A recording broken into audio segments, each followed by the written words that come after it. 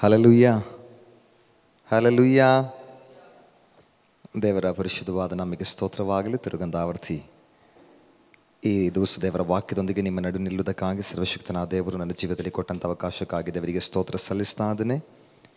ಬಂದಂಥ ಸಮಯಗಳಿಂದ ಕಳೆದ 4 ದಿವಸಗಳು ದೇವರ ವಾಕ್ಯದೊಂದಿಗೆ ನಿಮ್ಮ ನಡುವಿನಲ್ಲಿ ಸಂದೇಶದೊಂದಿಗೆ ನಿಲ್ಲುವುದಕ್ಕಾಗಿ ದೇವರು ನನಗೆ ಸಹಾಯ ಮಾಡಿದ ದೇವರೆಲ್ಲ ಕೃಪೆಗಾಗಿ ದೇವರಿಗೆ ಸ್ತೋತ್ರವನ್ನು ಸಲ್ಲಿಸ್ತಾ ಇದ್ದೇನೆ. ಇವತ್ತು ದೇವರ ವಾಕ್ಯದ ಕಡೆಯಿಂದ ನಾವು ಸ್ವಲ್ಪ ಹೊತ್ತು ಧ್ಯಾನಕ್ಕೋಸ್ಕರವಾಗಿ ಹೋಗೋಣ. ಬಂದಿರುವಂತೆಲ್ಲರಿಗೂ ಯೇಸುವಿನ ನಾಮದಲ್ಲಿ ವಂದನೆಗಳನ್ನು ಸಲ್ಲಿಸ್ತಾ ಇದ್ದೇನೆ. ಪ್ರತ್ಯೇಕವಾಗಿ ಈ ಕೂಟಕ್ಕೋಸ್ಕರವಾಗಿ ನನ್ನನ್ನು ಆಹ್ವಾನ ಮಾಡಿದಂತಹ ಈ ಸಭೆಯ ಸೇವಕರು, ಅವರ ಕುಟುಂಬ, ಇಲ್ಲಿ ಸಹಸೇವಕರಾಗಿರುವಂಥ ನಿಲ್ಲುವಂಥ ಪ್ರತಿಯೊಬ್ಬ ಸೇವಕರುಗಳು, ಪ್ರಿಯ ಅಂಕಳವರಿಗೆಲ್ಲರಿಗೂ ನನ್ನ ಹೃದಯದ ಆಳದ ವಂದನೆಗಳು ನಾನು ಸಲ್ಲಿಸ್ತಾ ಇದ್ದೇನೆ. ದೇವರು ನಮ್ಮನ್ನು ಆಶೀರ್ವಾದ ಮಾಡಲಿ.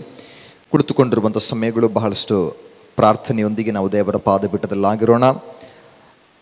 ಇವತ್ತು ಸ್ವಲ್ಪ ಹೊತ್ತಿನ ಚಿಂತೆಗೋಸ್ಕರವಾಗಿ ಒಂದು ಸಮುವೇಲನ ಪುಸ್ತಕದ ಕಡೆಗೆ ನಮ್ಮ ಗಮನವನ್ನು ಸಲ್ಲಿಸೋಣ. ಒಂದು ಸಮುವೇಲ ಅದರ 9ನೇ ಅಧ್ಯಾಯ ಅದರ 19ನೇ ವಾಕ್ಯದಿಂದ ದೇವರ ಸನ್ನಿಧಾನದಲ್ಲಿ ಮಾತನಾಡುವುದಕ್ಕಾಗಿ ನಾನು ಇಚ್ಛೆಪಡುತ್ತಾ ಇದ್ದೇನೆ. ಒಂದು ಸಮುವೇಲ 9ನೇ ಅಧ್ಯಾಯ ಅದರ 19ನೇ ವಾಕ್ಯ. ನಮಗೆಲ್ಲರಿಗೂ ಬಹಳ ಸುಪರಿಚಿತರಾಗಿರುವಂತಹ ಸೌಲನೆಂಬುದಾಗಿರುವಂಥ ಅರಸ, ಇಸ್ರಾಯೇಲ್ ರಾಜ್ಯದಲ್ಲಿ ಅಥವಾ ದೇವರ ಮಕ್ಕಳನ್ನು ಆಳ್ವಿಕೆ ಮಾಡುತ್ತಾ ಇದ್ದಂತಹ ಒಬ್ಬ ನಾಯಕನಾಗಿರುವಂಥ ಸೌಲ, ಆತನು ದೇವರ ಸನ್ನಿಧಾನದಲ್ಲಿ ದೇವರ ಕರೆ ಪ್ರಿಯ ವ್ಯಕ್ತಿಗೆ ಯಾವ ರೀತಿಯಾಗಿ ಸಿಗಲ್ಪಟ್ಟಿತು, ದೇವರ ಸನ್ನಿಧಾನದಲ್ಲಿ ಯಾವ ರೀತಿಯಾಗಿ ಉಪಯೋಗಿಸಲ್ಪಟ್ಟನು ಎನ್ನುವಂಥ ಕೆಲವು ವಿಷಯದೊಂದಿಗೆ ನಿಮ್ಮ ನಡುವಿನಲ್ಲಿ ಮಾತನಾಡುವುದಕ್ಕಾಗಿ ನಾನು ಇಚ್ಛೆಪಡುತ್ತಾ ಇದ್ದೇನೆ. ಸಮಯಗಳು ವ್ಯರ್ಥ ಮಾಡದೆ ಬೇಗನೆ ನಾವು ದೇವರ ವಾಕ್ಯದ ಕಡೆಗೆ ಗಮನ ಸಲ್ಲಿಸುವ. ಒಂದು ಸಮುವೇಲನ ಪುಸ್ತಕ 9ನೇ ಅಧ್ಯಾಯ ಅದರ 19ನೇ ವಾಕ್ಯವನ್ನು ಯಾರಿಗಾದರೂ ಶಬ್ದವೆತ್ತಿ ಓದೋಣ. ಒಂದು ಸಮುವೇಲ 9ನೇ ಅಧ್ಯಾಯ ಅದರ 19ನೇ ವಾಕ್ಯ. ಒಂದು ಸಮುವೇಲ 9ನೇ ಅಧ್ಯಾಯ ಅದರ 19ನೇ ವಾಕ್ಯ. ಸಮುವೇಲ, ನಾನೇ ದರ್ಶಿಯು, ನೀನು ನನ್ನ ಜೊತೆಯಲ್ಲಿ ಗುಡ್ಡಕ್ಕೆ ಬಾ. ನೀನು ನನ್ನ ಜೊತೆಯಲ್ಲಿ ಗುಡ್ಡಕ್ಕೆ ಬಾ. ನೀನು ಈ ಹೊತ್ತು ನನ್ನ ಸಂಗಡ ಊಟ ಮಾಡಬೇಕು. ನೀನು ಈ ಹೊತ್ತು ನನ್ನ ಸಂಗಡ ಊಟ ಮಾಡಬೇಕು. ನಿನ್ನ ಚಿಂತೆಯನ್ನೆಲ್ಲ ಪರಿಹರಿಸಿ ನಾಳೆ ಬೆಳಿಗ್ಗೆ ನಿನ್ನನ್ನು ನಿನ್ನ ಚಿಂತೆಯನ್ನೆಲ್ಲ ಪರಿಹರಿಸಿ ನಾಳೆ ಬೆಳಿಗ್ಗೆ ನಿನ್ನನ್ನು ಕಳುಹಿಸಿಕೊಡುತ್ತೇನೆ. ಸಮುವೇಲ ಸೌಲನಿಗೆ ಹೇಳಿರುವಂಥ ಒಂದು ಪದ, ಆ ಪದದಲ್ಲಿ ನಿಂತುಕೊಂಡು ಇವತ್ತು ದೇವರ ವಾಕ್ಯದೊಂದಿಗೆ ಮಾತನಾಡಲಿಕ್ಕೆ ಇಚ್ಛೆಪಡುತ್ತಾ ಅದನ್ನೇ ದೇವರ ಸನ್ನಿಧಾನಕ್ಕೆ ಬಂದಂತಹ ಸೌಲನನ್ನು ಕರೆದು ನಿಲ್ಲಿಸಿ ಹೇಳುವಂಥ ಪದ, ನೀನು ನನ್ನ ಜೊತೆಯಲ್ಲಿ ಗುಡ್ಡಕ್ಕೆ ಬಾ. ಈ ಹೊತ್ತು ನಾನು ನಿನ್ನ ಸಂಗಡ ಊಟ ಮಾಡಬೇಕು. ನಿನ್ನ ಚಿಂತೆಯನ್ನೆಲ್ಲ ಪರಿಹರಿಸಿ ನಾಳೆ ಬೆಳಿಗ್ಗೆ ನಿನ್ನನ್ನು ಕಳುಹಿಸಿಕೊಡುತ್ತೇನೆ. ಬಹಳಷ್ಟು ಚಿಂತೆಯೊಂದಿಗೆ, ಬಹಳಷ್ಟು ಸಮಸ್ಯೆಗಳೊಂದಿಗೆ ಬಂದಂಥ ಸೌಲ ತನ್ನ ಸಮಸ್ಯೆಗಳನ್ನು ಕಂಡುಕೊಂಡು ತನ್ನ ಜೀವನದಲ್ಲಿರುವಂಥ ಆ ಸಮಸ್ಯೆ ಏನೆಂಬುದಾಗಿ ಅರ್ಥ ಮಾಡಿಕೊಂಡಂಥ ಸಮುವೇಲ ಪ್ರವಾದಿ ಸೌಲನೊಂದಿಗೆ ಹೇಳಿಕೊಡುವಂಥ ಒಂದು ಮಾತು, ನೀನು ನನ್ನ ಸಂಗಡವಾಗಿ ಗುಡ್ಡಕ್ಕೆ ಬಾ. 2, ಇವತ್ತು ನೀನು ನನ್ನ ಸಂಗಡವಾಗಿ ಊಟ ಮಾಡಬೇಕು. ನಂತರವಾಗಿ ಕಾಣುತ್ತಾ ಇದ್ದಾವೆ, ನಾಳೆ ನೀನು ಇವತ್ತು ಚಿಂತೆಯೊಂದಿಗೆ ಬಂದಿದ್ಯಾ, ನಾಳೆ ನಿನ್ನನ್ನು ತಿರುಗಿ ಕಳಿಸುವಾಗ ಈ ಚಿಂತೆಯನ್ನೆಲ್ಲ ಪರಿಹರಿಸಿ ನಿನ್ನನ್ನು ನಾನು ಕಳುಹಿಸುವೆ. ಈ ಪದದ ಹಿನ್ನೆಲೆಗಳನ್ನು ನಾವು ಸ್ವಲ್ಪ ಧ್ಯಾನ ಮಾಡಲಿಕ್ಕಾಗಿದ್ದೇವೆ. ಸೌಲನ ಕುರಿತಾಗಿ ನಮಗೆ ಗೊತ್ತು, ಇಸ್ರಾಯೇಲ್ ಮಕ್ಕಳನ್ನು ಆಳ್ವಿಕೆ ಮಾಡುತ್ತಾ ಇದ್ದಂಥ ಒಬ್ಬ ಒಳ್ಳೆಯ ನಾಯಕ. ದೇವರ ಕರೆ ಅವನ ಮೇಲೆ ಬಂತು, ಅವನು ಆಳ್ವಿಕೆ ಮಾಡುತ್ತಾ ಇದ್ದ. ಸತ್ಯವೇದಗಳನ್ನು ಕಲಿಯುವ ಸಮಯದಲ್ಲಿ ಅನೇಕ ಭಕ್ತರುಗಳು ತಮ್ಮ ಜೀವನವನ್ನು ಪ್ರಾರಂಭ ಮಾಡಿದಲ್ಲ, ಉತ್ತಮ ರೀತಿಯಲ್ಲಿ ಪ್ರಾರಂಭ ಮಾಡಿದರು. ಆದರೆ ಕೊನೆ ಮುಗಿಸಕ್ಕೆ ಅನೇಕರಿಗೆ ಸಾಧ್ಯವಾಗಲಿಲ್ಲ. ಅನೇಕ ಭಕ್ತರುಗಳು ಅವರ ಜೀವನದ ಅರ್ಧ ಮಾರ್ಗದಲ್ಲಿ ಯಾವುದರಲ್ಲೋ ಒಂದು ವಿಷಯದಲ್ಲಿ ಬಿದ್ದು ಹೋಗಿ ತಮ್ಮ ಕೊನೆ ಅಂತ್ಯ ಉತ್ತಮ ರೀತಿಯಲ್ಲಿ ಮುಗಿಸಕ್ಕೆ ಆಗದೆ ಹೋದಂಥ ವ್ಯಕ್ತಿಗಳು ಅನೇಕರಿದ್ದಾರೆ. ಸೌಲನ ಕುರಿತಲು ನಾವು ನೋಡುವಾಗ ತನ್ನ ಆ ಕೊನೆಯ ಭಾಗಕ್ಕೆಲ್ಲ ಬಂದಾಗ ಆ ದೇವರ ರಾಜ್ಯವನ್ನು ಬಿಟ್ಟು ಹೋದಂಥ ಚರಿತ್ರೆಗಳು ಕೂಡ ನಮಗೆಲ್ಲರಿಗೆ ಬಹಳ ಪರಿಚಿತ. ದೇವರ ವಾಕ್ಯ ನಮಗೆ ಕಲಿಸುವಂಥದ್ದು ಏನಂತ ಹೇಳಿದ್ರೆ, ಇವತ್ತು ನಾವು ಯಾವ ರೀತಿಯಾಗಿದ್ದೇವೆಂಬುದಾಗೆಲ್ಲ ನಮ್ಮ ಕೊನೆ ಯಾವ ರೀತಿ ಎಂಬುದಾಗಿ. ದೇವರ ಸನ್ನಿಧಾನಗಳಲ್ಲಿ ಇವತ್ತು ನಾವು ನಂಬಿಗಸ್ತರಾಗಿದ್ದೇವೆ, ಆದರೂ ನಮ್ಮ ಕೊನೆ, ನಮ್ಮ ಶ್ವಾಸ ಹೋಗುವಂಥ ಸಮಯ ಅಥವಾ ಯೇಸು ಸ್ವಾಮಿ ಬರುವಿಕೆ ಸಮಯದಲ್ಲಿ ನಾವು ಯಾವ ರೀತಿಯಾಗಿರಲ್ಪಡುತ್ತವೆ ಎಂಬುದನ್ನು ಮಾತ್ರ ನೋಡುತ್ತಾನೆ. ಇವತ್ತು ನಮಗೆ ಏನೇ ಇರಲಿ, ಸೌಲನ ಪ್ರಾರಂಭದ ಕರೆ, ಸೌಲನು ಪ್ರಾರಂಭವಾಗಿ ದೇವರ ಸನ್ನಿಧಾನಕ್ಕೆ ಬಂದಾಗ ಅವನು ಯಾವ ರೀತಿಯಾಗಿದ್ದ, ಯಾವ ರೀತಿಯಾಗಿ ಸಮರ್ಪಿಸಲ್ಪಟ್ಟ, ಯಾವ ರೀತಿಯಾಗಿ ದೇವರವನ್ನು ಉಪಯೋಗಿಸಿದ ಎನ್ನುವಂಥ ಕೆಲವು ಪದಗಳು ನಾವು ಒಟ್ಟಾಗಿ ಸೇರಿ ಕಲೀಲಿಕ್ಕಾಗಿ ಹೋಗೋಣ. ನಾವು ಇವತ್ತು ಓದಿರುವಂಥ 9ನೇ ಅಧ್ಯಾಯ ಅದರ ಪ್ರಾರಂಭದ ವಾಕ್ಯದಿಂದ ಓದಿಕೊಂಡು ಬರುವ ಅಲ್ಲಿ ನಮಗೆ ಕಾಣಲಿಕ್ಕೆ ಸಾಧ್ಯ, ಈ ಸೌಲನ್ ಎನ್ನುವಂಥ ವ್ಯಕ್ತಿ ಅದರ 9ನೇ ಅಧ್ಯಾಯ ಅದರ ಪ್ರಾರಂಭದ ವಾಕ್ಯದಲ್ಲಿ ಕಾಣುತ್ತಾ ಇದ್ದೇವೆ. ಅಬೀಯೇಲನ ಮಗನಾಗಿರುವಂಥ ಸೌಲನ ತಂದೆ ಹೆಸರು ಅಬೀಯೇಲನೆಂಬುದಾಗಿ. ಅಬೀಯೇಲನ ಮಗ ಈ ಸೌಲ. ಈ ಸೌಲನ ಕುರಿತಾಗಿ ಬರೆಯಲ್ಪಟ್ಟಂಥ 3 ಪ್ರಾಮುಖ್ಯವಾಗಿರುವಂಥ ವಿಷಯಗಳು ಅಲ್ಲಿ ತಿಳಿಸಲ್ಪಡ್ತಾ ಇದೆ. ಅದರ ಕೆಳಗಿನ ಪದಗಳನ್ನು ಓದಿಕೊಂಡು ಬರುವಾಗ ಈ ಸೌಲನು ಒಂದು ಉತ್ತಮನಾಗಿದ್ದ. ಉತ್ತಮನಂತ ಹೇಳಿದ್ರೆ ಒಳ್ಳೆ ಕ್ಯಾರೆಕ್ಟರ್, ಒಳ್ಳೆ ಸ್ವಭಾವ ಇರುವಂಥ ವ್ಯಕ್ತಿ. ಇದು ಸೌಲನನ್ನು ದೇವರು ತನ್ನ ಸೇವೆಗೋಸ್ಕರವಾಗಿ ಕರೆಯುವಂಥ ಸಮಯದಲ್ಲಿ ಅಥವಾ ಅವನ ದೇವರ ಸೇವೆಗಾಗಿ ಬಂದಂಥ ಸಮಯದಲ್ಲಿ ದೇವರು ಅವನನ್ನು ಕರೆದುಕೊಳ್ಳಿಕ್ಕಾಗಿರುವಂಥ ಕಾರಣ ಅಲ್ಲಿ ಬರೆಯಲ್ಪಡ್ತಾ ಇದೆ. ಅವನು ಒಂದು ಉತ್ತಮನಾಗಿದ್ದ, ಒಳ್ಳೆ ಸ್ವಭಾವದವನಾಗಿದ್ದ. ಒಳ್ಳೆ ಸ್ವಭಾವದವನಾಗಿರುವಂತಹ ಸೌಲನನ್ನು ದೇವರು ಆತನ ಮೇಲೆ ಆತನ ಕಾರ್ಯವನ್ನು ಬಿಟ್ಟ. ಇವತ್ತು ದೇವರ ಮಕ್ಕಳೇ, ನಮ್ಮ ಸ್ವಭಾವಗಳು ಕೂಡ ಉತ್ತಮವಾಗಿರಬೇಕು, ಒಳ್ಳೆಯ ಸ್ವಭಾವಗಳಾಗಿರಬೇಕು. ನಮ್ಮನ್ನು ನೋಡಿ ಜನಗಳು ಬೇರೆ ಪದಗಳನ್ನ ಹೇಳದೆ ನಮ್ಮನ್ನು ನೋಡುವಾಗ ನಮ್ಮ ಹಿಂದಿನಿಂದ ಮಾತಾಡುವಂಥವ್ರು ಮುಂದಿನಿಂದ ಮಾತಾಡುವಂಥವರ ಮುಂದೆ ಎಲ್ಲ ನಮಗೆ ಹೇಳಲಿಕ್ಕಾಗಿ ನಮ್ಮ ಉತ್ತಮ ಸ್ವಭಾವಗಳಿರಬೇಕು. ಸೌಲನ ಬಗ್ಗೆ ಹೇಳ್ತಾ ಇದೆ, ಅವನು ಉತ್ತಮನಾಗಿದ್ದ. ಜನಗಳಿಗೆ ಅವನ ಬಗ್ಗೆ ಕೊಡ್ಲಿಕ್ಕಾಗಿರುವಂಥ ಸಾಕ್ಷಿ ಅವನೊಬ್ಬ ಉತ್ತಮ ಮನುಷ್ಯ. ಎರಡನೇದಾಗಿ ಕಾಣ್ತಾ ಇದ್ದೇವೆ, ಅವನು ಬಹಳ ಸುಂದರನಾಗಿದ್ದ. ಇಸ್ರಾಯೇಲ್ ದೇಶದಲ್ಲಿ ಆ ಜನಾಂಗದ ಮಧ್ಯದಲ್ಲಿ ಬಹಳಷ್ಟು ಸೌಂದರ್ಯ ಉಳ್ಳದಂಥ ವ್ಯಕ್ತಿಯಾಗಿದ್ದ ಯಾರು? ಸೌಲ. ಬಹಳ ಚೆನ್ನಾಗಿರುವಂಥವನು, ಭಾಳ ನೋಡುವುದಕ್ಕೆ ರಮ್ಯವಾಗಿರುವಂಥವನು, ಭಾಳ ಸುಂದರನಾಗಿರುವಂಥ ವ್ಯಕ್ತಿ. ನಮ್ಮ ಹಾಗೆ ನಾವು ಕೂಡ ಒಳ್ಳೆ ಸೌಂದರ್ಯ ಇರುವಂಥವ್ರು. ಸ್ತೋತ್ರ. ಅಟ್ಲೀಸ್ಟ್ ನಮ್ಮ ಕನ್ನಡಿ ಮುಂದೆ ನಿಂತ್ಕೊಂಡಾದ್ರೆ ನಾವಾದರೂ ಹೇಳಬೇಕು, ಒಳ್ಳೆ ಸೌಂದರ್ಯ ದೇವರೇ ಕೊಟ್ಟಿದ್ದಿ ಎಂಬುದಾಗಿ. ಹೊರಗಿನ ಸೌಂದರ್ಯ ಇಲ್ಲದೆ ಹೋದರೂ ಆಂತರಿಕವಾದ ಸೌಂದರ್ಯಗಳು ದಿವಸಗಳುಂಟಾಗಲಿ. ಹಲ್ಲೆಲೂಯಾ. ಶಾರೀರಿಕವಾದ ಸೌಂದರ್ಯಗಳು ನಮ್ಮಲ್ಲಿ ಕಡಿಮೆಯಾಗಿದ್ದರೂ ಒಳಗಿನ ಆತ್ಮಿಕ ಸೌಂದರ್ಯಗಳು, ಆತ್ಮಿಕವಾದ ಆ ಸೌಂದರ್ಯ ನಮ್ಮಲ್ಲಿ ಉಂಟಾಗಲಿ ಎಂಬುದಾಗಿ ಪ್ರಾರ್ಥಿಸ್ತಾನೆ. ಎರಡು, ಇವನು ಬಹಳ ಸುಂದರನಾಗಿರುವಂಥ ವ್ಯಕ್ತಿ. ಎಲ್ಲ ಇಸ್ರಾಯೇಲರ ನಡುವಿನಲ್ಲಿಯೂ ಎಲ್ಲ ಇಸ್ರಾಯೇಲಗಳನ್ನು ತೆಗೆದುಕೊಂಡು ನೋಡುವಾಗ ಅವರುಗಳ ಎಲ್ಲದರ ಮಧ್ಯದಲ್ಲಿ ಸೌಲ ಬಹಳಷ್ಟು ಸುಂದರನಾಗಿದ್ದಂತೆ. ಮೂರನೇದು, ಅವನ ಕುರಿತಾಗಿ ಹೇಳಲ್ಪಡುವಂಥ ಪದ, ಅವನು ಬಹಳ ಉನ್ನತ ವ್ಯಕ್ತಿ. ಉನ್ನತ ಅಂತ ಹೇಳಿದ್ರೆ ಶ್ರೇಷ್ಠ ವ್ಯಕ್ತಿ ಎಂಬುದಾಗೆಲ್ಲ, ಎತ್ತರ ಇರುವಂಥ ವ್ಯಕ್ತಿ. ಬಹಳ ಎತ್ತರ ಇದ್ದಾನವನು. ಎಲ್ಲಿ ಹೋದರೂ ಅವನನ್ನು ಬೇಗನೆ ಕಂಡುಹಿಡಿಯಬಹುದು. ಎಷ್ಟು ಜನಗಳ ಮಧ್ಯದಲ್ಲಿ ಇದ್ದರೂ ಸೌಲನನ್ನು ಬೇಗ ಕಂಡುಹಿಡಿಯೋಕ್ಕಾಗುತ್ತೆ. ಕಾರಣ, ಎಷ್ಟು ಜನಗಳ ಗುಂಪಿನ ಮಧ್ಯದಲ್ಲಿ ತಾನು ನಿಂತುಕೊಂಡ್ರು ಅವನ ತೋಳು ಜನಗಳಿಗೆ ಕಾಣಿಸ್ತಂತೆ. ನೋಡ್ರಿ, ಒಂದು 6 ಅಡಿ ಮನುಷ್ಯರೆಲ್ಲ, ಉದ್ದ ಮನುಷ್ಯರೆಲ್ಲ ಇದ್ರು, ಎಷ್ಟು ದೊಡ್ಡ ಜನಗಳ ಮಧ್ಯದಲ್ಲಿ ಹೋದರೂ ಸೌಲನ ತೋಳು ಜನಗಳಿಗೆ ಕಾಣಿಸ್ತಾ ಇತ್ತಂತೆ. ಅಲ್ಲಿ ಬರೆಯಲ್ಪಟ್ಟಿದೆ ಏನು, ಅವನ ಗುಂಪಿನಲ್ಲಿ ಅವನ ಹೆಗಲಂದ್ರೆ ಈ ಭಾಗ, ಹೌದಾ, ಈ ಭಾಗ ಅಲ್ಲಿ ಎಷ್ಟು ಜನಗಳ ಗುಂಪಿನಲ್ಲಿ ನಿಂತ್ಕೊಂಡ್ರು ಜನಗಳಿಗೆ ಈ ಭಾಗ ಕಾಣಿಸ್ತದೆ. ಅಷ್ಟು ಮಟ್ಟಿಗೆ ಹೈಟ್ ಆಗಿದ್ದಂಥ ವ್ಯಕ್ತಿ. ಬಹಳ ಸುಂದರನು. ಪ್ರಾರಂಭದಲ್ಲಿ ಹೇಳಿದ, ಮೊದಲು ಅವನು ಉತ್ತಮನಾಗಿದ್ದ, ಎರಡನೇದು ಸೌಂದರ್ಯವುಳ್ಳವನಾಗಿದ್ದ, ಮೂರನೇದಾಗಿ ಬಹಳ ಉನ್ನತನಾಗಿರುವಂಥ ವ್ಯಕ್ತಿ. ಎಲ್ಲಿ ಹೋದರೂ ಬೇಗನೆ ಕಂಡು ಹಿಡಿಯೋಕ್ಕಾಗುತ್ತೆ. ಎಲ್ಲಿ ಹೋದರೂ ಜನಗಳ ಮುಂದೆ ಪ್ರತ್ಯೇಕವಾಗಿ ಎಣಿಸಲ್ಪಡುವಂಥ ವ್ಯಕ್ತಿ ಸೌಲನಾಗಿದ್ದ.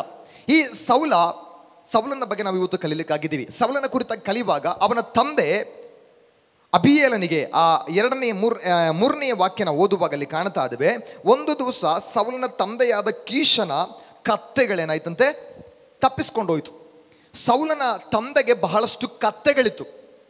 ಹಳೆಯ ಕಾಲಗಳಲ್ಲಿ ನಮಗಿರುವಂಥ ಆಸ್ತಿ, ನಮಗಿರುವಂಥ ಸಂಪತ್ತು ಹಣದ ಮೇಲೆ ಎಲ್ಲ ಡಿಪೆಂಡ್ ಆಗಿರುವಂಥದ್ದು. ನಮಗೆಷ್ಟು ಸಂಪತ್ತಿದೆ ಎಂಬುದಾಗಿ ನೋಡಿಕೊಳ್ಳುವಂಥದ್ದು ನಮ್ಮ ಕತ್ತೆಗಳು, ನಮ್ಮ ಕುದುರೆಗಳು, ನಮ್ಮ ಒಂಟೆಗಳು. ಇದರ ಮೇಲೆ ಅವನೆಷ್ಟು ಶ್ರೀಮಂತನು, ಅವನೆಷ್ಟು ಗ್ರೇಟ್ ವ್ಯಕ್ತಿ ಎಂಬುದಾಗಿ ಪರಿಗಣಿಸ್ತಾ ಇದ್ರು. ಒಂದು ದಿವಸ ಇದ್ದಕ್ಕಿದ್ದ ಹಾಗೆ ಯಾರೋ ಈ ಕೀಷನ ಕತ್ತೆಗಳಲ್ಲಿ ಕೆಲವು ಕತ್ತೆಗಳು ತಪ್ಪಿಸ್ಕೊಂಡು ಹೋಯ್ತು. ಎಲ್ಲಿ ಹೋಯ್ತು ಅಂತ ಗೊತ್ತಿಲ್ಲ, ಯಾರು ಅಪಹರಿಸ್ಕೊಂಡು ಹೋದ್ರು ಗೊತ್ತಿಲ್ಲ. ಅನಿರೀಕ್ಷಿತವಾದ ಸಮಯದಲ್ಲಿ, ಅಂದರೆ ಯಾವತ್ತು ಪ್ಲ್ಯಾನ್ ಮಾಡದೇ ಇರುವಂಥ ಸಮಯದಲ್ಲಿ ತಕ್ಷಣ ಅಲ್ಲಿ ಸಂಭವಿಸುವಂಥ ಕೆಲವು ನಷ್ಟಗಳು. ಅಂದರೆ ಸೌಲನ ಮನೆಯಲ್ಲಿ, ಸೌಲನ ಕುಟುಂಬದಲ್ಲಿ ನಿರೀಕ್ಷಿಸದೇ ಇರುವಂಥ ಸಮಯದಲ್ಲಿ ತಕ್ಷಣವಾಗಿ ಕೆಲವು ನಷ್ಟ ಸಂಭವಿಸ್ತಾ ಇದೆ. ನಷ್ಟ ಏನು? ಇದ್ದಂಥ ಕತ್ತೆಗಳಲ್ಲಿ ಕೆಲವು ತಪ್ಪಿಸ್ಕೊಂಡೋಯ್ತು. ಅವನು ಯಾವತ್ತೂ ನಿರೀಕ್ಷಿಸಿರಲಿಲ್ಲ, ಬೇಗನೆ ಸಂಭವಿಸಿದಂಥ ನಷ್ಟ. ಮತ್ತು ದೇವರ ಮಕ್ಕಳೇ, ದೇವರ ವಾಕ್ಯದ ಆಧಾರಗಳೊಂದಿಗೆ ನಿಮ್ಮೊಂದಿಗೆ ಹೇಳಲಿಕ್ಕಾಗಿ ಇಚ್ಛಪಡುತ್ತಾ ಇದ್ದೇನೆ. ನಾವು ನೆನೆಸದೇ ಇರುವಂಥ ಸಮಯದಲ್ಲಿ, ಅನಿರೀಕ್ಷಿತವಾದ ಸಮಯದಲ್ಲಿ ನಮ್ಮ ಜೀವನಗಳಲ್ಲಿ ಬರುವಂಥ ಕೆಲವು ಕಷ್ಟ, ನಮ್ಮ ಜೀವನದಲ್ಲಿ ಬರುವಂಥ ಕೆಲವು ನಷ್ಟ, ಅದು ಒಳಿತಿಗಾಗಿ. ಆಮೆನ್. ನಂಬ್ತೀರಾ? ನಮ್ಮ ಜೀವನದಲ್ಲಿ ನಾವು ನಂಬದೇ ಇರುವಂಥ ಸಮಯ ಯಾವತ್ತೋ ಬೇಗನೆ, ಬಹು ಬೇಗನೆ, ನಾವು ನಿರೀಕ್ಷಿಸದೇ ಇರುವಂಥ ಸಮಯದಲ್ಲಿ ಸಂಭವಿಸಲ್ಪಡುವಂಥ ಕೆಲವು ನಷ್ಟ, ಕಳೆದುಕೊಳ್ಳುವಂಥ ಕೆಲವು, ನಮ್ಮ ಜೀವನದಲ್ಲಿ ಕೆಲವನ್ನು ಕಳೆದುಕೊಳ್ಬೇಕಾಗಿ ಬರುತ್ತೆ. ನಾವು ನಂಬ್ಕೊಂಡಿರಲಿಲ್ಲ. ತೆಗೆದುಕೊಂಡು ನೋಡಿ, ಇವತ್ತು ನಿಮ್ಮ ಜೀವನಗಳ ಹಿಂದಿನ ಚರಿತ್ರೆಯನ್ನು ತೆಗೆದುಕೊಂಡು ನೋಡಿದ್ರೆ ಎಲ್ಲೋ ಕೆಲವು ನಷ್ಟ ಸಂಭವಿಸಿತು, ಅದು ಇವತ್ತು ಒಳಿತಾಗಿ ಮಾರ್ಪಟ್ಟಿದೆ. ಇವತ್ತು ಕೀಷನ ಮನೆಯಲ್ಲಿ ಸಂಭವಿಸಿದ್ದು ಅಷ್ಟೇ, ಅನಿರೀಕ್ಷಿತವಾಗಿ ಸಂಭವಿಸಲ್ಪಟ್ಟಂಥ ಕೆಲವು ನಷ್ಟ ಬೇಗನೆ ಸಂಭವಿಸಿದ ನಷ್ಟ ಅದು ಸೌಲನ ಜೀವಿತಕ್ಕೆ ಸಂಬಂಧಪಟ್ಟ ಹಾಗೆ ಆ ನಷ್ಟ ಇವನಿಗೆ ಅದು ಆಶೀರ್ವಾದವಾಗಿ ಮಾರ್ಪಟ್ಟಿತು. ಹಾಗಿದ್ರೆ ಕೂಡಿ ಬಂದಂಥ ದೇವರ ಮಕ್ಕಳೊಂದಿಗೆ ನಾನು ಹೇಳಲಿಕ್ಕಾಗಿ, ದೇವರ ವಾಕ್ಯದ ಮೂಲಕವಾಗಿ ಹೇಳಲಿಕ್ಕಾಗಿ ಇಚ್ಛೆಪಡೋದಂದರೆ, ದೇವರು ತಿಳಿಯದೆ ನಮಗೇನು ಸಂಭವಿಸುವುದಿಲ್ಲ. ನಮ್ಮ ತಲೆಯಲ್ಲಿರುವಂಥ ಒಂದು ಕೂದಲು ಅದು ಕೆಳಗೆ ಉದುರಬೇಕಾದ್ರೆ ದೇವರು ನೆನೆಸ್ಕೊಂಡೆ, ದೇವರ ಚಿತ್ತ ಇಲ್ಲದೆ ಯಾವುದು ಸಂಭವಿಸಲ್ಲ. ಅದು ಏನು ಸಂಭವಿಸಿದ್ರು ಅದು ನಮ್ಮ ಒಳಿತಿಗಾಗಿ. ಇವತ್ತು ಅದನ್ನು ನಂಬ್ಕೊಳ್ರಿ. ನಮ್ಮ ಜೀವನದಲ್ಲಿ ಯಾವ ನಷ್ಟ ಬಂದರೂ ದೇವರು ತಿಳಿಯದೆ ಮಾಡಿದಲ್ಲ. ನಷ್ಟ ನನ್ನನ್ನು ಮುಳುಗಿಸಕ್ಕಾಗಿ ಬಂದದ್ದಲ್ಲ, ನಷ್ಟ ನನ್ನನ್ನು ಸೋಲಿಸ್ಲಿಕ್ಕಾಗಿ ಬಂದದ್ದಲ್ಲ, ನಷ್ಟ ನನ್ನ ಜೀವನದಲ್ಲಿ ಎಲ್ಲ ಅಂದ್ರೆ ಇರುವಂಥ ಎಲ್ಲ ಆಸೆಗಳನ್ನು ಆಸಕ್ತಿಗಳನ್ನು ಕುಂಠಿತಗೊಳಿಸ್ಲಿಕ್ಕಾಗಿ ಬಂದದ್ದಲ್ಲ, ನಿರಾಶೆಗೋಸ್ಕರವಾಗಿ ಬಂದದ್ದಲ್ಲ. ನಾಳಿನ ದಿವಸ ನನ್ನ ಆಶೀರ್ವಾದಕ್ಕಾಗಿ ಇವತ್ತು ನನ್ನ ಜೀವಿತದಲ್ಲಿ ಬಂದಂಥ ಕಷ್ಟಗಳು. ಈ ನಷ್ಟ ಎಂಬುದಾಗಿ ಹೇಳುವಾಗ ಒಂದೆರಡು ಪದ ನಾನು ಹೇಳಲಿಕ್ಕೆ ಇಚ್ಛೆಪಡ್ತಾ ಇದ್ದೇನೆ. ನನ್ನ ಜೀವಿತದಲ್ಲಿ ನನ್ನ 10ನೇ ಕ್ಲಾಸ್ ತರಗತಿಗೆ ಬಂದಾಗ ಬಹಳ ಚೆನ್ನಾಗಿ ಕಲಿತಾ, ಒಳ್ಳೆ ರೀತಿಯಲ್ಲಿ ಕಲಿತಾ, ನನ್ನ ತಂದೆ ತಾಯಿಗಳಿಗೆ ಭಾಳ ಸಭ್ಯನಾದಂಥ ವ್ಯಕ್ತಿ. ಚಿಕ್ಕ ಪ್ರಾಯದಿಂದಲೇ ದೇವರ ಸೇವಕರು ಬಂದವರೆಲ್ಲ ನನ್ನ ತಲೆ ಮೇಲೆ ಕೈ ಇಟ್ಟು ಹೇಳ್ತಾ ಇದ್ರು, ನೀನು ದೇವರ ಸೇವೆಗಾಗಿರುವಂಥವನು. ಯಾರೆಲ್ಲ ಬಂದರೋ, ಯಾರೆಲ್ಲ ಹೇಳಿದ್ರು, ಅವರೆಲ್ಲ ಹೇಳಿದ್ರು ನೀನು ಸೇವೆಗಾಗಿರುವಂಥವನು. ಅನೇಕ ಆವರ್ತಿ ನಾನು ಆ ಕನಸುಗಳ ದರ್ಶನವನ್ನು ಕಂಡಿದ್ದೇನೆ. ಆದರೆ ಪ್ರಾರಂಭದಲ್ಲಿ ನನಗೆ ಆಸೆ ಇತ್ತು ದೇವರ ಸೇವೆ ಮಾಡಬೇಕಂತೇಳಿ. ಆದರೆ ಪ್ರಾಯಗಳು ಕಳೆದ ಹಾಗೆ, ಸ್ನೇಹಿತರು ಅಧಿಕವಾದಾಗ ನನ್ನ ತಲೆಯಿಂದ ಆ ಒಂದು ಭಾಗನೇ ಹೊರಟೋಗ್ಬಿಡ್ತು. 10ನೇ ತರಗತಿಯಲ್ಲೆಲ್ಲ ಬಂದಾಗ ನನಗೆ ಸ್ನೇಹಿತರು ತುಂಬ ಆದರು. ನನ್ನ ಸ್ವಭಾವಗಳಿಗೆ ವ್ಯತ್ಯಾಸ ಬರಲಿಕ್ಕೆ ಪ್ರಾರಂಭವಾಯಿತು. ದೇವರು ಅನೇಕ ಆವರ್ತಿ ನನ್ನನ್ನು ಕರೆದರು, ನೀನು ಸೇವೆಗಾಗಿರುವಂಥವನು, ಸೇವೆಗಾಗಿರುವಂಥವನು, ಸೇವೆಗಾಗಿ ಬರಬೇಕೆಂಬುದಾಗಿ. ನಾನು ಒಪ್ಕೊಂಡಿಲ್ಲ. ಏನಾಯಿತು ಗೊತ್ತಾ, ನನಗೆ ಗೊತ್ತಿಲ್ಲದೆ 10ನೇ ಕ್ಲಾಸಲ್ಲಿ ನಾನು ಫೇಲ್ ಆಗಿಬಿಟ್ಟೆ. ಆ ನಾಚಿಕೆ ನನ್ನಿಂದ ಸಹಿಸ್ಕೊಳ್ಳೋಕ್ಕಾಗಲಿಲ್ಲ. ಊರ ಜನಗಳ ಮುಂದೆ ನನಗೆ ಹೋಗಿ ಹೇಳ್ಕೊಳ್ಳೋಕ್ಕಾಗದೇ ಇರುವಂಥ ಸೋಲು. ಇಷ್ಟರವರೆಗೆ ಸೋಲದೆ ಕಲಿತಂಥ ವ್ಯಕ್ತಿ ಇವತ್ತಿನ ಕ್ಲಾಸಲ್ಲಿ 10ನೇ ತರಗತಿ ತನಕ ಎಲ್ಲರನ್ನು ಪಾಸ್ ಮಾಡಿಬಿಡ್ತಾರೆ. ಯಾರು ಕಲಿಬೇಕಾಗಿಲ್ಲ. ಅಂದರೆ ಕಲಿತವರು ಕಲಿಯದವ್ರನ್ನೆಲ್ಲ 10ನೇ ತರಗತಿ ತನಕ ಪಾಸ್ ಮಾಡಿಬಿಡ್ತಾರೆ. ಆ ಹಳೆ ಕಾಲದಲ್ಲಿ ಆ ರೀತಿ ಇರಲಿಲ್ಲ. ಅಂದರೆ ಚಿಕ್ಕದ್ರಿಂದ ಚೆನ್ನಾಗಿ ಕಲಿತಂಥ ವ್ಯಕ್ತಿ 10ನೇ ಕ್ಲಾಸಿಗೆ ಬಂದಾಗ ಎಲ್ಲ ಹೋಯ್ತು, ಫೇಲ್ ಆಗಿಬಿಟ್ಟೆ. ಹೊರಗಡೆ ಮುಖ ತೋರಿಸೋಕ್ಕಾಗಲ್ಲ. ತಕ್ಷಣ ಮತ್ತೆ ದೇವರು ಹೇಳಿದರು, ನಿನ್ನ ಜೀವನದಲ್ಲಿ ಸಂಭವಿಸಿದ ನಷ್ಟ ಬೇರೆ ಯಾವುದಕ್ಕಾಗಿಲ್ಲ, ನಿನ್ನನ್ನು ಇಲ್ಲಿಂದ ಚೇಂಜ್ ಮಾಡಬೇಕು.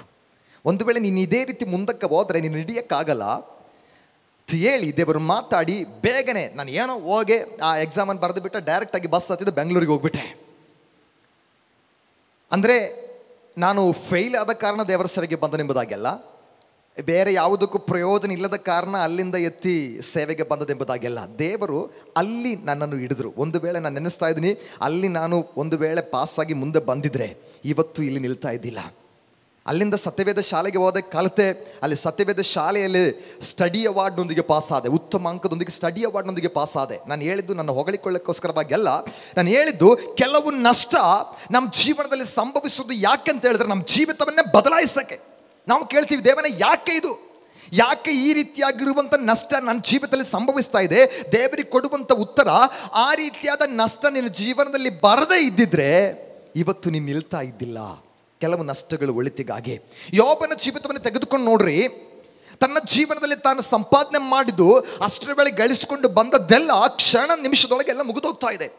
ಒಂದು ಕಡೆ ತನ್ನ ಆಸ್ತಿಗಳನ್ನು ನಷ್ಟವಾಯಿತು, ಒಂದು ಕಡೆ ತಾನು ಸಂಪಾದನೆ ಮಾಡಿಕೊಂಡು ಬಂದಂಥ ತನ್ನ ಎಲ್ಲ ಸಂಪತ್ತುಗಳು ನಷ್ಟವಾಯಿತು, ತನ್ನ ಮಕ್ಕಳು ನಷ್ಟವಾದರು. ಎಲ್ಲವೂ ಪೂರ್ತಿ ಕ್ಷಣ. ಅಂದರೆ ಆ ವಾಕ್ಯಗಳು 1ನೇ ಅಧ್ಯಾಯದಲ್ಲಿ ಓದಿಕೊಂಡು ಬರುವಾಗ 1ನೇ ಅಧ್ಯಾಯ ಮುಗಿಯುವಷ್ಟರೊಳಗಾಗಿ ಎಲ್ಲವೂ ನಷ್ಟ. ಅವನ ಶರೀರ ಪೂರ್ತಿ ಹುಣ್ಣಾಯಿತು, ಶರೀರ ಪೂರ್ತಿ ರೋಗ ಆಯಿತು. ಯೋಬನನ್ನು ಕರೆದು ಬಿಟ್ಟು 40ನೇ ಅಧ್ಯಾಯದ ನಂತರ, 42ನೇ ಅಧ್ಯಾಯದ ನಂತರ ಯೋಬನನ್ನು ಕರೆದು ಬಿಟ್ಟು, ಯೋಬನೇ ಎಲ್ಲ ಕಳ್ಕೊಂಡ ವ್ಯಕ್ತಿ ಅಲ್ವಾ ನೀನು ಅಂತ ಕೇಳಿದ್ರೆ, ಯೋಬನಿಗೆ ಹೇಳಲಿಕ್ಕೊಂದು ಪದ ಇದೆ, ಇದೆಲ್ಲ ನನ್ನ ಜೀವಿತದಲ್ಲಿ ಬಂದದ್ದು ನನ್ನ ಒಳಿತಿಗಾಗಿ. ಆಮೇನ್. 42ನೇ ಅಧ್ಯಾಯಕ್ಕೆ, ಆ ಕೊನೆಯ ಅಧ್ಯಾಯಕ್ಕೆ ಬರುವಾಗ ಯೋಬನ ಹತ್ರ ಕೇಳಿದ್ರೆ ಯೋಬನ್ ಹೇಳ್ತಾನೆ, ಯಾವುದೆಲ್ಲ ನನ್ನ ಜೀವಿತದಲ್ಲಿ ನಷ್ಟವಾಗಿತ್ತೋ, ಯಾವುದೆಲ್ಲ ನಾನು ಕಳೆದುಕೊಂಡ್ರೋ ಅದರ ಎಲ್ಲ 2 ಪಟ್ಟು ಪಡೆಯುವುದಕ್ಕೆ ಆ ನಷ್ಟ ನನ್ನ ಜೀವಿತದಲ್ಲಿ ಕಾರಣವಾಯಿತು. ಇವತ್ತು ಕೇಳುವಂಥ ದೇವರ ಮಕ್ಕಳೇ, ನಿಮ್ಮ ಜೀವನದಲ್ಲಿ ದೇವರು ಕೊಡದೇ ಇರುವಂಥ, ದೇವರು ತಿಳಿಯದೆ ಯಾವುದು ಸಂಭವಿಸಲ್ಲ. ಏನಾದರೂ ನಷ್ಟಗಳು ಬಂದರೆ, ಏನಾದರೂ ಸಮಸ್ಯೆಗಳು ಬಂದರೆ ಅದು ದೇವರು ತಿಳಿದೆ. ತಿರುಗಿ ಬರೋಣ, ಇಲ್ಲಿ ಕಾಣ್ತಾ ಇದ್ದೇವೆ ಏನಾಯಿತು. ಸೌಲನ ತಂದೆಯಾಗಿರುವಂಥ ಕೀಷನ ಕತ್ತೆಗಳಲ್ಲಿ, 1 ಸಮುವೇಲ 9ನೇ ಅಧ್ಯಾಯ ಅದರ 2ನೇ 3ನೇ ವಾಕ್ಯನ ಓದ್ತಾ ಇರುವಂಥದ್ದು. ಇಲ್ಲಿ ಏನು ಸಂಭವಿಸಿತು, ಕೀಷನ ಕತ್ತೆಗಳಲ್ಲಿ ಕೆಲವು ಕತ್ತೆ ನಷ್ಟ ಆಗೋಯ್ತು. ತಕ್ಷಣ ತಂದೆ ಸೌಲನನ್ನು ಕರೆದು ಬಿಟ್ಟು ಹೇಳ್ತಿದ್ದಾನೆ, ಮಗನೇ ನಮ್ಮ ಕತ್ತೆಗಳಲ್ಲಿ ಕೆಲವು ಕತ್ತೆಗಳೇನಾಗಿದೆ, ಹೋಗ್ಬಿಟ್ಟಿದೆ, ಎಲ್ಲೋ ಯಾರೋ ಹಿಡ್ಕೊಂಡು ಹೋಗೋದಲ್ಲ, ಎಲ್ಲೋ ತಪ್ಪಿಸ್ಕೊಂಡು ಹೋಗಿದೆ. ನೀನೇನು ಮಾಡು, ನಮ್ಮ ಸೇವಕರಲ್ಲಿ ಒಬ್ಬನನ್ನು ಕರೆದುಕೊಂಡು ಹೋಗಿ ಅದನ್ನು ಹುಡುಕಿಕೊಂಡು ಬಾ. ತಂದೆ ಮಗನಿಗೆ ಕೊಡುವಂಥ ಆಲೋಚನೆ, ಕೆಲವು ಕತ್ತೆಗಳೇನಾಗಿದೆ, ಕಾಣೆಯಾಗಿದೆ, ಎಲ್ಲೋ ತಪ್ಪಿಸ್ಕೊಂಡು ಹೋಗಿದೆ, ನೀನು ಹೋಗಿ ಅದನ್ನು ಹುಡುಕಿಕೊಂಡು ತಿರುಗಿ ಬರಬೇಕು. ಪ್ರಿಯ ದೇವರ ಮಕ್ಕಳು, ಇವತ್ತು ದೇವರ ವಾಕ್ಯದ ಮೂಲಕ ಒಂದು ಪದ ಹೇಳಲಿಕ್ಕೆ ಇಚ್ಛೆ ಪಡುತ್ತಾ ಇದ್ದೇನೆ. ನಷ್ಟವಾಗಿ ಓದದ್ದು ಹೋದ್ರೆ ಹೋಗ್ಲಿ ಬಿಡಿ ಅಂತ ಬಿಡದೆ, ನಷ್ಟವಾಗಿ ಓದದ್ದನ್ನು ತಿರುಗಿ ಪಡೆಯುವುದಕ್ಕಾಗಿರುವಂಥ ಪ್ರಯತ್ನ ನಮ್ಮಲ್ಲಿ ಬೇಕು. ಏನಾದರೂ ನಷ್ಟ ಸಂಭವಿಸಿದಾಗ ಅಯ್ಯೋ ಹೋಯ್ತಲ್ಲ ಹೋಗ್ಲಿ ಅಂತೇಳಿ ಬಿಟ್ಟು ಬಿಡದೆ, ನಷ್ಟ ಯಾವುದು ಸಂಭವಿಸಲ್ಪಟ್ಟಿದೆಯೋ ಅದನ್ನು ತಿರುಗಿ ಕಂಡುಕೊಳ್ಳಬೇಕಾದು ಪ್ರತಿಯೊಬ್ಬ ದೇವರ ಮಗುವಿಗೂ ಸಂಬಂಧಪಟ್ಟ ಹಾಗೆ ಅದು ಬಹಳ ವಿಶೇಷವಾಗಿರುವಂಥ ಕಾರ್ಯ.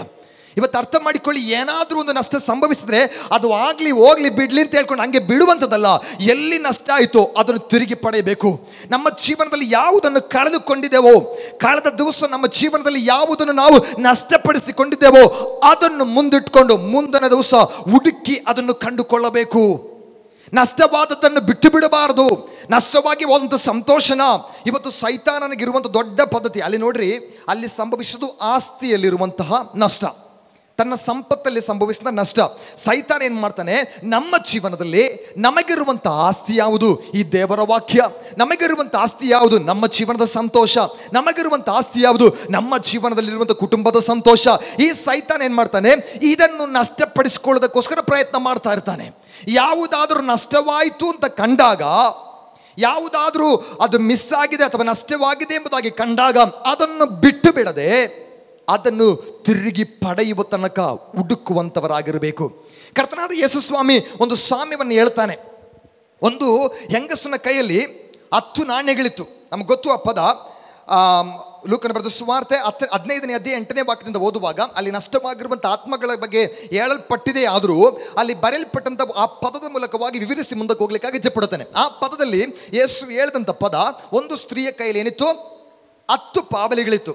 10 ಪಾವಲಿ ಎಂಬುದಾಗಿ ಹೇಳುವಾಗ ಅವತ್ತಿನ ಕಾಲದಲ್ಲಿ ಬಹಳಷ್ಟು ಬೆಲೆ ಉಳ್ಳದ್ದು.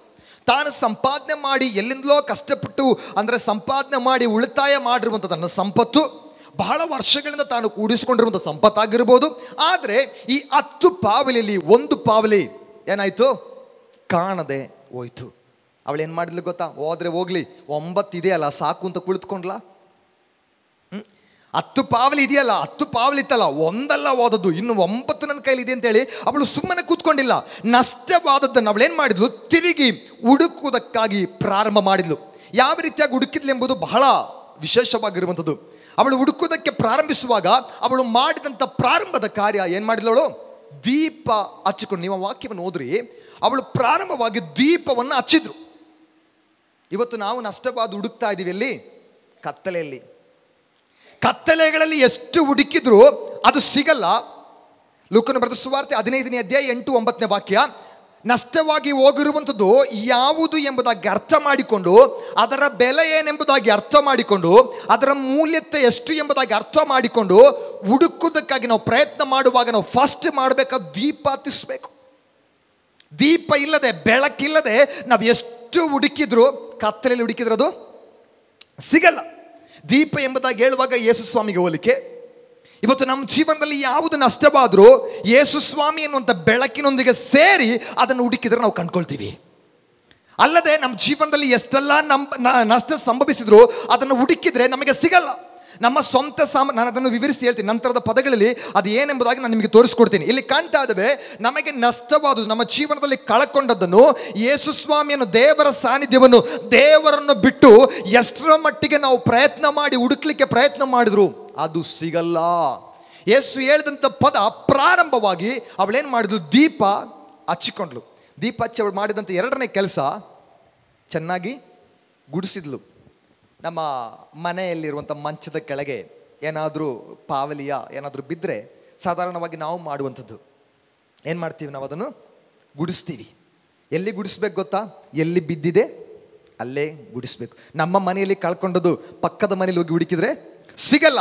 ಎಲ್ಲಿ ನಷ್ಟ ಆಯಿತೋ ಅಲ್ಲಿ ಹುಡುಕಬೇಕು. ಇಲ್ಲಿ ನೋಡ್ರಿ, ಸಾಧಾರಣ ನಾನು ಹೇಳಿದೆ, ನಮ್ಮ ಮನೆಗಳಲ್ಲಿ ಇವಾಗ ಏನಾದರೂ ಒಂದು ಪಾವಲಿಯ ಏನಾದರೂ ಒಂದು ವಸ್ತು ನಮ್ಮ ಮಂಚದ ಕೆಳಗಡೆ ಬಿದ್ದರೆ ಸಾಧಾರಣವಾಗಿ ನಾವು ಮಾಡುವಂಥದ್ದು ಏನು ಮಾಡ್ತೀವಿ? ಒಂದು ಪರ್ಕೆ ಇಡಿಸುಡಿ ತಗೊಂಡು ಬಂದು ಚೆನ್ನಾಗಿ ಗುಡಿಸ್ತೀವಿ. ಈ ಗುಡಿಸ್ಕೊಂಡು ಬರುವಾಗ ಏನೇನು ಬರುತ್ತೆ ಗೊತ್ತಾ? ಬರೀ ಪಾವಲಿ ಮಾತ್ರ ಬರುತ್ತಾ? ಏನೇನು ಬರುತ್ತೆ? ಅದರ ಕೆಳಗಿರುವಂಥ ಕಸ, ಅಲ್ಲಿ ಬಿದ್ದಿರುವಂಥ ವೇಸ್ಟ್ಗಳು. ಒಂದು ವೇಳೆ 2-3 ದಿವಸ, 1 ವಾರ ಆಗಿ ಮನೆ ಗುಡಿಸ್ತಾ ಇದ್ರೆ ಗುಡಿಸ್ಕೊಂಡು ಬರುವಾಗ ತುಂಬ ಕಸಗಳು ಬರ್ಬೋದು, ತುಂಬ ವೇಸ್ಟ್ಗಳು ಬರ್ಬೋದು, ಎಲ್ಲ ಅದರ ಜೊತೆ ಬರುತ್ತೆ. ಗುಡಿಸಿ ಹೊರಗಡೆ ತಂದಾಗ ಎಲ್ಲವನ್ನ ಎತ್ಕೊಂಡು ಜೋಬಳಿಗೆ ಹಾಕ್ತೀವ ನಾವು. ಗುಡಿಸಿ ಮನೆಯಿಂದ ಮಂಚದಿಂದ ಎಲ್ಲ ಕೆಳಗಡೆ ಬಂತು, ಹೊರಗಡೆ ಬಂತು, ಎಲ್ಲ ನಷ್ಟವಾಗಿತ್ತು, ಎಲ್ಲ ಸಿಕ್ತು ಅಂತೇಳಿ ಎಲ್ಲ ತೆಗೆದುಕೊಂಡು ಕಿಸೆಯಲ್ಲಿ ತುಂಬಿಸ್ತೀವಾ? ಇಲ್ಲ. ಬಿಸಾಡಬೇಕಾದನ್ನು ಬಿಸಾಡಿ ಅಮೂಲ್ಯವಾದನ್ನು ಮಾತ್ರ ಎತ್ತಿ ಕಿಸೆಗಾಗ್ತೀವಿ. ಅರ್ಥ ಆಗ್ತಾ ಇದೆಯಾ? ಗುಡಿಸ್ಕೊಂಡು ಬರುವಾಗ ಇದರ ಅರ್ಥ ನಮ್ಮ ಜೀವನವನ್ನು ಗುಡಿಸಿ ನಮ್ಮಲ್ಲಿ ಬೇಡದೇ ಇರುವಂಥ ಕಶ್ಮಲಗಳು, ಬೇಡದೇ ಇರುವಂಥ ಸ್ವಭಾವ, ಬೇಡದೇ ಇರುವಂಥ ಕಾರ್ಯಗಳು ಇವೆಲ್ಲವನ್ನು ತೆಗೆದುಕೊಂಡೋಗಿ ಬಿಸಾಡಿ ನಷ್ಟವಾದಂಥ ಅಮೂಲ್ಯವಾದದನ್ನು ಮಾತ್ರ ತೆಗೆದುಕೊಳ್ತೀವಿ. ಪ್ರಿಯ ದೇವರ ಮಕ್ಕಳೇ, ಹುಡುಕ್ಲಿಕ್ಕೆ ಪ್ರಯತ್ನ ಮಾಡುವಾಗಲಷ್ಟೇ ಸಿಕ್ಕಿದನ್ನೆಲ್ಲ ತೆಗಿಬಾರದು. ಅದರಲ್ಲಿ ಬೇಡದಿರುವುದು ತುಂಬ ಇರುತ್ತೆ, ಕೊಳೆಯಾದದಿರುತ್ತೆ. ಇವನ್ನೆಲ್ಲ ಬಿಸಾಡಿ ಅಮೂಲ್ಯವಾದದ್ದು ಮಾತ್ರ ತೆಗೆದುಕೊಂಡು ತುಂಬಿಸುವಂಥವ್ರು ನಾವಾಗಿರಬೇಕು. ನಾನು ಹೇಳಿದ ಅರ್ಥ, ಯಾವುದು ನಷ್ಟವಾಗಿದೆಯೋ, ಯಾವುದು ನಷ್ಟವಾಗಿದೆಯೋ ಅದನ್ನು ಹುಡುಕಿ ಕಂಡಿಡಬೇಕಾದ್ರೆ ನಮ್ಮ ಮುಂದೆ ದೇವರಿರಬೇಕು, ಬೆಳಕಿರಬೇಕು. ಬೆಳಕು ಇಲ್ಲದೆ ಕತ್ತಲೆಯಲ್ಲಿ ಎಷ್ಟು ತಡ ಮಾಡಿದ್ರು, ಎಷ್ಟು ಗುಡಿಸಿದ್ರು ಒಂದು ವೇಳೆ ಬರ್ಬೋದು, ಕಾಣಲಿಕ್ಕಾಗಲ್ಲ. ಇವತ್ತು ನಷ್ಟವಾದ ತಿರುಗಿ ಕಾಣಬೇಕಾ? ದೇವರನ್ನ ಮುಂದೆ ಇಟ್ಟುಕೋ. ನಷ್ಟವಾದ ತಿರುಗಿ ನೀನು ಪಡೆದುಕೊಳ್ಬೇಕಾ? ದೇವರು ನಿನ್ನ ಮುಂದೆ ಇರಲಿ. ನಮ್ಮ ಕುಟುಂಬಗಳಲ್ಲಿ ಏನಾದರೂ ನಷ್ಟವಾಯ್ತಾ? ಪ್ರಾರಂಭದಲ್ಲಿದ್ದ ಸಂತೋಷ ನಷ್ಟವಾಯ್ತಾ? ಪ್ರಾರ್ಥನೆ ನಷ್ಟವಾಯ್ತಾ? ಮಕ್ಕಳ ಜೀವನದ ಯಾವುದಾದ್ರೂ ತೊಂದರೆಗಳು, ಯಾವುದಾದ್ರೂ ಸಮಸ್ಯೆಗಳ ಮೂಲಕವಾಗಿ ಏನಾದರೂ ಕಳ್ಕೊಂಡಿದ್ದಾರಾ? ಅದು ಪಡೆಯಬೇಕಾದ್ರೆ ತಿರುಗಿ ದೇವರು ಮುಂದೆ ಇರಲಿ. ಇವತ್ತು ಅನೇಕ ಸಾರಿ ಮಕ್ಕಳನ್ನು ಹಿಡಿಲಿಕ್ಕೆ ಸಿಗಲ್ಲ. ಇವತ್ತಿನ ಕಾಲಗಳಲ್ಲಿ ನಡೆಯುವಂಥ ಒಂದು ಘಟನೆ, ಕೆಲವು ಮಕ್ಕಳು ಪ್ರಾರಂಭದಲ್ಲಿ ಪ್ರಾರ್ಥನೆಗೆ ಬರ್ತಾ ಇದ್ರು, ಪ್ರಾರ್ಥನೆ ಕೂತ್ಕೊಳ್ತಾರೆ. ಆದರೆ ಈ ಬರ್ತಾ ದಿವಸಗಳು ಅವರವರ ಇಷ್ಟಗಳಿಗೆ ಹೋಗ್ತಾ ಇದ್ದಾರೆ. ಏನೇನೋ ನಷ್ಟಪಡಿಸ್ಕೊಂಡ್ರು. ನಷ್ಟಪಡಿಸಿ ತಿರುಗಿ ಬೇಕಾ? ಆ ದೇವರು ನಿನ್ನ ಮುಂದೆ ಇರಬೇಕು. ಮುಂದುವರಿಸ್ಕೊಂಡು ಹೋಗ್ತಾ ಇದ್ದೀನಿ. ಹೀಗೆ ನಷ್ಟವಾದಂತಹ ಕತ್ತೆಗಳನ್ನು ಹುಡುಕಿಕೊಂಡು ಸೌಲ ಮತ್ತು ಸೌಲನಿಗಿರುವಂಥ ಒಂದು ಕೂಲಿ ಆಳ ಜೊತೆ ಅವರು ಪ್ರಯಾಣ ಬೆಳೆಸಿದ್ರು.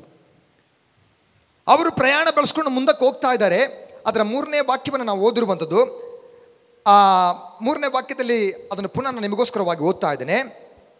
ಅವನು ತನ್ನ ಮಗನಾದ ಸೌಲನಿಗೆ, ನೀನೆದ್ದು ಆಳುಗಳಲ್ಲೊಬ್ಬನನ್ನು ಕರೆದುಕೊಂಡು ಕತ್ತೆಗಳನ್ನು ಹುಡುಕುವುದಕ್ಕಾಗಿ ಹೋಗು ಎಂದು ಹೇಳಿದನು. ಅದರಂತೆಯೇ ಅವನು ಹೊರಟು ಎಫ್ರಾಯಿಂ ಪರ್ವತ ಪ್ರಾಂತ್ಯ, ಶಾಲಿಷಾ ದೇಶ ಇವುಗಳಲ್ಲಿ ಸಂಚರಿಸಿದರು. ಅವು ಸಿಕ್ಕಲಿಲ್ಲ. ಶಾಲಿಂ, ಬೆನ್ಯಾಮಿನ್ ಈ ಪ್ರಾಂತ್ಯಗಳಲ್ಲಿಯೂ ಸಿಕ್ಕಲಿಲ್ಲ. ಕಡೆಗೆ ಅವರು ಚೂಫ್ ದೇಶಕ್ಕೆ ಬಂದಾಗ ಅಲ್ಲಿ ಕೂಡ ಅದು ಸಿಕ್ಕಲಿಲ್ಲ. ನಾನು ಪ್ರಾರಂಭದಲ್ಲಿ ಹೇಳಿದೆ, ಹುಡುಕಬೇಕಾದ ರೀತಿಯಲ್ಲಿ ಹುಡುಕಿದ್ರೇ ಸಿಗುವಂಥದ್ದು. ಅದು ಮುಂದೆ ಹೇಳ್ತೀನಿ. ಇವರು ಅನೇಕ ಕಡೆಗಳಲ್ಲಿ ಒಂದೊಂದು ದೇಶದ ಹೆಸರು ಬರೆಯಲ್ಪಟ್ಟಿದೆ. ಇಷ್ಟೆಲ್ಲ ದೇಶ ಹುಡುಕಿಕೊಂಡು ಬರಬೇಕಾದ್ರೆ ಎಷ್ಟು ಟೈಮ್ ತಗೊಂಡಿರುತ್ತೆ? ಸಾಧಾರಣ ನಮ್ಮ ಬುದ್ಧಿಯಿಂದ ನಾವು ತಿಳ್ಕೊಳ್ಳೋಣ. ಏನೋ ಉಡುಪಿಯಲ್ಲಿರುವಂಥ ನಮ್ಮ ಈ ಅಕ್ಕಪಕ್ಕದ ಜಮೀನಲ್ಲಿ ಮಾತ್ರ ಹುಡುಕೊಂಡು ಬಂದದಲ್ಲ, ಈ ಎಲ್ಲ ಪ್ರಾಂತ್ಯಗಳಿಗೆ ಹೋಗಿ ಹುಡುಕಿ ಬಂದರೂ ಸಿಗಲಿಲ್ಲ. ನಷ್ಟ ಆಗಿದೆ. ನಷ್ಟ ಆಗಿ ತುಂಬ ದಿವಸ ಏನಾಗಲಿಲ್ಲ. ನಷ್ಟ ತಕ್ಷಣ ತಂದೆಯನ್ನು ಮಗನನ್ನು ತಂದೆ ಕರೆದು ಬಿಟ್ಟು ಹೇಳ್ದ, ನಷ್ಟವಾದನ್ನು ಹುಡುಕಿಕೊಂಡು ಬಾ. ಇವರು ಹೋಗ್ತಾ ಇದ್ದಾರೆ. ಆ ಎಲ್ಲ ಸ್ಥಳದಲ್ಲಿ ಹುಡುಕಿ ಕೂಡ ಆ ವಸ್ತು ಅವರಿಗೆ ಸಿಕ್ಕಲೇ ಇಲ್ಲ. ಈಗ ಸೌಲನ್ ಹೇಳುವಂಥ ಒಂದು ಪದ ಇದೆ. ತನ್ನ ಸೇವಕರನ್ನು ಕರೆದು ಬಿಟ್ಟು ಹೇಳ್ತಾನೆ, ಅಯ್ಯೋ, ನಾವು ಕತ್ತೆಗಳ ಬಗ್ಗೆ ಇಷ್ಟೊಂದು ಜವಾಬ್ದಾರಿಯಿಂದ ಹುಡುಕ್ತಾ ಇದ್ವಿ. ಮನೆಯಿಂದ ಹೊರಟು ತುಂಬ ಸಮಯ ಆಗಿದೆ, ಮನೆಯಿಂದ ಬಂದು ತುಂಬ ಟೈಮ್ ಆಗಿದೆ. ನಾವು ಈ ಕತ್ತೆಗಳನ್ನೇ ಹುಡುಕಿಕೊಂಡಿದ್ರೆ ನಮ್ಮ ತಂದೆ ಕತ್ತೆಗಳ ಬಗ್ಗೆ ಇರುವಂಥ ಚಿಂತೆ ಬಿಟ್ಟು ನಮ್ಮ ಕುರಿತು ಚಿಂತೆ ಮಾಡ್ತಾ ಇರ್ಬೋದು. ತಕ್ಷಣ ಸೌಲನಿಗೆ ಬಂತು. ಸೌಲನಿಗಿರುವಂಥ ಒಂದು ಒಳ್ಳೆ ಸ್ವಭಾವ ನೋಡಿ. ಇವತ್ತು ನಮ್ಮ ಮಕ್ಕಳಲ್ಲಿ ಎಷ್ಟು ಜನರಿಗೆ ಆ ಸ್ವಭಾವ ಇದೆ? ಹೊರಗಡೆ ಹೋದರೆ ತಿರುಗಿ ಮನೆಗೆ ಬಂದು ಸೇರಬೇಕು. ನನ್ನನ್ನು ಕಾಯ್ತಾ ಇರುವಂಥ ಒಂದು ತಂದೆ ಇದ್ದಾನೆ, ನನ್ನ ಬಗ್ಗೆ ನೋಡ್ತಾ ಇರುವಂಥದ್ದು ಗಮನಿಸ್ತಾ ಇರುವಂಥ ತಾಯಿ ಇದ್ದಾರೆ. ಅವರಿಗೆ ಬೇಸರ ಆಗ್ಬೋದು, ಅವರಿಗೆ ಟೆನ್ಷನ್ ಆಗ್ಬೋದು ಅಂತ ಹೇಳ್ಕೊಂಡು ಈ ಥರ ಬರುವಂಥವ್ರು ಎಷ್ಟು ಜನ ಇದ್ದಾರೆ? ಈ ಸೌಲನಿಗಿರುವಂಥ ಒಂದು ಒಳ್ಳೆ ಕ್ವಾಲಿಟಿ ನೋಡಿ. ಅವನು ಹೇಳ್ತಾ ಇದ್ದಾನೆ, ಅಯ್ಯೋ, ಬಹಳ ದಿವಸ ಆಯ್ತು ನಾವು ಬಂದದ್ದು ಒಳ್ಳೆ ಕೆಲಸಕ್ಕೆ ಸರಿ, ಆದರೆ ಹುಡುಕಿ ಸಿಗಲಿಲ್ಲ. ಇವಾಗ ನಾವು ಇದನ್ನು ಹುಡುಕಿಕೊಂಡು ಮುಂದೆ ಪ್ರಯಾಣ ಮಾಡಿಕೊಂಡ್ರೆ ನಮ್ಮ ತಂದೆ ಈ ಕತ್ತೆಗಳ ಬಗ್ಗೆ ಇರುವಂಥ ಜವಾಬ್ದಾರಿಯನ್ನು ಬಿಟ್ಟು, ಅದರ ಬಗ್ಗೆ ಇರುವಂಥ ಚಿಂತೆ ಬಿಟ್ಟು ನಮ್ಮ ಬಗ್ಗೆ ಚಿಂತಿಸಲಿಕ್ಕೆ ಪ್ರಾರಂಭಿಸ್ತಾನೆ. ನನ್ನ ತಂದೆ ಕಣ್ಣೀರು ಹಾಕ್ಬೋದು, ನನ್ನ ತಂದೆಗೆ ನೋವಾಗ್ಬೋದು, ಬನ್ನಿ ನಾವು ತಿರುಗಿ ಹೋಗೋಣ. ಸೌಲನ್ ಹೇಳುವಂಥ ತನ್ನ ಸೇವಕನೊಂದಿಗೆ. ಆಗ ಸೇವಕ ಹೇಳುವಂಥ ಪದ ಮುಂದಿನ ವಾಕ್ಯ. ಅದನ್ನು ಯಾರಾದರೂ ಒಬ್ಬರು ಓದಿ ಶಬ್ದವೆತ್ತಿ. ಆ, ನಮ್ಮ 6ನೇ ವಾಕ್ಯ. ಇಗೋ, ಈ ಪಟ್ಟಣದಲ್ಲಿ ಗೌರವಸ್ಥನಾದ ಒಬ್ಬ ದೇವ ಮನುಷ್ಯನಿರುತ್ತಾನೆ. ಸೇವಕ ಅಥವಾ ತನ್ನ ಕೂಲಿಯಾಳು ಅವನಿಗೆ ಹೇಳುವಂತ ಪದ, ನಮ್ಮ ಪಟ್ಟಣದಲ್ಲಿ ಗೌರವಸ್ಥನಾಗಿರುವಂತಹ ಒಬ್ಬ ದೇವರ ಮನುಷ್ಯ. ಸಾಕು, ನಾವಿರುವಂತ ಈ ಪಟ್ಟಣ ಇದೆಯಲ್ಲ, ಇಲ್ಲಿ ಗೌರವ ಹೊಂದಲ್ಪಟ್ಟಂತ ಒಬ್ಬ ದೇವರ ಸೇವಕರಿದ್ದಾರೆ, ದೇವರ ಮನುಷ್ಯ ಇದೆ. ಬನ್ನಿ ನಾವು ಅಲ್ಲಿಗೊಂದು ಸಾರಿ ಹೋಗೋಣ. ಇಷ್ಟು ದಿವಸ ಹುಡುಕಿ ಕಷ್ಟಪಟ್ಟು ಬಂದು ಪ್ರಯಾಸಪಟ್ಟು ಬಂದು ಹುಡುಕಿದ್ದೆಲ್ಲ ವೇಸ್ಟ್ ಆಗೋಯ್ತಲ್ಲ, ಒಂದು ಸಾರಿ ಆ ದೇವರ ಮನುಷ್ಯನ ಕಡೆಗೆ ಒಂದು ಸಾರಿ ಹೋಗ್ಬಿಟ್ಟು ಬರೋಣ. ಒಳ್ಳೆ ಸ್ನೇಹಿತ. ಈ ಥರ ಇರುವಂಥ ಸ್ನೇಹಿತರು ಬೇಕು ನಮಗೆ. ಇವತ್ತಿನ ಸ್ನೇಹಿತರು ಪ್ರಾರ್ಥನೆಗೆ ಬರುವಂಥವ್ರನ್ನ ದಾರಿ ತಪ್ಪಿಸುವಂಥವ್ರು. ನಾವು ಒಟ್ಟಿಗೆ ಪ್ರಾರ್ಥನೆಗೆ ಬಂದರೆ ಅರ್ಧ ದಾರಿಯಲ್ಲಿ ನಮ್ಮನ್ನು ಕರ್ಕೊಂಡು ಹೊರಗಡೆ ಹೋಗುವಂಥವ್ರು. ಈ ಮನುಷ್ಯ, ಈ ಕೂಲಿಯಾಳು ಅವನಿಗೆ ಹೇಳುವಂಥ ಪದ, ಇಷ್ಟೆಲ್ಲ ಹುಡುಕಿದೀವಲ್ಲ, ಸಿಕ್ಕಲಿಲ್ಲ. ಬಹಳಷ್ಟು ಪ್ರಯತ್ನ ಮಾಡಿದ್ದೀವಿ, ಸಿಕ್ಕಲಿಲ್ಲ. ಒಂದು ಉಪಾಯ ಮಾಡೋಣ, ತಿರುಗಿ ಅಲ್ಲೊಬ್ಬ ಗೌರವ ಇರುವಂಥ ದೇವರ ಮನುಷ್ಯನಿದ್ದಾನೆ, ಆ ಮನುಷ್ಯನ ದೇವರ ಮನುಷ್ಯನ ಹತ್ರ ಹೋಗಿ ಒಂದು ಸಾರಿ ಆಲೋಚನೆ ಕೇಳ್ಕೊಂಡು ಬರೋಣ.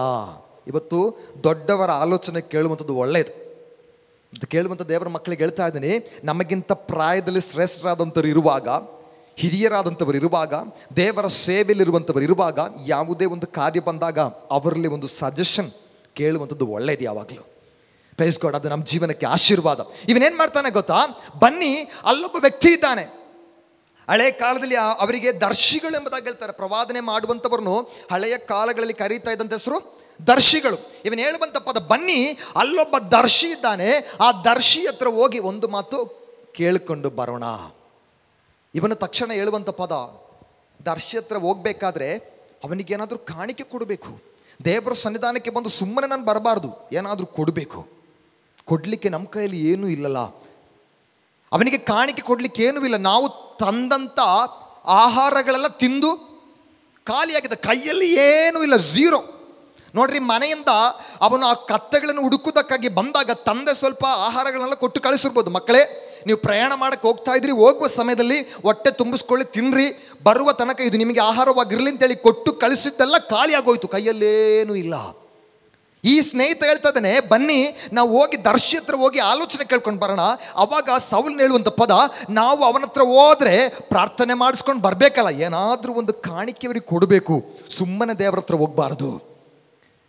ಈ ರೀತಿ ಕಾಣಿಕೆ ಕೊಡೋಕ್ಕೆ ನನ್ನ ಕೈಲಿ ಏನೂ ಇಲ್ಲಲ್ಲ. ತಕ್ಷಣ ಸ್ನೇಹಿತನ ಹೇಳುವಂಥ ಪದ, ನನ್ನ ಕೈಯಲ್ಲಿ ಏನಿದೆ? ಒಂದು ಪಾವಲಿ ಇದೆ. ಆ ಸ್ನೇಹಿತ ಹೇಳುವಂಥ ಪದ, ಎಲ್ಲವೂ ಖಾಲಿಯಾಗಿದೆ, ಒಂದೇ ಒಂದು ಪಾವಲಿ ಮಾತ್ರ ನನ್ನ ಕೈಯಲ್ಲಿದೆ. ಮನೆಯಿಂದ ತಂದದ್ದು, ನನ್ನ ಕೈಯಲ್ಲಿದ್ದದ್ದು ಎಲ್ಲೋ ಮುಗಿದೋಯ್ತು, ಒಂದು ಪಾವಲಿ ನನ್ನ ಕೈಯಲ್ಲಿದೆ, ಇದನ್ನು ಕೊಂಡೋಗಿ ದೇವರ ಸನ್ನಿಧಾನದಲ್ಲಿ ಕೊಡೋಣ. ಇರುವಂಥದ್ದು ಒಂದು ಮಾತ್ರ, ಇದನ್ನು ತೆಗೆದುಕೊಂಡು ಹೋಗಿ ದೇವರ ಸನ್ನಿಧಾನದಲ್ಲಿ ಕೊಡೋಣ. ದೇವರ ಪಾದಪೀಠದಲ್ಲಿ ಕೊಡುವಂಥದ್ದು ಯಾವುದು ನಷ್ಟ ಅಲ್ಲ. ಇವತ್ತು ಕೇಳುವಂಥ ದೇವರ ಮಕ್ಕಳೇ, ದೇವರ ವಾಕ್ಯದ ಮೂಲಕವಾಗಿ ಹೇಳ್ತಾ ಇದ್ದೇನೆ, ಇರುವಂಥದ್ದು ಒಂದು ಪಾವಲಿ ಆದರೂ ನೀನು ದೇವರ ಸನ್ನಿಧಾನಗಳಲ್ಲಿ ತುಂಬಿದ ಮನಸ್ಸಿನಿಂದ ಕೊಟ್ಟರೆ ಅದು ನಿನಗೆ ನಷ್ಟ ಅಲ್ಲ. ನೀನು ಏನನ್ನು ಕೊಟ್ಟಿದ್ಯಾ ಅದರ 2 ಪಟ್ಟು ನೀನು ತಿರುಗಿ ಪಡೆಯ್ತೀಯಾ. ನೀನು ಏನನ್ನು ದೇವರ ಸನ್ನಿಧಾನ ತಂದು ಬಿತ್ತುತ್ತೀಯೋ ಅದನ್ನು ನೀನು ತಿರುಗಿ ಪಡೆದುಕೊಳ್ತೀಯ. ಹೀಗೆ ಇವನು ನೆನೆಸ್ತಾ ಇದ್ದಾರೆ, ಓಕೆ ಸರಿ ನಾವು ಹೋಗೋಣ ಅಂತೇಳಿ ಪ್ರಯಾಣ ಬೆಳೆಸ್ಕೊಂಡು ಬರ್ತಾ ಇದ್ದಾರೆ. ಪ್ರಯಾಣ ಬಳಸ್ಕೊಂಡು ಮುಂದೆ ಹೋಗ್ತಾ ಇದ್ದಾರೆ. ಮುಂದೆ ಹೋಗುವ ಸಮಯದಲ್ಲಿ ಅವರಿಗೆ ದಾರಿ ಗೊತ್ತಿಲ್ಲ. ಅಲ್ಲಿ ಹೋಗುತ್ತಾ ಇರುವಾಗ ನೀರನ್ನು ಸೇದುತ್ತಾ ಇದ್ದಂಥ ಒಂದು ಸ್ತ್ರೀ ಹತ್ರ ಬಂದರು. ಆ ಸ್ತ್ರೀ ಹತ್ರ ಬಂದು ಆ ದರ್ಶಿಗೆ ಇರುವಂಥ ದಾರಿ ಕೇಳ್ತಾರೆ. ಅವರು ಹೇಳಿದ್ರು, ಸರಿ, ಇದೇ ಸರಿಯಾದ ಸಮಯ, ಆ ದರ್ಶಿ ಇರುವಂಥ ಸ್ಥಳ ಇದೆ ಎಂಬುದಾಗಿ ದರ್ಶಿಯ ಮನೆ ಅಥವಾ ಆ ಪ್ರವಾದಿಯ ಮನೆ ಅವರಿಗೆ ತೋರಿಸ್ಕೊಡ್ತಾ ಇದ್ದಾರೆ. ಅದರ 13ನೇ ವಾಕ್ಯಕ್ಕೆ ಬರುವಾಗ ಅಲ್ಲಿ ಕಾಣ್ತಾ ಇದೆ, ಅವನು ಯಜ್ಞ ಭೋಜನಕ್ಕೋಸ್ಕರ ಗುಡ್ಡಕ್ಕೆ ಹೋಗುವ ಮೊದಲು ನೀವು ಊರೊಳಗೆ ಹೋಗಿ ಸಿಕ್ಕುವನು. ಅವನು ಅಲ್ಲಿ ಹೋಗುವವರೆಗೂ ಜನರು ಊಟ ಮಾಡುವುದಿಲ್ಲ. ಅವನು ಹೋಗಿ ಯಜ್ಞ ಆಹಾರಗಳನ್ನು ಅರ್ಪಿಸ್ತಾನೆ. ಅನಂತರ ಕರೆಯಲ್ಪಟ್ಟವರು ಊಟ ಮಾಡ್ತಾರೆ. ಅನಂತರ ಕರೆಯಲ್ಪಟ್ಟವರು ಊಟ ಮಾಡುತ್ತಾರೆ. ಈಗಲೇ ಹೋಗಿರಿ, ಅವನು ಸಿಕ್ಕುವಂಥ ಸಮಯ ಇದೆ ಎಂದರು. ಅವರು ಮೇಲೆ ಎತ್ತಿ ಊರಿಗೆ ಬಂದಾಗ ಸಮುವೇಲ ಗುಡ್ಡಕ್ಕೆ ಹೋಗುವುದಕ್ಕೋಸ್ಕರ ಅವರೆದುರಿಗಾಗಿ ಬರ್ತಾ ಇದ್ದಾನೆ.